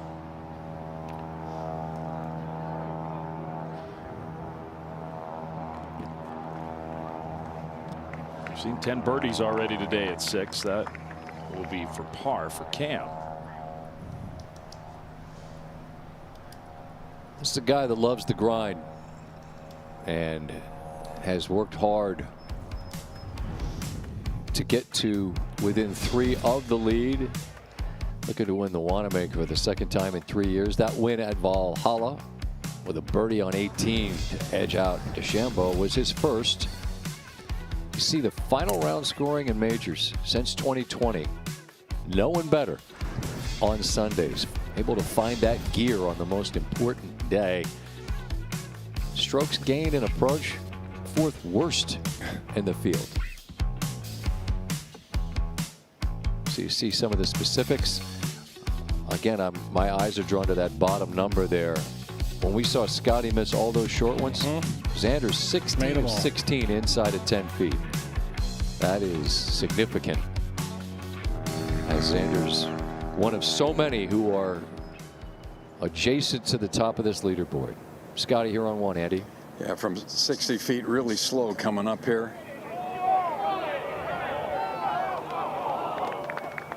Yeah, not bad from down there. That's very well done. That's an ominous number there. No players won a major from outside the top 20 through 54 holes, and Scotty's just outside the top 20 entering today. There you see 7. Justin Thomas after a perfect tee shot.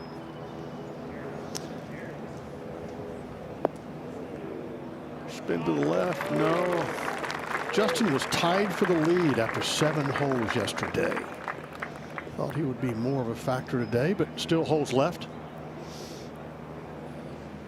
To 1. And Pooj here for birdie. Same basic putt. Just have to hammer it coming up here. Basically the same result as Scotty. Good putt. Not quite enough.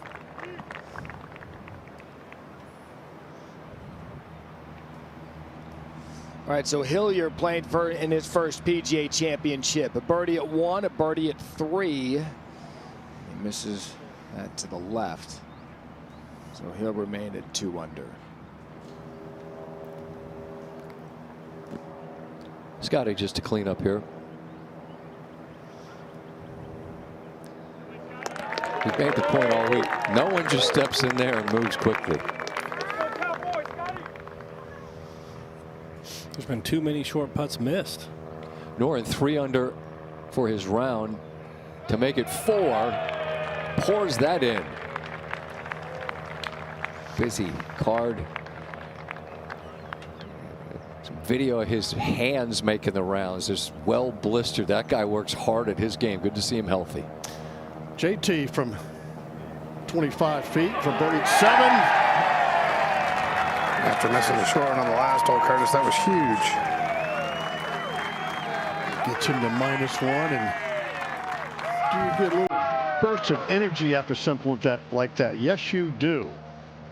Maybe he can make a few more and climb that leaderboard. All chasing our leaders. Be back in a moment.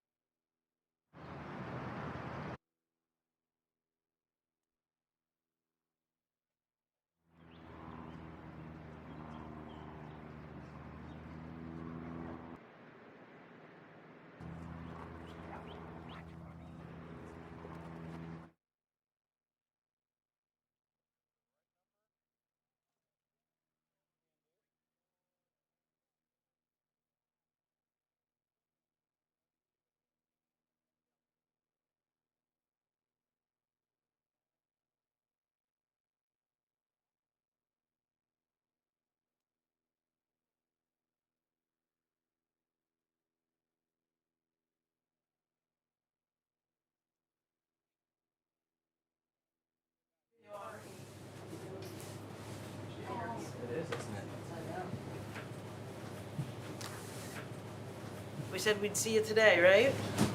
She would. As a kid,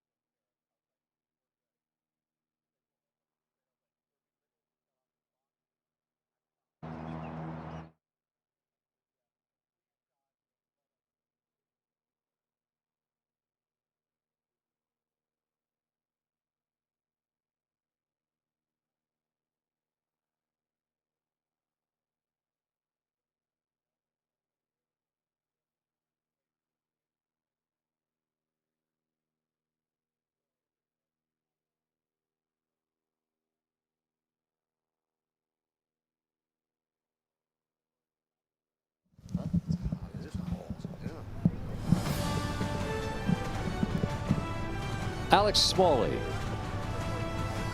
leading this championship, looking for his first ever victory. Obviously, first ever major. Sean McKeel did that at Oak Hill. Finished it off with a shot of a lifetime. For some perspective and some thoughts on the man of the moment, Jeff Darlington. Well, Scott, Alex Smalley joined by his mother there, and that's where we can start when we learn about the story of Smalley. His mother graduated from Duke with a PhD in chemistry, and it tells you a lot about Smalley. She travels with him, helps him analyze his swing. He is a very analytical person, but we know now that he's in the lead at the PGA Championship, it's going to take more than science.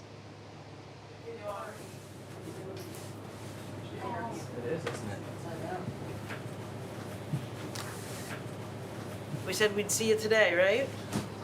she would. As a kid, I grew up idolizing the 4 majors. After playing in a few of them, they start to feel more just like any other tournament. For birdie, got it. Big time.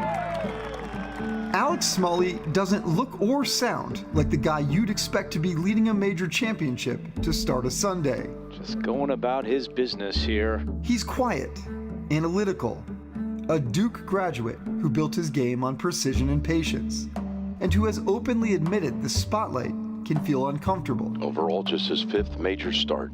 But for 3 days at Aronimink, while major champions and superstars have battled frustration, Smalley has looked like the calmest player on the course. I just have to stay where my feet are, try to be as present as possible, try to hit the best shot that is in front of me, and I'm gonna try to do that for each and every shot. Oh boy. All nerves right there. You bet it is. 3 early bogeys nearly cost him the lead on Saturday. It's been a jittery start. The crowd started shifting toward the stars chasing him. The pressure finally felt real. This is a different type of stage. And then Smalley settled himself. What a shot. Smart shots. Got a little momentum. Steady swings. He has roared back on the back 9. No panic. Oh, another one. By the end of the day, he had the lead back. Alex Smalley alone at the top. But Sunday is different, because now the quiet underdog, who never seemed fully comfortable with attention, becomes the main attraction. I try to downplay it as best as I can. I realize that there's a lot of great players in this golf tournament. There's a lot of things that can happen. I've never been in this situation before, but if I hype myself up too much, I start thinking ahead. It might give me a little too much adrenaline. I'll just try to hit a good golf shot that faces me and see where that takes me. Rory is lurking. Rahm is charging. Scotty is still there. And Aronimink has punished even the smallest mistake all week. Which means the question heading into Sunday may not be whether Alex Smalley can play well enough to win a major. It's whether he can stay calm enough to survive everything that comes with leading one. Smalley has never been on a stage like this, but we can at least point back to 2018 in the NCAA championships. He was a junior at Duke, Scott. He played against Scotty Scheffler in match play, and he closed Scheffler out by the 14th hole. So if there's anything that he can take away from that going into today, perhaps it will give him some confidence that he belongs. Well, he's demonstrated he belongs with his play clearly, and you talk about trying to close it out and the weight that he carries. This is great perspective. Think back to the players. Ludwig Oberg, a star. Played great, leading by 3, didn't get there. All that list on the right-hand side, including some major champions, Matsuyama and Lowry. Lowry led on the 15th hole, I believe it was, at Cognizant. Matsuyama led on the 18th hole. This is almost all the way home. There is a weight that comes with leading, and there are so many surrounding him, including those that have won majors. David Duval, when it comes to what he's trying to navigate and the key to that, how do you even frame it? I think he frames it quite well himself. Talks of the moment, talks of trying to play it down to just a golf tournament, realizing it's not wasting energy on making it more than it is. He realizes that he's got great players chasing him, and it's kind of up to him and how he handles things. And you can always go to the fact that of all those major champions chasing him, all of them were not major champions at one point, just like he is, and they had to climb that hill and accomplish it. But you've made the point to me, and I love it because it's the truth. You can't know what it's going to feel like until you feel it. Well, we'll see how he handles it all. Got some exposure yesterday to it. Exactly. After bogeying 3 of the first 4, he fights all the way back. Let's see if Ricky Fowler can start with birdie. This doesn't break as much as guys have seen from the top of that hill. Smalley just about 2 hours away from teeing off with a lead here. Ricky in his familiar Sunday orange. A shout to the folks in Stillwater. To 2. And a good drive from Scheffler. Yeah, 99 yards. A little bit of false front on this one. You've got to carry it probably just past the hole. And he's got a reasonable putt at it. Yeah. But these are holes you have to take advantage. You've got to get some birdies early. Indeed. Now we go to 8. And we welcome Justin Thomas to the par 3 8th on a Sunday. After a long wait for the group in front.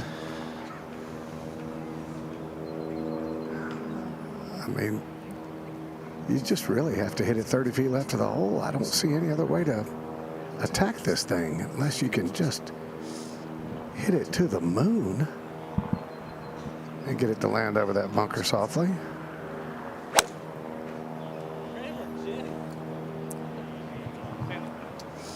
Well, John, I can tell you some of the morning wave tried, and it ran through the green as Justin Thomas's tee shot does into the rough.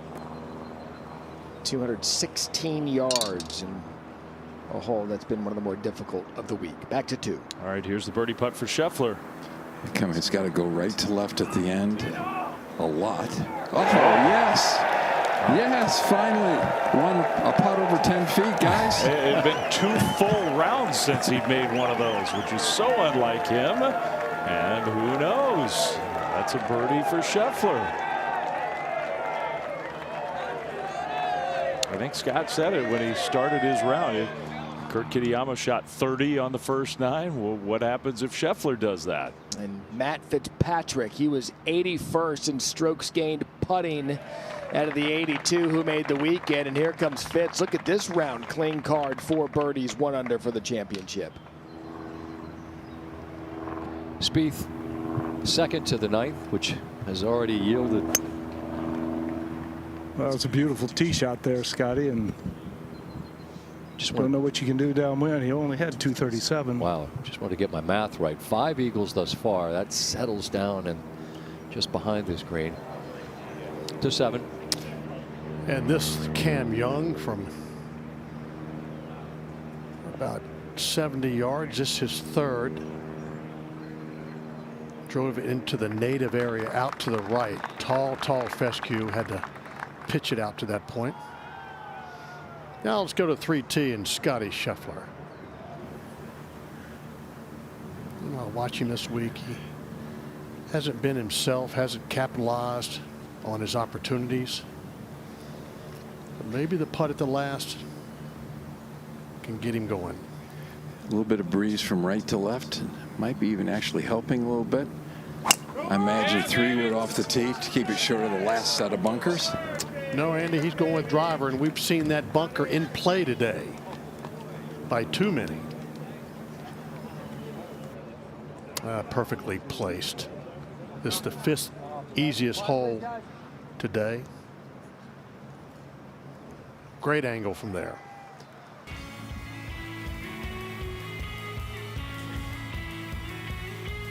Coming up top of the hour, women's softball regionals. Texas and Baylor is on the way. ESPN. How about Sadie? A no-hitter on Friday. Again, that's coming up top of the hour. Half an hour or more of our coverage. Sunday at 11.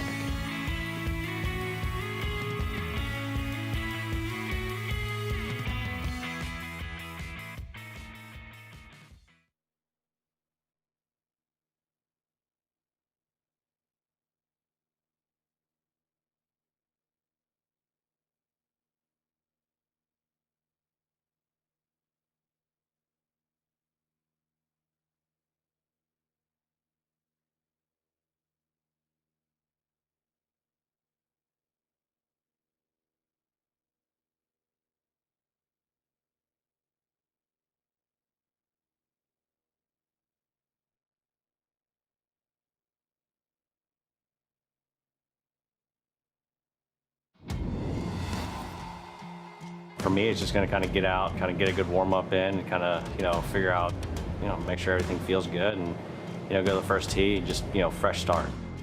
Obviously, majors, there's no denying that these are the big events, right? These are the ones that everyone wants to win. When you sort of sit down and you summarize your career, you want the major wins, and this for me is just a great opportunity to get one of those.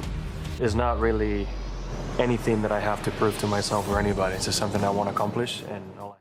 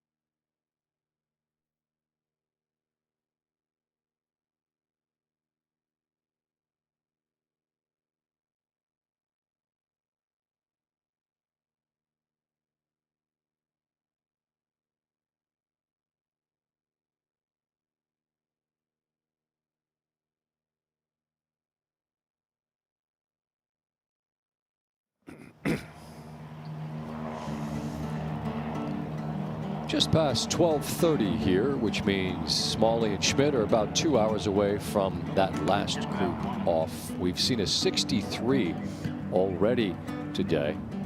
That man's done pretty well both here and in Philadelphia. His lone major came at Marion, winner here at Aronimink. And Wu Lee is about 20 minutes away from his time. Those that are trying to chase down the leader this Sunday at Aronimink. For me, it's just going to kind of get out, kind of get a good warm up in, and kind of, figure out, make sure everything feels good, and, go to the first tee, and just, fresh start. Obviously, majors, there's no denying that these are the big events, right? These are the ones that everyone wants to win. When you sort of sit down and you summarize your career, you want the major wins, and this for me is just a great opportunity to get one of those. It's not really anything that I have to prove to myself or anybody. It's just something I want to accomplish, and all I have to do is keep playing the way I've been playing. Belief, confidence, powerful thing, but knowledge is a totally different thing. Knowing you can do it because you have. Rob could say that. Rory, Xander, Patrick Reed can say that. Scotty and Martin Keimer as well. You see Matsuyama, Smith, and Rose. But for many in this very jumbled up, crowded leaderboard, they haven't yet. But I love the way, David, you frame it. They all had to win their first somewhere. So it could be an opportunity to break through. This man very familiar with what is required. Okay, back over at 3, the second for Scheffler. Andy, we've talked about the wind all week. What's going on out there right now? Yeah, it's really nice playing conditions. The wind might be 10 miles an hour at the most. It doesn't seem to be gusting. It's just steady. And as warm as it is, it feels really nice to have a little bit of breeze. Scotty's put it down there right at the end of the fairway, 108 yards to the hole. It's on a little bit of a downslope, so it should come in here a little bit lower than normal. There's a ridge at the back of this green that if he goes a little left of the hole, if he goes a little long, it should come back off that ridge. You do not want to get too aggressive. You got to go 8-10 feet maybe left of the hole, taking the bunker out of play.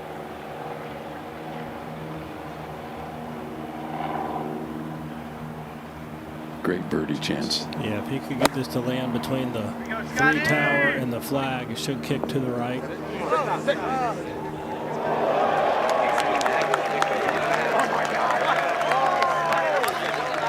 Which was better, the shot or Andy's call? Wonderfully played. Right off the slope. Using the backstop. To 8. Look out if Scotty gets going here. Justin at the 8th.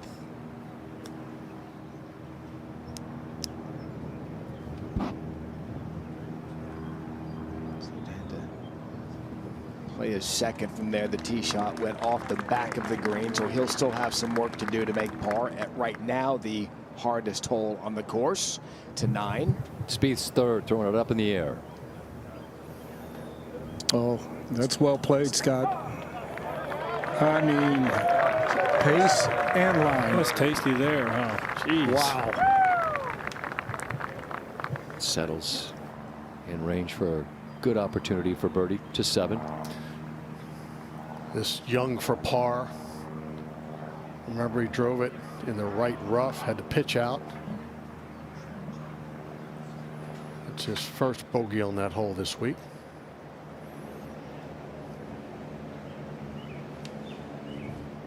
This is the third for Brooks Koepka, who missed the green, but manages to knock that in there. We've seen a lot missed, though, from that. That'll be a tough par putt to 8. And missing high. And tough par putt for Justin Thomas. That is a great up and down to stay in the red numbers on the final day of this championship.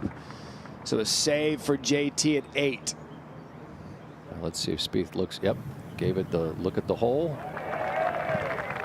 and pours it right in. 3 birdies, 2 bogeys, 1 to the good. Even par for the championship.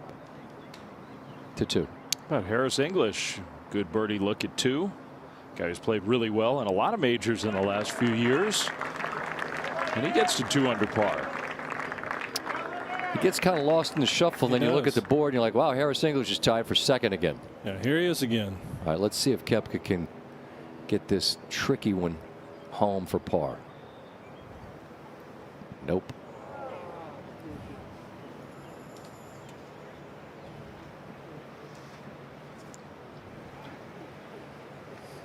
So Koepka will begin with bogey. 3-time winner of the Wanamaker. Playing alongside Sam Burns. Up to 3 green. And the short birdie putt for Scotty. Now, Curtis, is just long enough that this is one that's in that same distance that he missed a whole bunch of them yesterday. You know, we need to see if he can get if he gets this one in. I think guys better start watching out.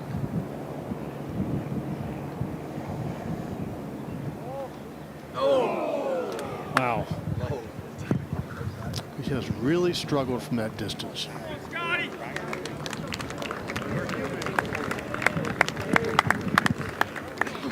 Not much you can say.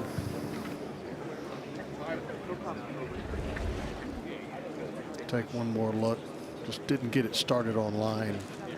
Wasn't a hard read, just a bit of a pull.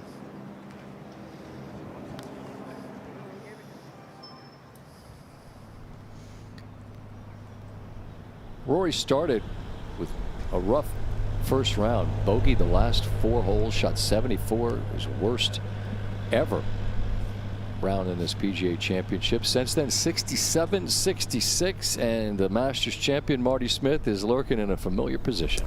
And he enters this final round, Scotty, of the 108th PGA Championship, extremely confident. You noted it, 67 on Friday, 66 here yesterday, and he believes he can win a third career PGA Championship here at Aronimink today. Now, you mentioned Thursday. After that 74, he came out here to the driving range and spent 4 hours trying to iron out that erratic driver. That's what he did physically. Mentally and emotionally, he channeled the 2025 Masters, in which he left the first round 7 shots back and walked into Sunday 2 shots clear of the field. He said that gives him confidence that he can dig out of a hole in a major championship and prevail. Now, of course, he closed the career Grand Slam that day, and he said the way that he does that is he sets small targets. He sets small targets that allow him to focus only on himself and not all the noise around him. He's extremely confident entering this final round, Scotty. Well, it's a well-earned confidence. It's born out of the fact that he's done it a lot, over and over again. Yep. To 4. And Scotty Scheffler's tee shot. Back into a little bit of breeze. This hole all starts by putting it in the fairway. Scotty's driven the ball pretty darn well this week. He had one stretch on Friday where he missed 6 fairways in a row, and every one was by about 2 feet. Yeah, and this is beautiful. And to that end, tied for second in fairways hit in the field this week, but 66th in strokes gained putting. That's been the issue. To the tee at 8, and Cam Young.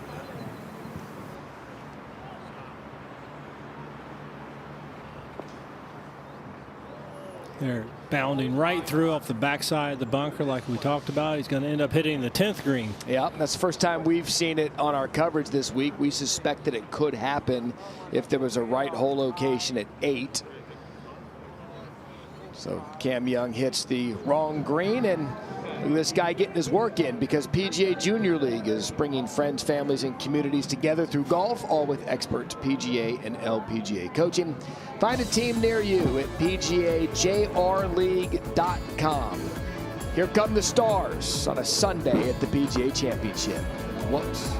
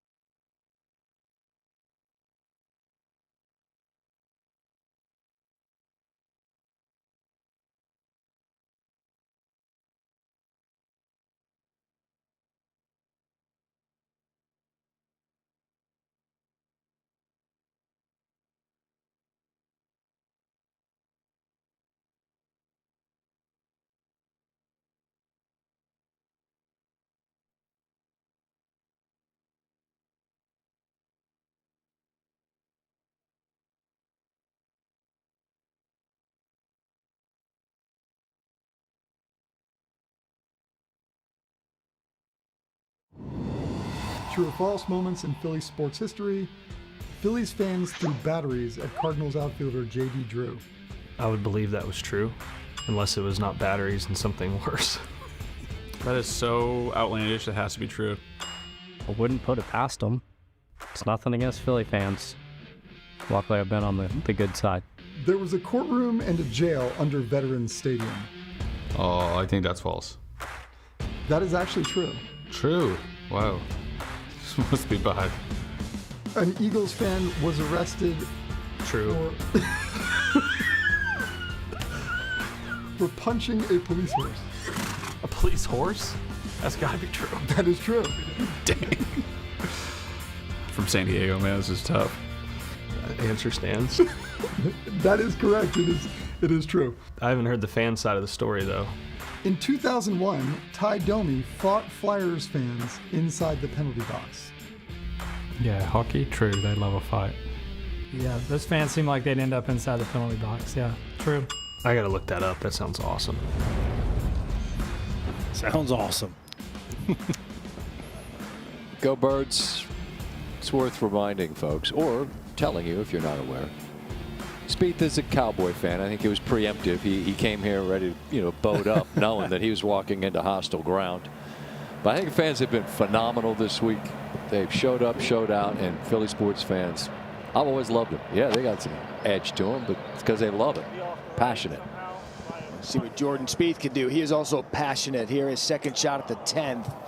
Saw the Ken Brown demo earlier. That's the danger zone right there as it rolls off to the right. Yeah, he's in a bit of trouble there.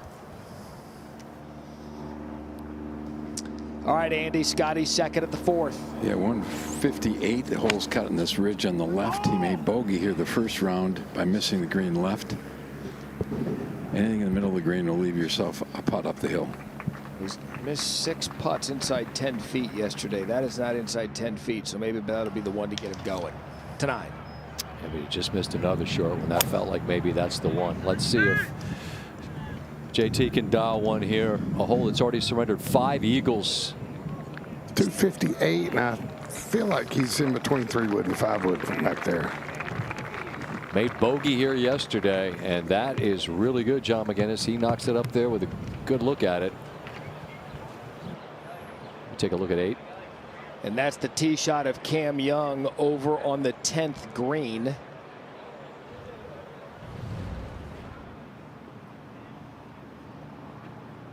So that's the play we were talking about earlier, David. You said maybe a putt, but Cam Young aggressively goes at the flag. Yeah, hit a beautiful little pitch there. It's not easy. Slight downhill off the tight line to an uphill green. And what about this shot for Spieth, John? I'm sorry, Billy. Well, he employed using the putter back at 8, and he's got the putter in hand once again. I think the difficulty here is that you're going to go up this slope, and it's going to be kicked hard to the right. And it wouldn't surprise me if he comes up 5 feet short from here.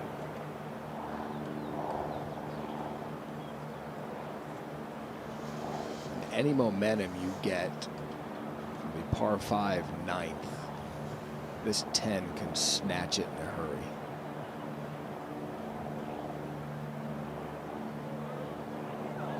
So good. Oh, is that How good is that? Pretty special, David. Yeah, it doesn't seem doable to judge it so well through so much fringe up a big steep slope. Jordan Spieth did it perfectly. And now Cam Young to save par after a tee shot that went to the 10th. Okay, not a drop shot there at 8. We've got a championship being crowned today here at Aronimink. We're marching that way in hockey. Monday, don't miss Game 7. Boy, is that going to be fun. Canadiens and Sabres. 7:30 p.m. Eastern on ESPN. We've had fun with Stanley Cup and Wanamaker comparisons this week. And at Game 7 of the hockey playoffs, it doesn't get much better than that. Sabres were flying last night. It felt like there were 12 of them on the ice. It was absurd in that second period. Okay, back to golf. Come on. Harris English. Go Avs. Birdie 2, that. birdie 3.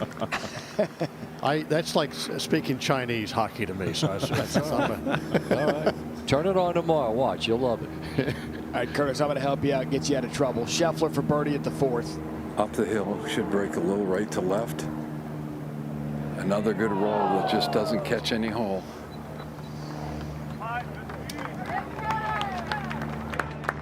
There's a lot of golf left to play, but I can imagine Scotty on his ride back to Dallas. He's going to look at Saturday and those missed putts where he could easily be sitting atop this leaderboard. And now Spieth. This be a nice payoff here, Matt.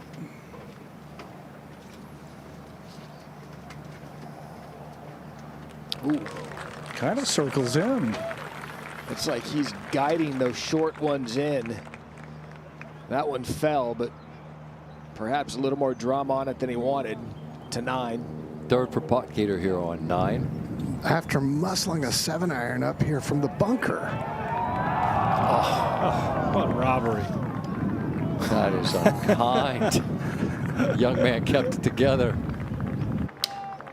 That's brutal. Tap in birdie. All right. Got her up. He had it to 5 yesterday. Gave up a few coming home. Let's see if this spins. Not enough.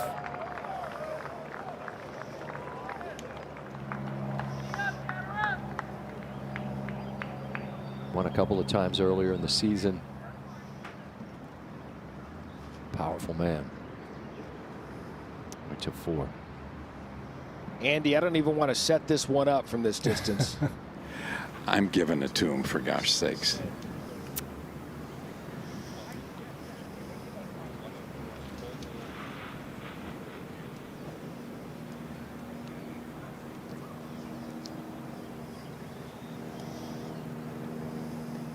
You know, I'm a big believer that all this stuff evens out. You don't make anything for 4 or 5 days in a row, then you might make everything. So there's still a lot of opportunities out here. 14 holes left of golf for Scheffler. Hillier for birdie over at 7. Coming up just a bit short.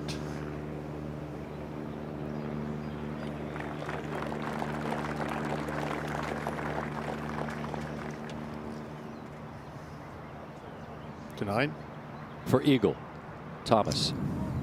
Downhill, moving left to right. Could go a long ways. Not quite, but still. Move him to 2. Yeah, he's going to have to figure out how to pick up 2 or 3 on the backside. It can be done. We saw our leaders Smalley do it yesterday. We saw Kitayama do it today. If you missed it, he tied the low Sunday round ever in a major. Kurt Kitayama, a 63, to climb all the way up into the top 10. You see 3 distinct sort of sections of this par 3, 5th, and where you need to be today. Only red dots are on that left-hand side.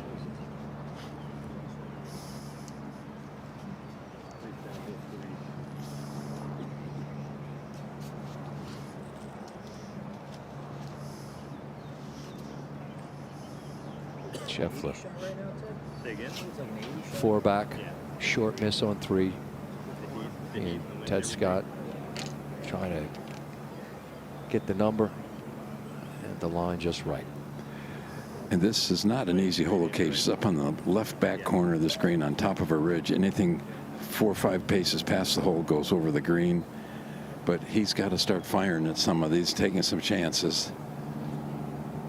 Interesting, they've got a starter's time in front of them, which is going to be really nice today. They aren't going to have to wait much. They can play at their own pace. I think that will really help them.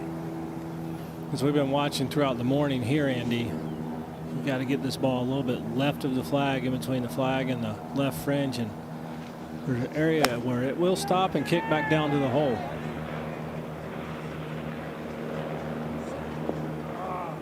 That's deep, but still, that's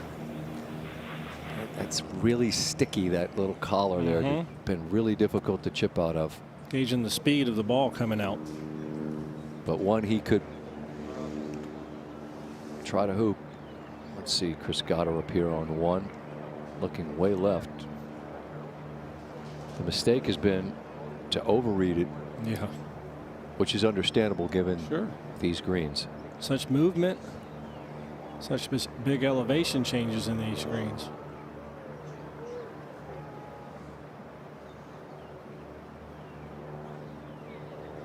Got her up looking way left.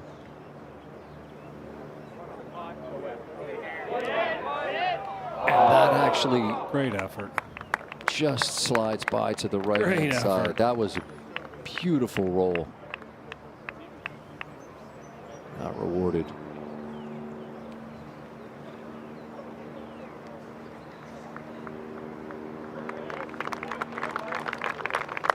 He was wanting that one to try to kickstart the round and propel him forward.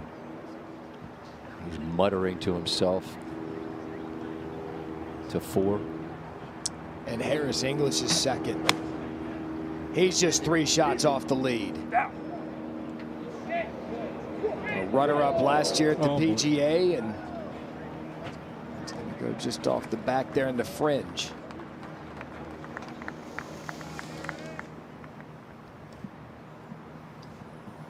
Thomas's birdie here at 9.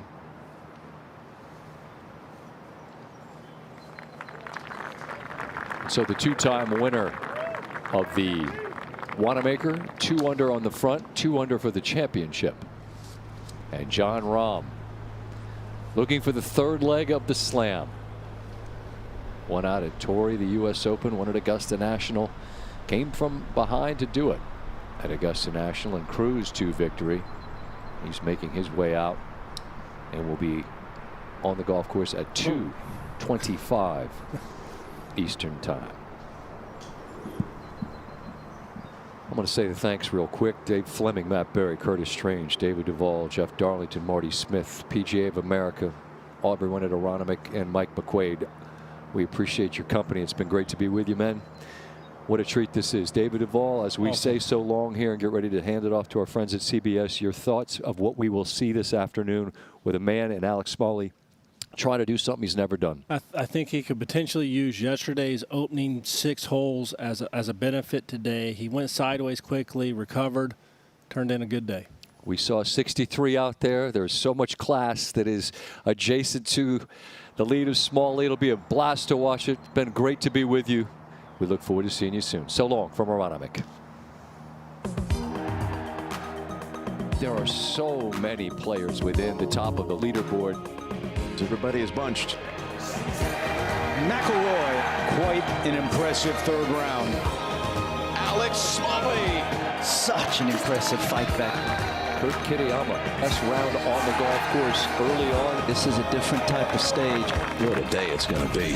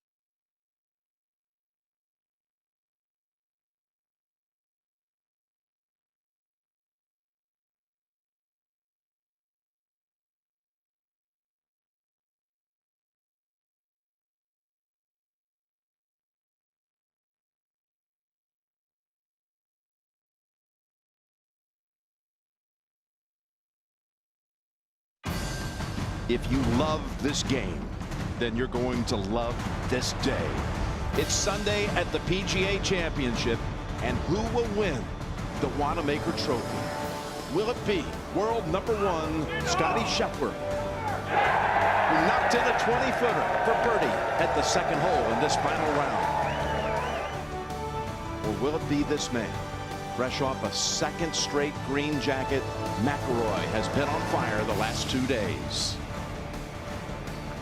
Yesterday at the 6th, a 397-yard par 4.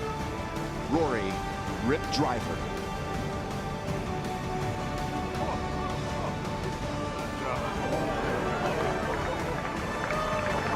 Knocking it on the green and leading to birdie on his way to 66. What a pairing for McIlroy and Schauffele. They will go together, these past PGA champions. Xander, the winner, just 2 years ago at Valhalla. This was his action yesterday at 11.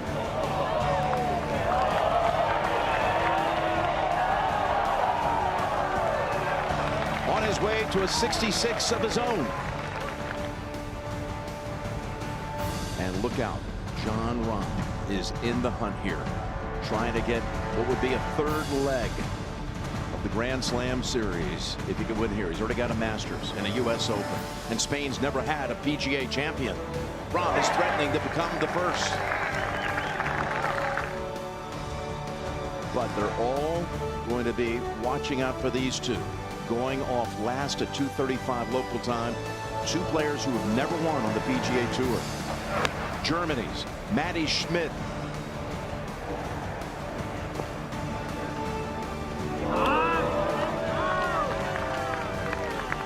What a round he put together on Saturday, matching the lowest round of the championship until today.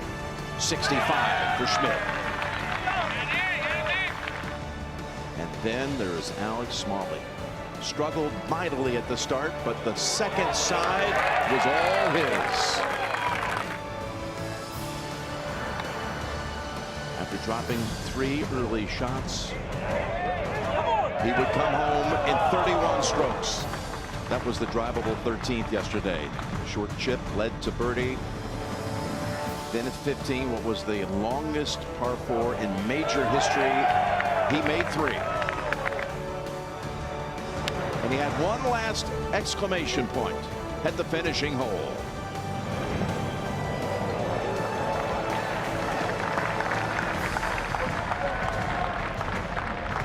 "13 feet away in the gusty winds, he knocked it. And then this for 68. And the lead by 2. The North Carolina resident is the headliner going into this final round. But look out, because there are so many combatants within 4 shots of the lead. At this very moment, there are 28 players within 4 shots of the lead. It's anyone's championship to win. It's great to have all of you with us. CBS Sports, so proud to be back covering the PGA Championship as we have continuously since 1991. Along with Trevor Immelman, Frank Nobilo, Andrew Catalan, Colt Knost in the Super Tower, with Dottie Pepper, Mark Immelman, and Johnson Wagner following our leaders. Amanda Balionis up at the clubhouse with the interviews, and later the trophy presentation. And Brad Gregory from the PGA of America here to help out with the rules. We're going to go right out to the 5th hole, which today has been backed up from yesterday's 150. He's playing 179, and Harris English is playing well here at the start, Trevor. Yeah, partly because the whole location is pushed all the way to that back left corner. Just hangs on there. English off to a great start, 2 under his first 4. Let's go to 10. And Justin Thomas just off the fairway. 169 to this whole location, and he comes up short.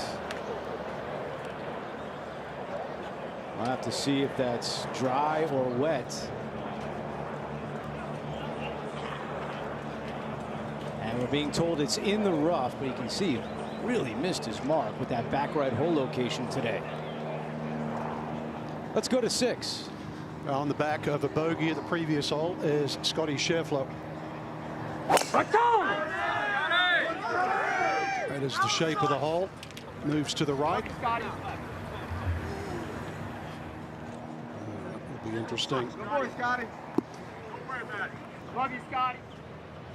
Cross to 16. And Matt Fitzpatrick has a putt for eagle.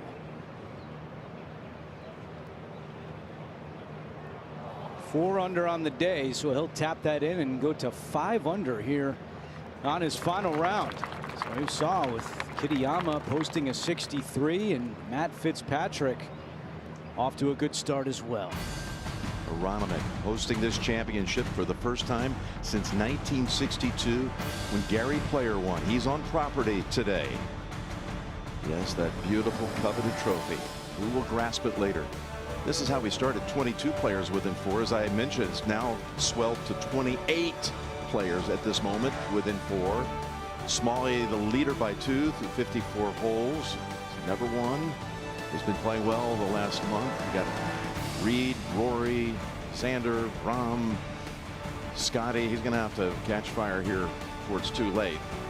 All in quest of the Wanamaker Trophy here at Aronimink outside of Philadelphia. It is a glorious sight on a warm day.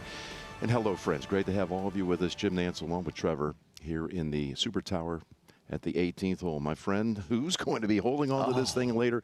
I can't wait to find out. You know, this is it's an interesting thing. It's never been a leaderboard so compact in PGA Championship history going into the last day. I mean, it could really go any way. Oh, yeah. What an exciting day we have ahead of us. I mean, that leaderboard, like you say, is so bunched.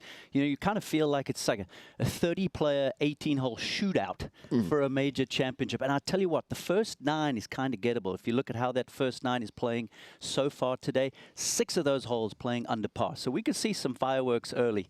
It's going to be an awesome day. Who is going to be holding this thing, Jim? I'm going to ask you that. I kind of fancy the chances. I could build a case for anyone. I kind of like Oberg. That was my pre-tournament choice. But what about you? I mean, we want to hear from you. That's a good pick. Ludwig, also one of the many guys up there on the leaderboard trying to get their first major championship. I'm going with Rory. I feel like he really is starting to trend in the right direction. Score is improved every single day, and the putter is starting to get hot. Can you imagine if he goes win in the first 2 majors of the year? I mean, it would be an amazing thing going into the summer. That's for certain. As you see Rory making his way over to the practice facility. Patrick Reed down in the lower right. He's going to be dangerous today as well. No question about that. And you got Rahm. There's just so many ways you can go back and think about the guys who are residing at 200 that aren't getting all the attention right now. Names like Rose, who has won on this course before, or even long shots like a guy like Ben Griffin, who's been playing well the last few days after a slow start on Thursday. It's just there's too many names to announce at one time here. It's going to be interesting tracking it, keeping up with it, and watching. I like what you said, 18 holes for a major. Yeah, keep your head on a swivel today. Let's go out to the 5th, and Harris. Get at it. How good was that?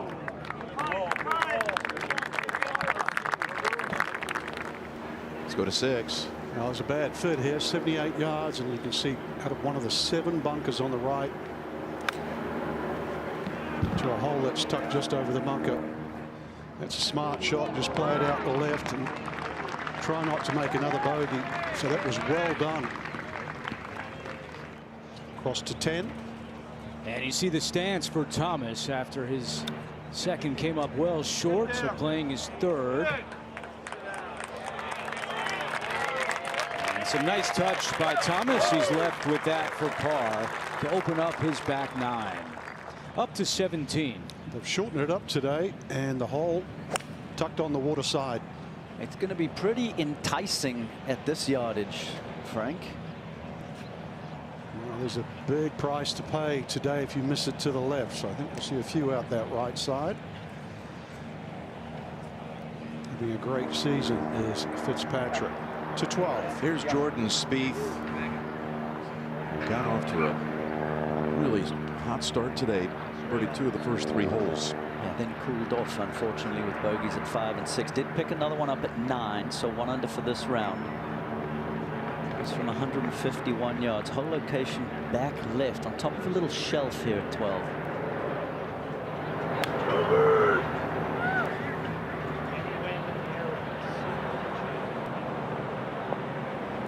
And that's going to get rejected. Going to see a lot of the leaders down on that swale at 12 as that hole location is just over a ridge. As we look at what's happening right now on the course. English at 3 under par. He's made his move. Scheffler playing with Pooch for the second straight day. Matsuyama and Goddard got their round underway. And let's go back out to the 6th. 25 feet for a birdie here. So that is a slow start. Work to be done too. To Trevor's point, 5 of the first 6 are playing under par. Kurt Kitayama was 4 under through 6 in his round of 63. So you have to get it done early today. Scheffler is not doing that.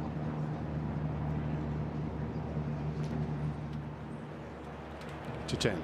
And Thomas trying to save par. Left to right putt here. Must make if he wants a chance to win.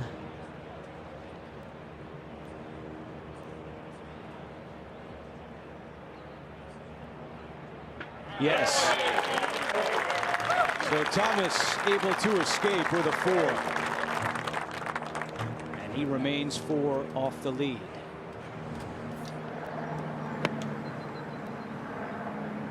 There's Rory, who has been dialed in since stumbling out of the blocks with 74 4 over on Thursday. No one in rounds 2 and 3 had it better than Rory. 7 under par over those 2 days. Then you got the wonder kid, the gifted one, Ludwig Oberg. He has contended in majors, including a runner-up at Augusta a few years back. People are just waiting for the day when he gets that first breakthrough major. Maybe this is that day. CBS Sports presents the official partners of the 108th PGA Championship. Corebridge Financial, official partner of the PGA of America. T-Mobile, 5G solutions powering the PGA Championship. And by Chase Sapphire, upgrade your travel and dining experiences.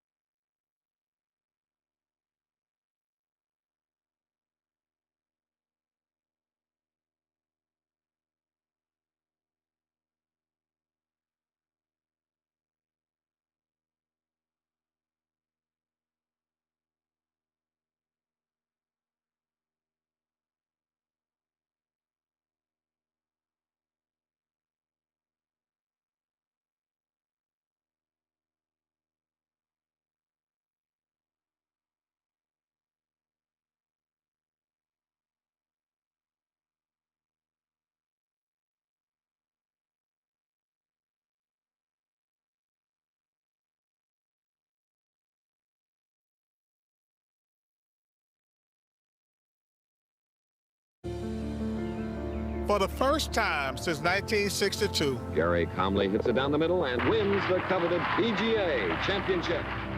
the PGA Championship has come back to the Philadelphia area. I called Philly home for the first 8 years of my NBA career. And there's one thing I know about this city, is that folks appreciate determination, toughness, and perseverance. To take home the Wanamaker, the best golfers in the world will need all that and more. Philadelphia has some of the most passionate fans in all of sports.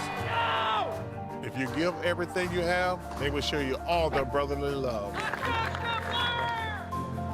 It's been a long time coming, so it's only right that a major championship is being hosted by a major city. This is the 108th PGA Championship.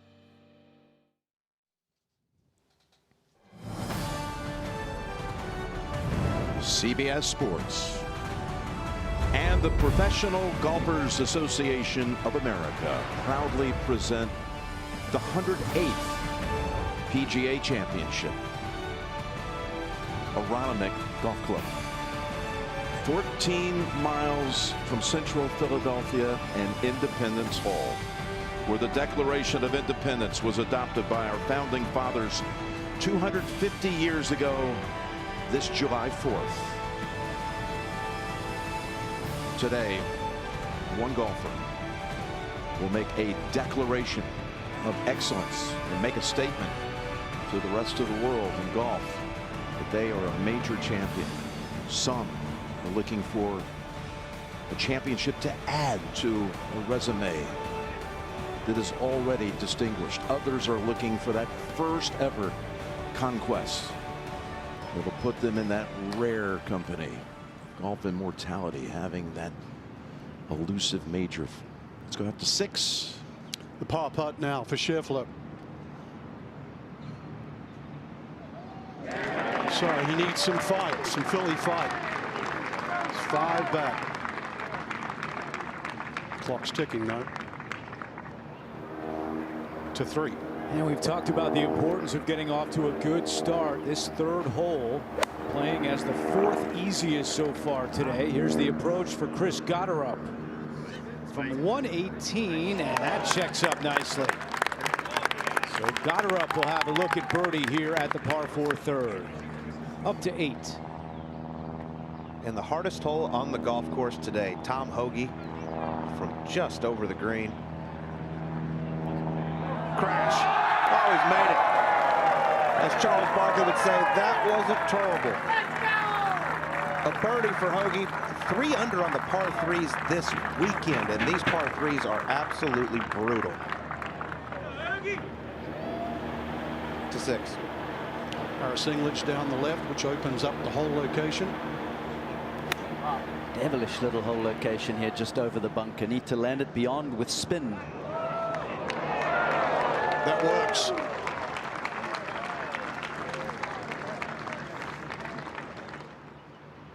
Now 17, we saw the tee shot of Fitzpatrick up and over the hill.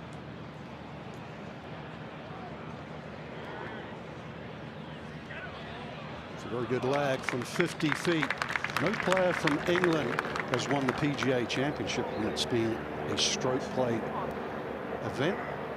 Go to Justin Thomas at the 11th, and this is another one with the tricky hole location. Trevor, stuck on the right side. Yeah, much like number 6, you can go beyond and use that ridge with some spin. Coming from the fairway, a huge advantage here with the short club.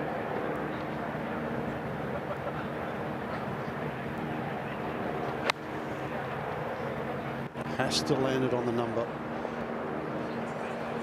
Oh, this is well done. Just carried the false front. Excellent now. Have to be precise today with some of the hole locations. Back a hole. And here's Cameron Young. Long birdie putt. And that one comes up well short for Young. Let's go to 12. And Jordan Spieth, first half of this, as you can tell, the shade of the green is uphill. He started walking early. He'll let you know, won't he? Yeah, he almost got there At the same time, the ball was flirting with the cup. Let's go to 10. And Young now for his par.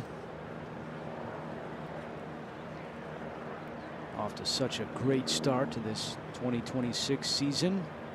And misses the par putt.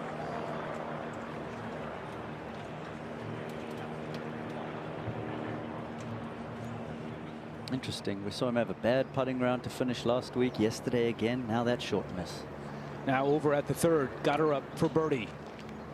Yes, to 3 under par for Chris Gotterup.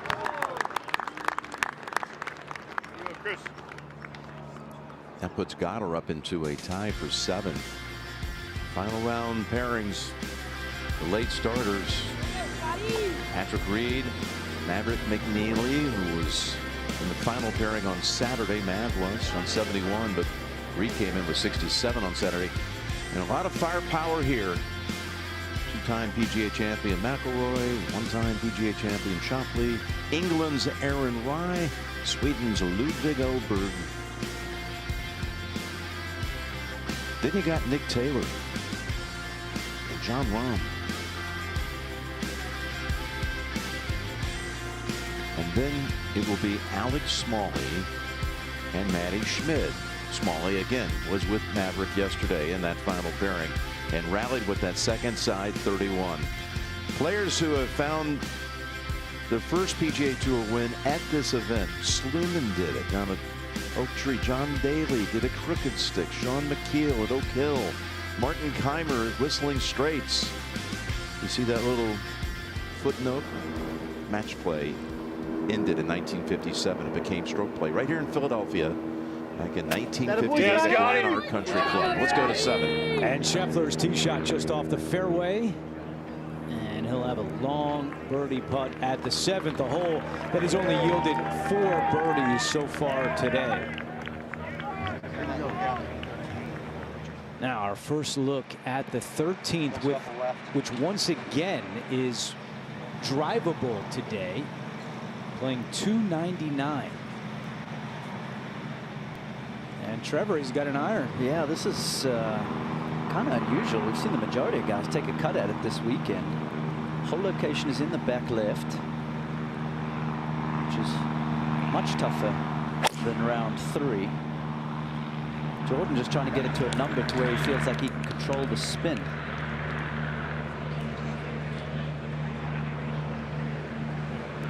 All right, so a layup off the tee for Spieth. There you see the hole location today in the back left. Certainly a hole to keep an eye on again today. To 6. Little uphill left here for English. Runner-up last year at Quail Hollow. So he's starting to feel very comfortable in golf's biggest events.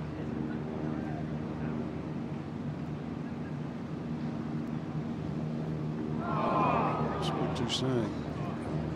Trim the deficit. Green's notorious here. Really untouched for 100 years. Gil Hansen, his restoration really only did the edges of these greens.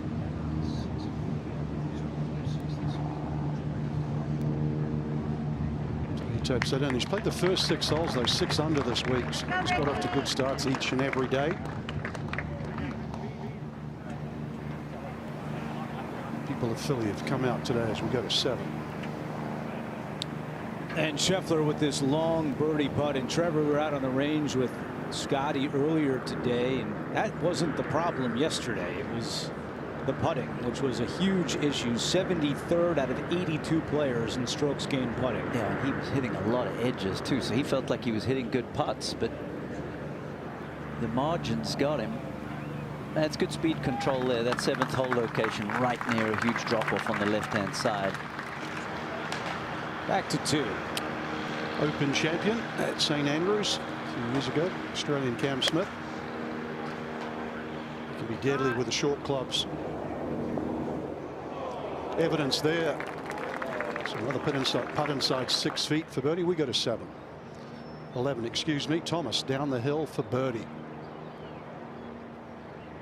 So he closes the gap. Worth reminding everybody, it's just 4 years ago he came from 7 back on the final day to 18. Here is Matt Fitzpatrick.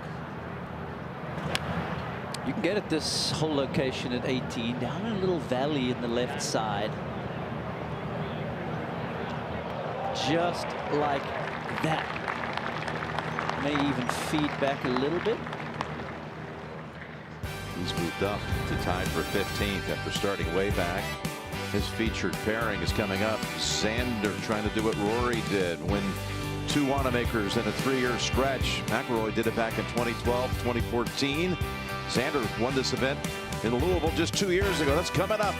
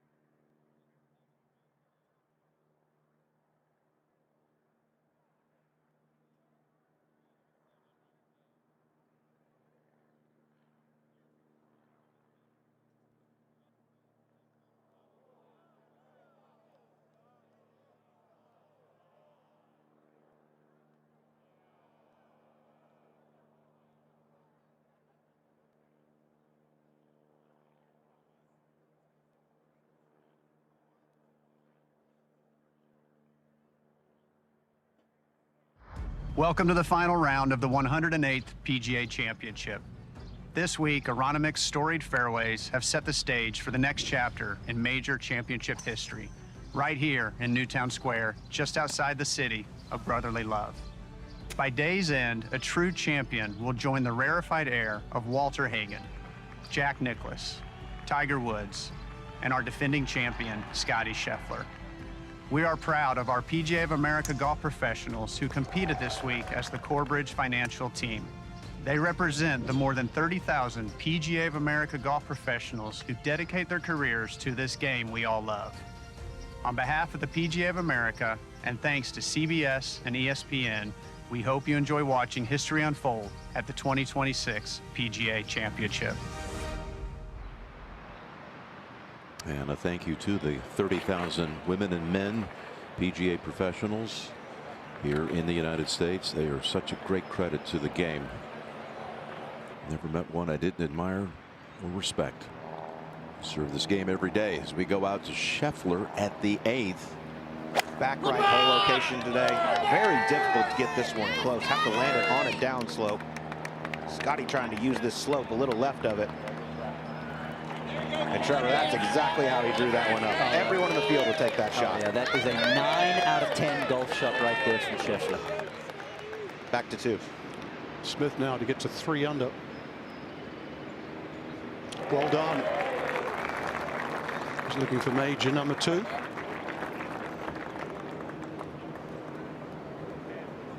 Good day for golf. A little warmer today. Ball's going further. We go to 4. And got her up. Just a short wedge into this hole.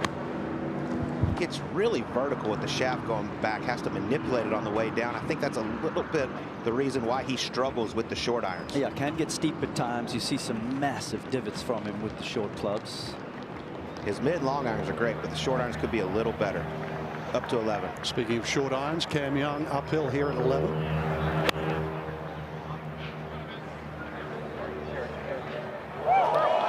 So a chance to get the shot back that he just dropped at the previous hole with 3 putting. Approach there. We go to 13. We saw Spieth with an iron off the tee, and Trevor talking to Colt during the commercial. He thought maybe the fear of going in that front bunker and having a long bunker shot could factor into some decisions. What do you think? Yeah, I understand that. There's also the out of bounds, which is not that far from that hole location, but still, the vast majority so far have gone for that green on 13 today. The layup not paying off for Spieth there. Up to 18. It's Fitzpatrick. He has this putt for a round of 64. There were a slew of 65s yesterday. Only won the first 2 days. That was by Goddard on Friday. And then today, again, the new bar was set with Kurt Kitayama's 63. There is Canadian Nick Taylor, 38-year-old, 5-time winner on the tour. He's won each of the past 3 years. And of course, after that win he had at his National Open a couple years ago, everything is a bonus after that in some respects. I mean, there couldn't be anything that was more pressure packed than breaking a almost 70-year stretch without a Canadian winning their own Open. Don't count Nick Taylor out. I mean, when he's got a sniff of the lead, he generally finishes quite well. As we take a look at Maverick McNeely here.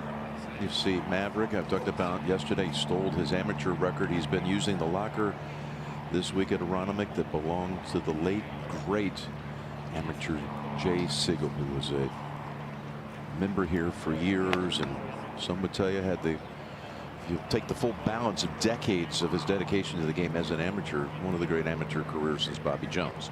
Sure. Someone that Maverick knew well. His Walker Cup days. PGA Junior League is bringing friends and families and communities together through the game of golf, all with expert PGA and LPGA coaching. Find a team near you at PGAJuniorLeague.com. Back at 18, Fitzpatrick to finish off a super round. He does. That's actually his first bogey-free round in a major in 10 years. What a way to finish this PGA Championship. Just to give you an idea, he's 4 off the lead as he comes in. He's tied for 16th. As we go back to 11. One of the flattish areas on this 11th hole.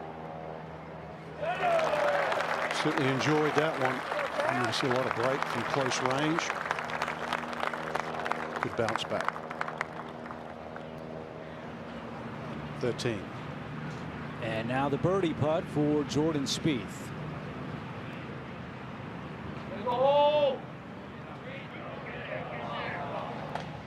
So conservative approach and not able to make up any ground as we go back 1 to 12. JT.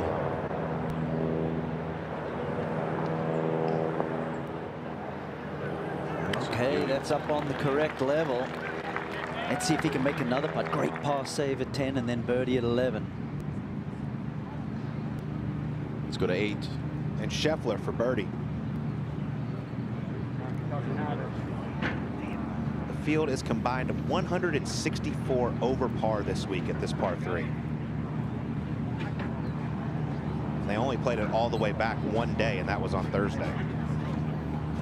You got to think these players like Scheffler and Thomas, I think you've got to get to at least 5 or 6 under. So they got to get going. I'm with you. I think 6 under par gives you a chance at a playoff. So Scotty needs to get moving here on a Sunday at the PGA.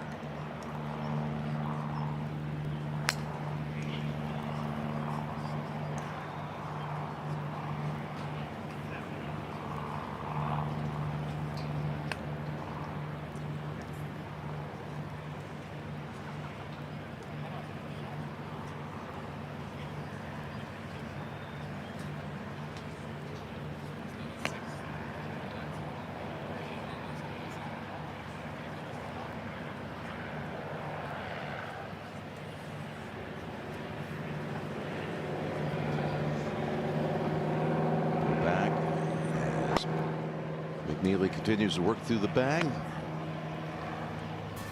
Here comes Aaron Rai. Frank, talk about, hasn't been an Englishman, has won this championship since the stroke play era began in '58. But the first ever PGA champion was Jim Barnes from England. He actually won the first two, going all the way back to 1916. Okay, Thomas. 4 under for his last 7. Can he get another one? I heard you go in the break talk about 6 would be a number you should be pursuing. Yeah, that's what I like right now. He's got only 6 holes to play. There's 3 off that number. Well, after more than 60 years, the PGA Championship will make an historic return to Dallas-Fort Worth next year. Join us in May of 2027, the home of the PGA of America in Frisco, as we welcome the strongest field in golf back to Texas. To register for tickets, visit PGAchampionship.com/register. And registration closes soon. So we got Frisco coming up, the 4th PGA ever to be held in the state of Texas. And then we're heading to San Francisco, to the Lake Course at Olympic Club. First ever time they've hosted this event. And 29 back to Baltusrol, where Phil Mickelson and Jimmy Walker won Wanamaker trophies on the last hole. And finally Congressional in 2030. Let's go to 10. And what a nifty play by Dustin Johnson. That is such a difficult spot to miss today, but Johnson handled it well here at the 10th. Up to 14. And Spieth, another extremely difficult par 3, playing 206 today. Hole location on a little shelf, and just beyond it runs away.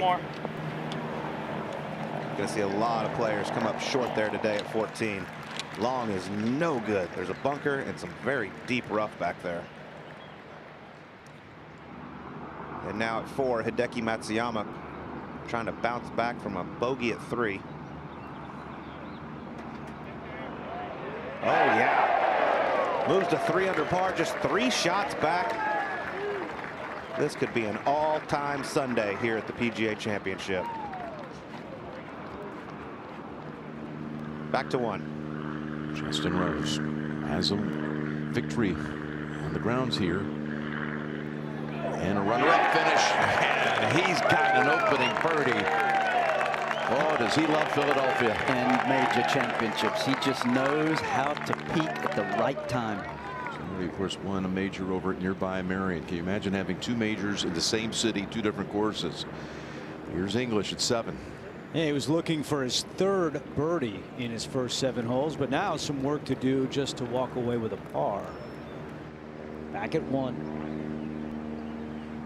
Joaquin Neiman knocked it in here just inside of 3 feet. He also puts up a 3. Yeah, so he and Rose off to a hot start. Neiman just won top 10 in majors.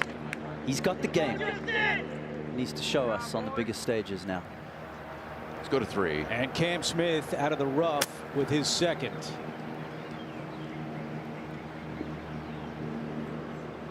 And that one is not gonna get back there. See this whole location today.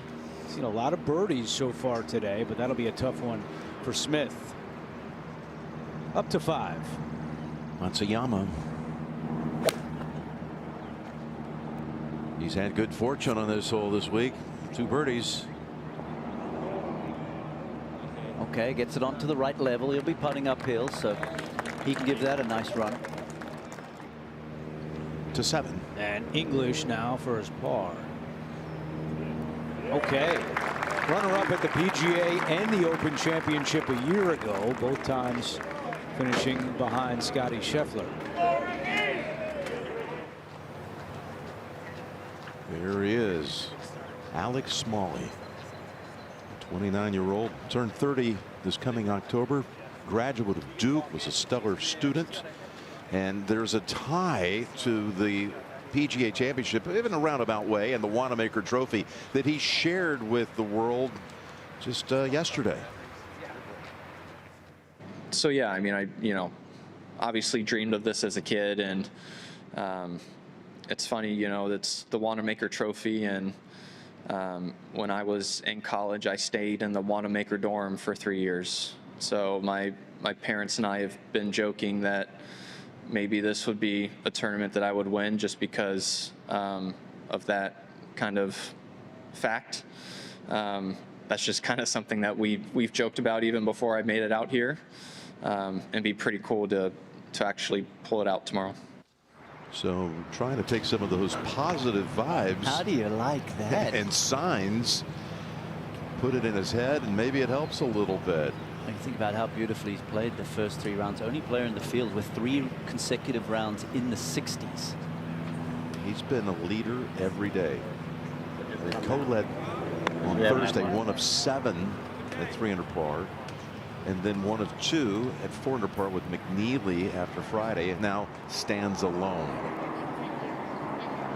Trying to not only shock the world in a city that loves underdogs, but also pick up his first win here at the PGA as we go to the 8th. Speaking of dogs, Harris English with just a gorgeous golf swing, but wow, that just flew the world. That gets all the way into the rough behind the 8th green there. Big miss club there for English. To 3. And the long birdie putt for Cam Smith.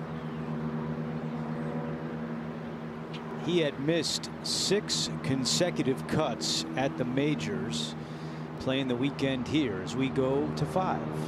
And Hideki trying to move into a tie for second. Welcome to the 4 under club. When we left the booth yesterday, we saw him heading to the putting green with that putter. Looked like that work is paying off right now. At 13. And Justin Thomas going forward here off the tee. Oh, he's got it. 3 behind, running out of holes. This is one of the holes that he can take advantage of here, and 16. And that one appears to come up in that short bunker that we were talking about a little while ago. So we'll see how Thomas fares with a long bunker shot at the par 4 to 14. And Spieth coming up the hill here for his birdie to get under par for the championship. Go, Jordan! Just slides by on the left side there. That club was such a weapon early in his career. Big John Rahm on the property now. There's been a lot of talk about him trying to complete the country slam for Spain. Sergio came closest twice as a runner-up, including in '99 at Medina when he scissor kicked his way to a second-place finish behind Tiger Woods. And then again in '08. But Rahm flirted with it last year in Quail Hollow, then things fell apart late. You see his best finishes in majors. Won the green jacket, won at Torrey Pines, 4th in 2018, tied for 2nd at the Open Championship 3 years back. And now Xander, Austin, his longtime caddy, an old college teammate, San Diego State. They've game planned it already. They've talked about all the hole locations. They've talked about how this could be such a big day in their careers, as everyone looks at the top and sees an unfamiliar figure in Alex Smalley, who is still about 50 minutes away from his tee time.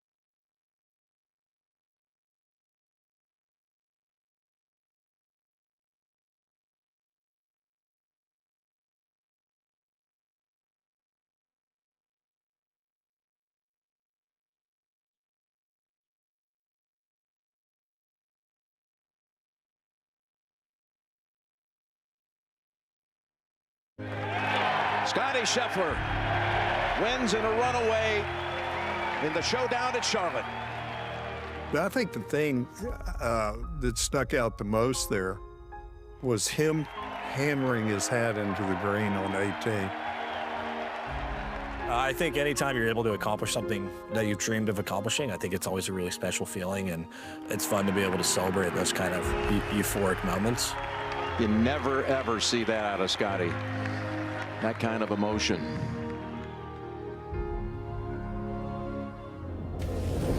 Just look what he's done since 2022. Remember, before that win in Augusta, he had never won on the PGA Tour until at Phoenix 2.5 months before that victory at Augusta. So you've gone in just a short window, 4 majors, 20 wins, 2 green jackets.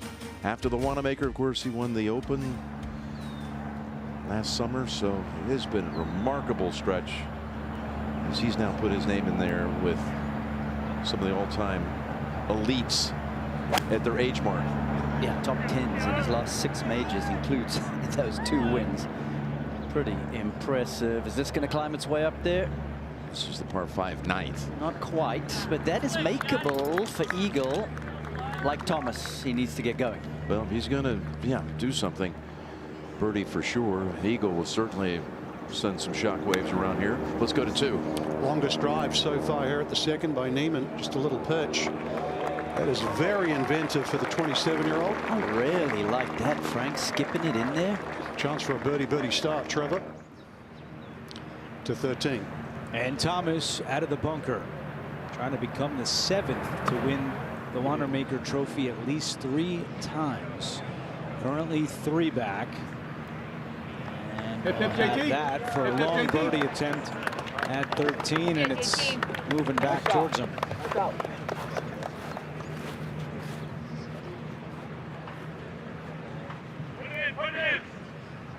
So now an even longer birdie putt coming up for Thomas.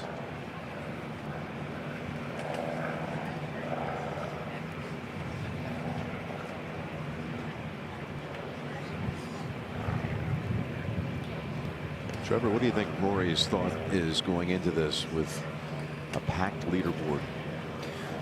Well, he knows he's got the firepower.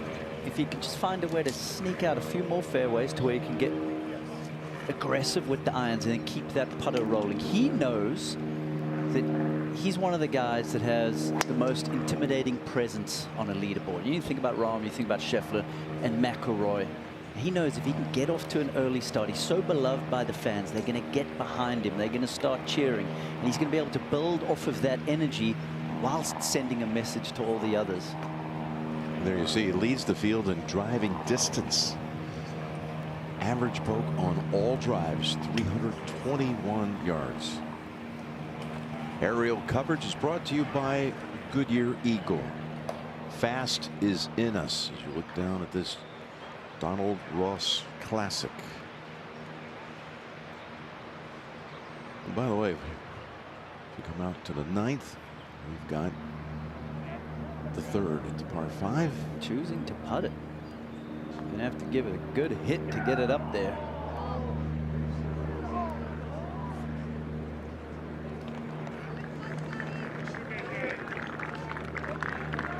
Meanwhile, 6.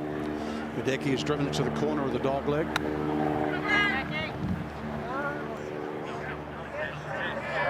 Elected to bounce it up. Risky, but great. So we'll see different types of shots today.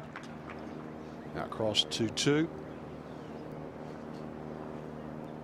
And that is a great start. 3-3. Give you a comparison. Yesterday, the first 2 holes played 16 over. Today, already 17 under. So quick starts, what is necessary. To 4. And Cam Smith from the right rough.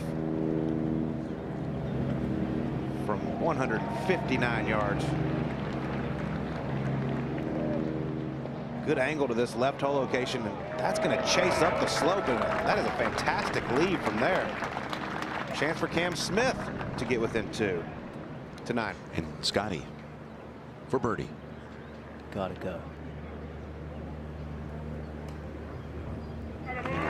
Okay. Sneaks in the left side. Had to have it. Now he's got to go light up the second side here at Aronimink.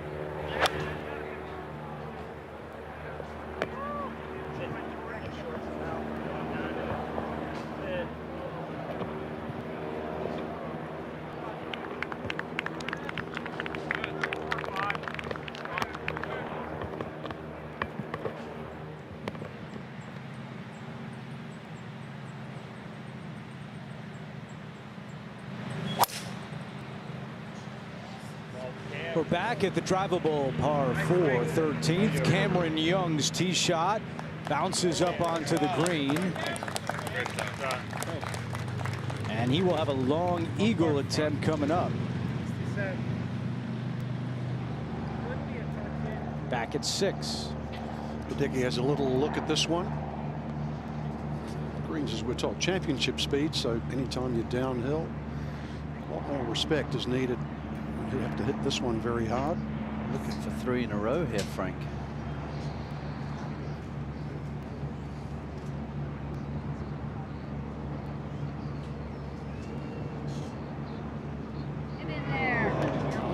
That went sideways. So how subtle these greens are.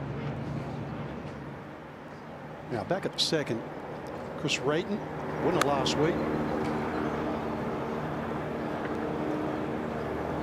If you look at tee to green stats, that's where he's excelling at this year. So it's not by accident. Very efficient, long enough, straight enough. All right, Rory inside of 10 minutes. Before he gets this round underway with Xander Schauffele. Can he play like he has the last 2 days? And here comes Matty Schmid. Talking about the unheralded Smalley, who leads it, but he'll be playing with Matty Schmid. What are your expectations for him today, Trev? Well, he's going to be feeling the heat for sure. I mean, he's never won as a professional. Now he's trying to do it at a major championship for the first time. Okay, what can happen on this second side for this man, world number 1? Let's go to 10. Difficult hole, has played as the most difficult throughout the week, and so far today has only yielded 3 birdies.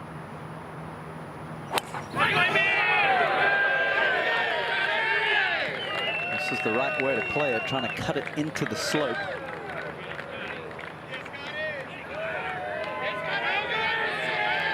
And a good shot there by Scotty to open up his back 9.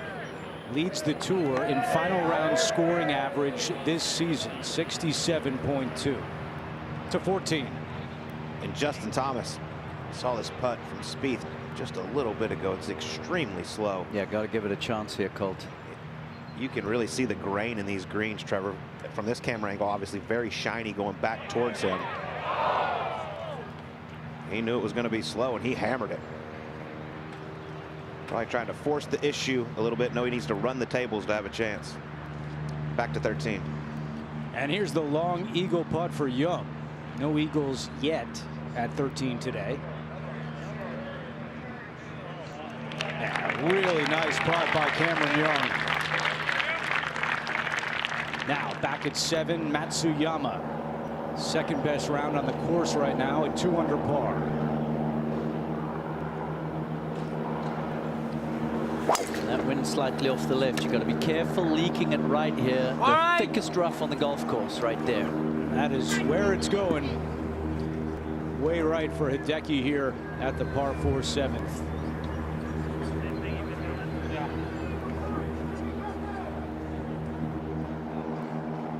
Last week at the Truist, he finished 71st out of 72 players.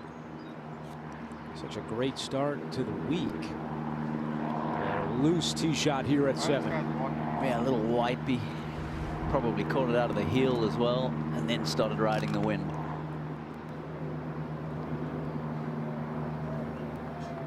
Playing with Chris Gotterup for the 2nd consecutive day as we go to 4. And Cam Smith, if you remember when he won the Open Championship, shot 64 on Sunday to chase down Rory McIlroy. Can he do it again? Very nice start for Cam Smith. 2 under through 4 holes. Moving up the leaderboard here at the PGA. Now Rayton back at 2. Chance to get within 3. Just maybe a touch hard. That's why I didn't take the break. It's his debut at the PGA Championship. 65 yesterday was special. We go to 3. And a good look at the 2nd for Joaquin Niemann. Hates 125. He sculled it, Andrew. Wow. Hit it right in the forehead. There's some trees back there too. Huh. Over to 1. And Patrick Reed dancing around the cup. From 135. Found the fairway. He can attack from there. Rory and Sander, when we come back, will begin their final rounds. Smalley, 30 minutes out, sitting on the lead by 2 at the PGA.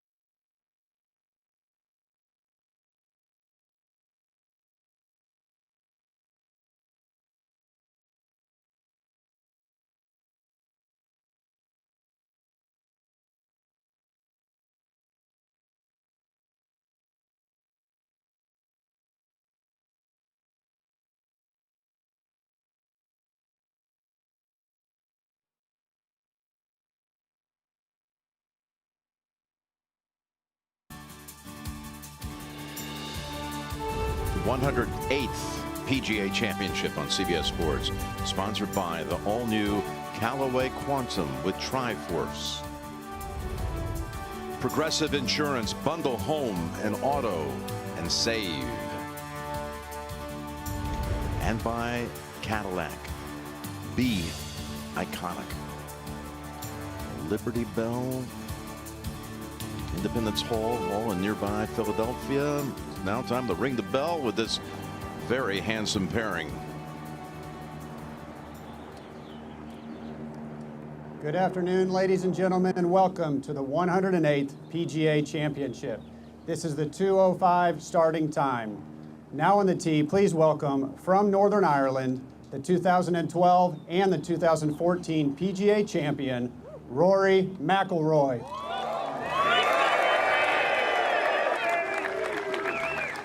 So interesting, they share this first tee at Aronimink with the 10th tee. So as they got in place, this pairing, they got to watch Scheffler tee off the 10th hole. And now it's their turn. I like Rory going with fairway wood here. That's to keep it short of those right bunkers at about 330.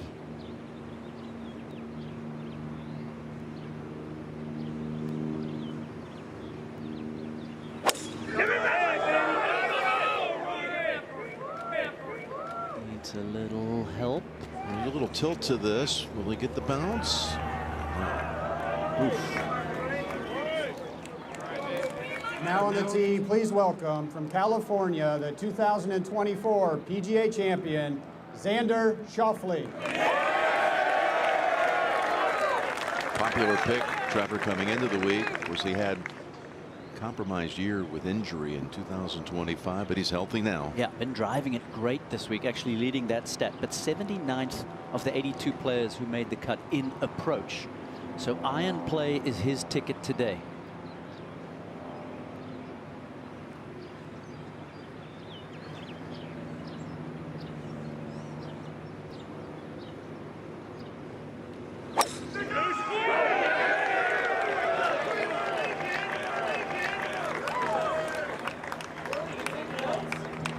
Tell you what, I would not have bet that both of those players missed the fairway off the first. You just never know.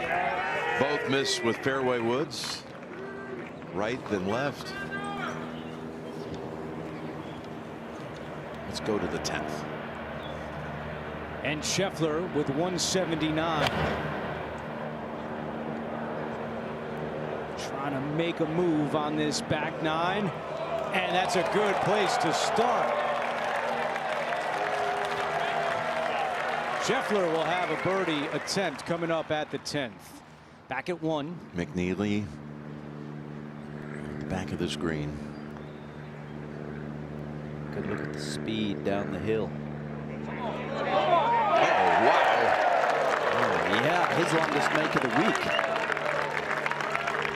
I haven't seen many by anyone, but what a way to go out and get this round started. Yeah, only made 2 birdies yesterday and got one early here in round 4. Let's go to 3. And this is the 4th for Joaquin Niemann, who had birdied the first 2 holes. Saw him go long with his approach, chipped it to just short of the green, and now a long one for bogey coming up as we go to 5. And Cam Smith started working with Claude Harmon after the Masters, has been disgusted with his form, but this week he's finding something. And I tell you what, the way he putts. Watch out.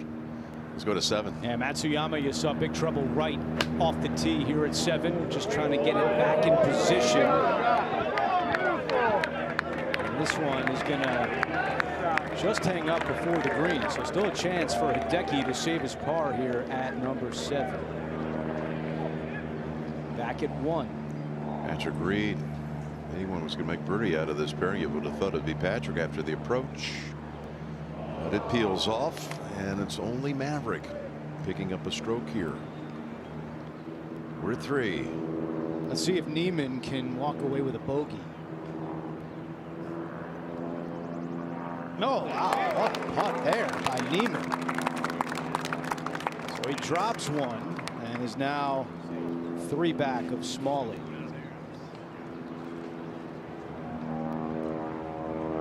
5.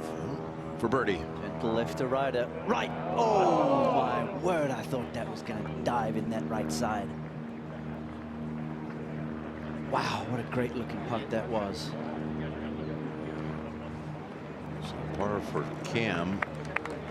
Great saving bogey putt by Neiman. That could have been a disaster. Let's get to 10. Scheffler for birdie.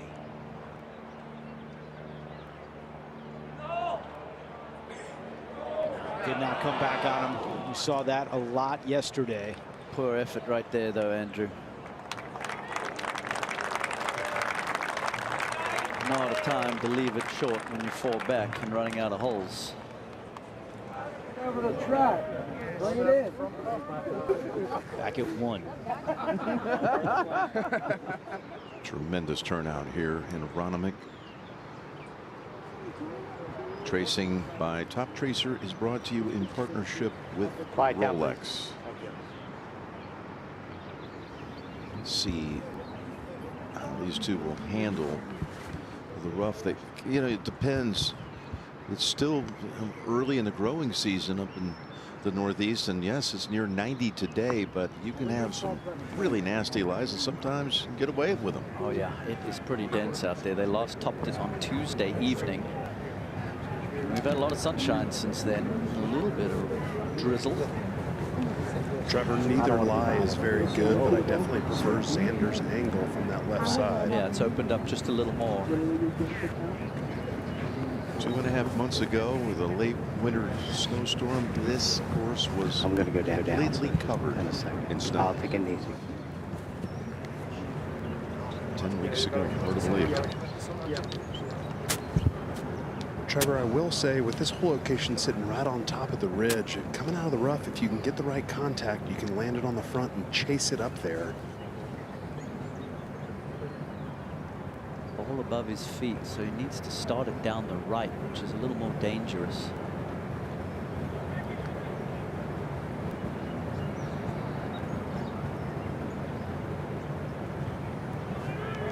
That's a gap wedge, needs to go. It's a little bit of an upslope there. Tried the gallop, but got denied.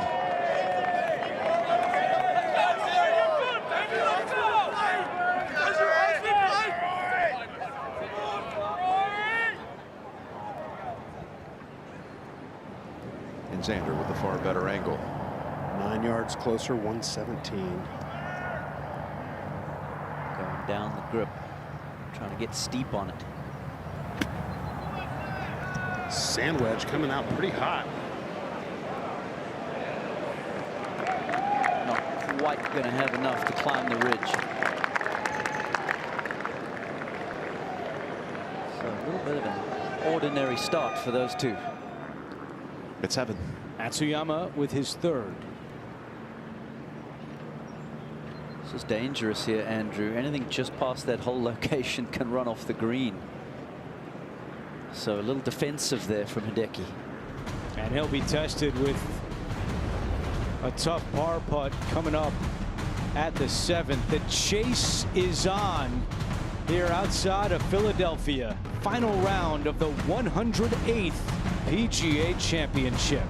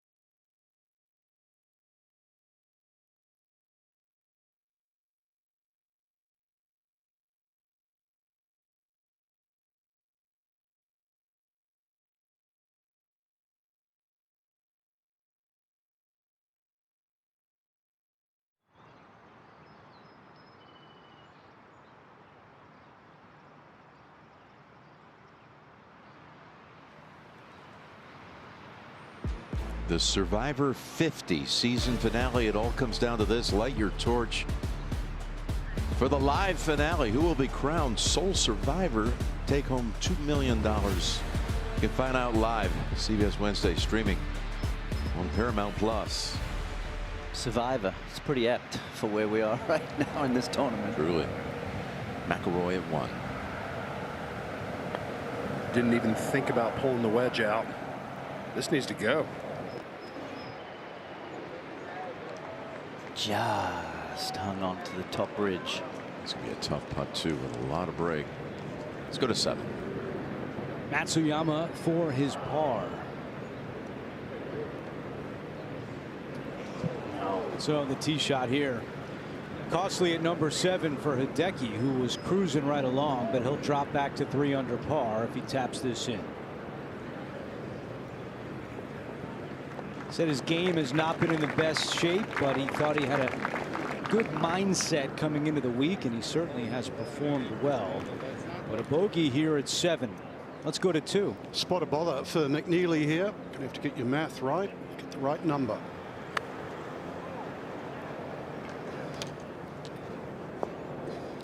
From an even 88 yards. Smart shot, kept it out to the right. Second hole not long, just under 400 yards today. Back to the opening hole. And Schauffele tackling that slope. Get going.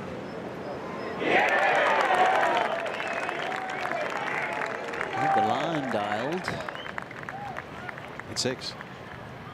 Cameron Smith now. A little uphill. 7 bunkers down the right side here. You have to avoid those. Might not have had the right yardage there to attack that hole just tucked in the corner. To 4. And Justin Rose just hung on to the right side of the fairway. This from 133. Got to fly at least 130. That's a gorgeous iron shot from Justin Rose. Back to 1. All right, Rory's going to have to start outside the hole for par. Okay, remember yesterday at the 18th hole, he finished with a great par save. Starts that way today at the first. Huge for him there. At 15, Justin Thomas to join the 4s. This would be like stealing one right here. Consider it stolen. And he's got a par 5 coming up. Okay, that is reachable. Started the day 6 back. He won at Southern Hills in the playoff after starting the day 7 back. Let's go to 11. Well, this doesn't fit out of the rough. No green to work with on the right. Yeah, well done. And here's caddy Teddy Scott saying well done, just to get it on the right level. Now across to 17. Haotong Lee. He's only missed 3 greens today. There's only been 1 birdie here at 17. He's going after it. Oh, it's great now. Trying to make his first birdie on a par 3 all week. Now across to 2. We saw the second shot of McNeely up the hill. Now for birdie.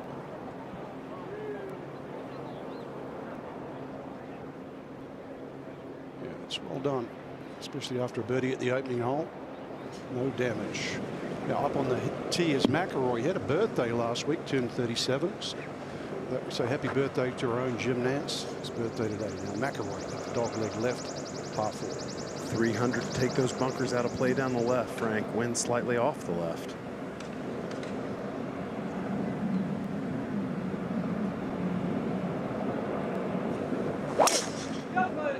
Absolutely blistered just over the corner of the right bunker. It needs to sit down to stay in the fairway. Very much the modern game, isn't it? Bunkers are an obstacle. Either lay up short of them or just take them right over the top. Ideal there. And it doesn't quite have the same carry, Johnson. No, but he's got enough, Frank, to cover that bunker with this wind. Xander's got the 185 ball speed if he needs it. Yeah, I agree with that. I'm working on trying to get this takeaway a little wider, Johnson. Really abbreviated range session. Showed up to the range about 22 minutes before his tee time. A little low draw off of one. Let's see how he bounces back.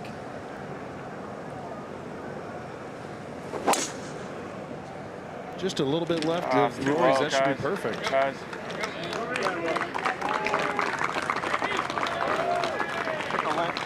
Well, it's found one of the bunkers at the moment. 10 more minutes, the leader will tee off.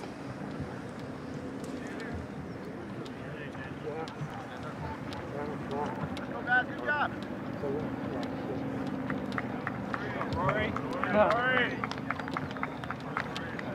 Let's go, Xander. Let's go, Rory.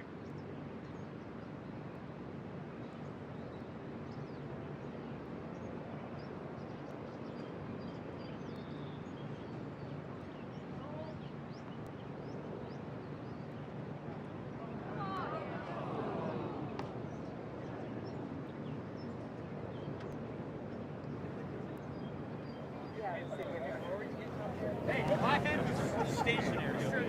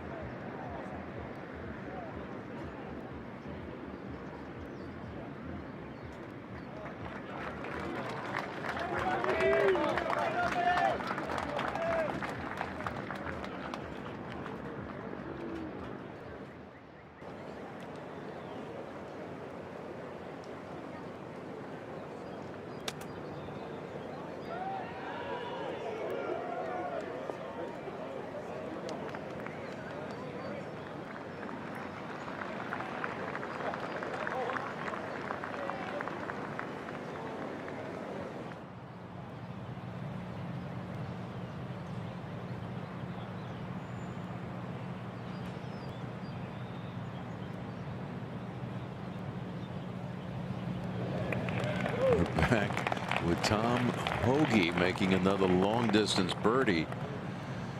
And that's 2 in a row for him. Getting the shots back that he spent at 10.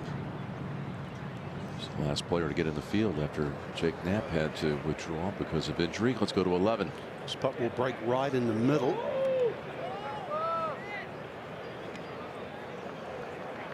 I guess we'll never know. Woefully short. 16. And Justin Thomas on the tee at the par 5.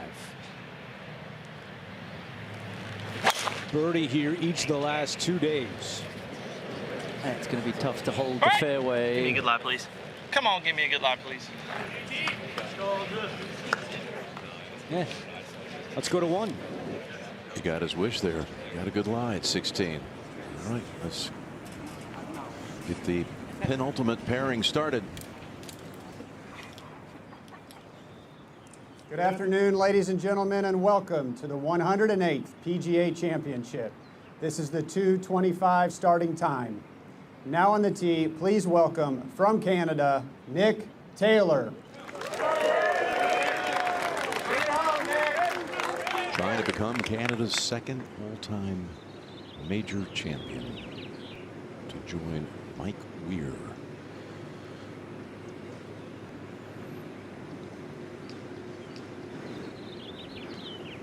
Just one top 25 in 19 major championship starts.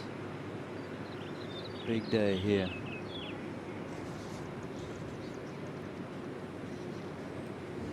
He's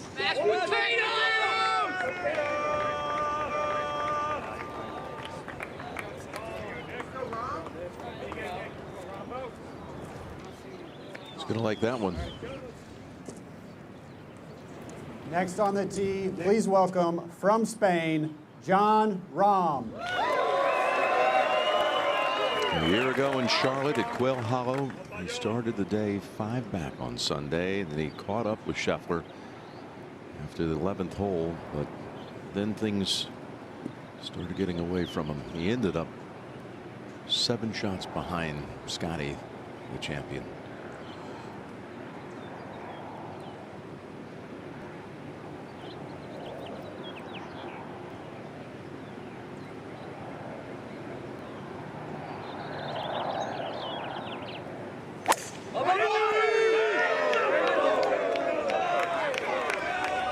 He's going to be putting that power cut to good use today. PGA America member from Pennsylvania, Aronimink Golf Club's very own Diddy.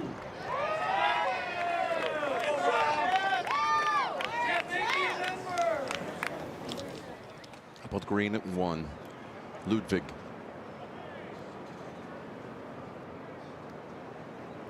Should start turning. It's a good field putt to open the day. He had some spotty moments yesterday with his putter. Let's go to 3. And McNeely out of the rough. Right edge of the tower. It can feed down towards the hole. And that's not even going to get up to the green. I've seen players been able to attack from that left rough today, but McNeely not the case there. As we go back to 1. And Aaron Rai is now 5 under par with an opening birdie. Beautiful start. 31-year-old who lives in Ponte Vedra. Go to 5. And Neiman.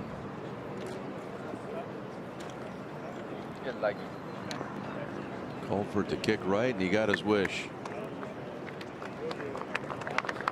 It's a nice shot in there, getting it on the proper level. Let's go to 12.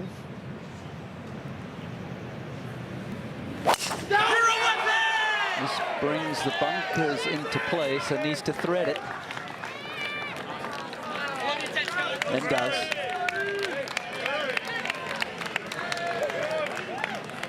Well, we've said it a number of times. We keep waiting for a spark that just hasn't surfaced. Got to get something going now. Let's go to 2. Well, so does Schauffele out of the bunker. Great contact out of the sand here, Frank. The ridge there behind it has helped that spin. Cool shot that. Made that look so easy. So he's got the ball pushed back a little. He's just going to make sure he gets good clean contact. Because he's coming out of the sand, a ton of spin. Now further down the right side is McIlroy. From 63 yards and a great angle back into the wind. And that has a little dance too. So 2 good birdie chances for this group. Another one 3/4 action. I like that too. Keeping the weight forward. Got to have a descending blow on those shots, Frank. Didn't dig excessively though.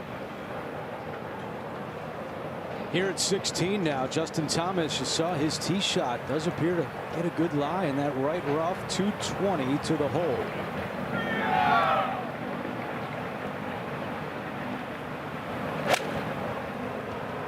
Oh, we got a club twirl out of it, Andrew. And it's just going to come up short and left. It's going to be okay there. Saturday, WNBA returns to CBS.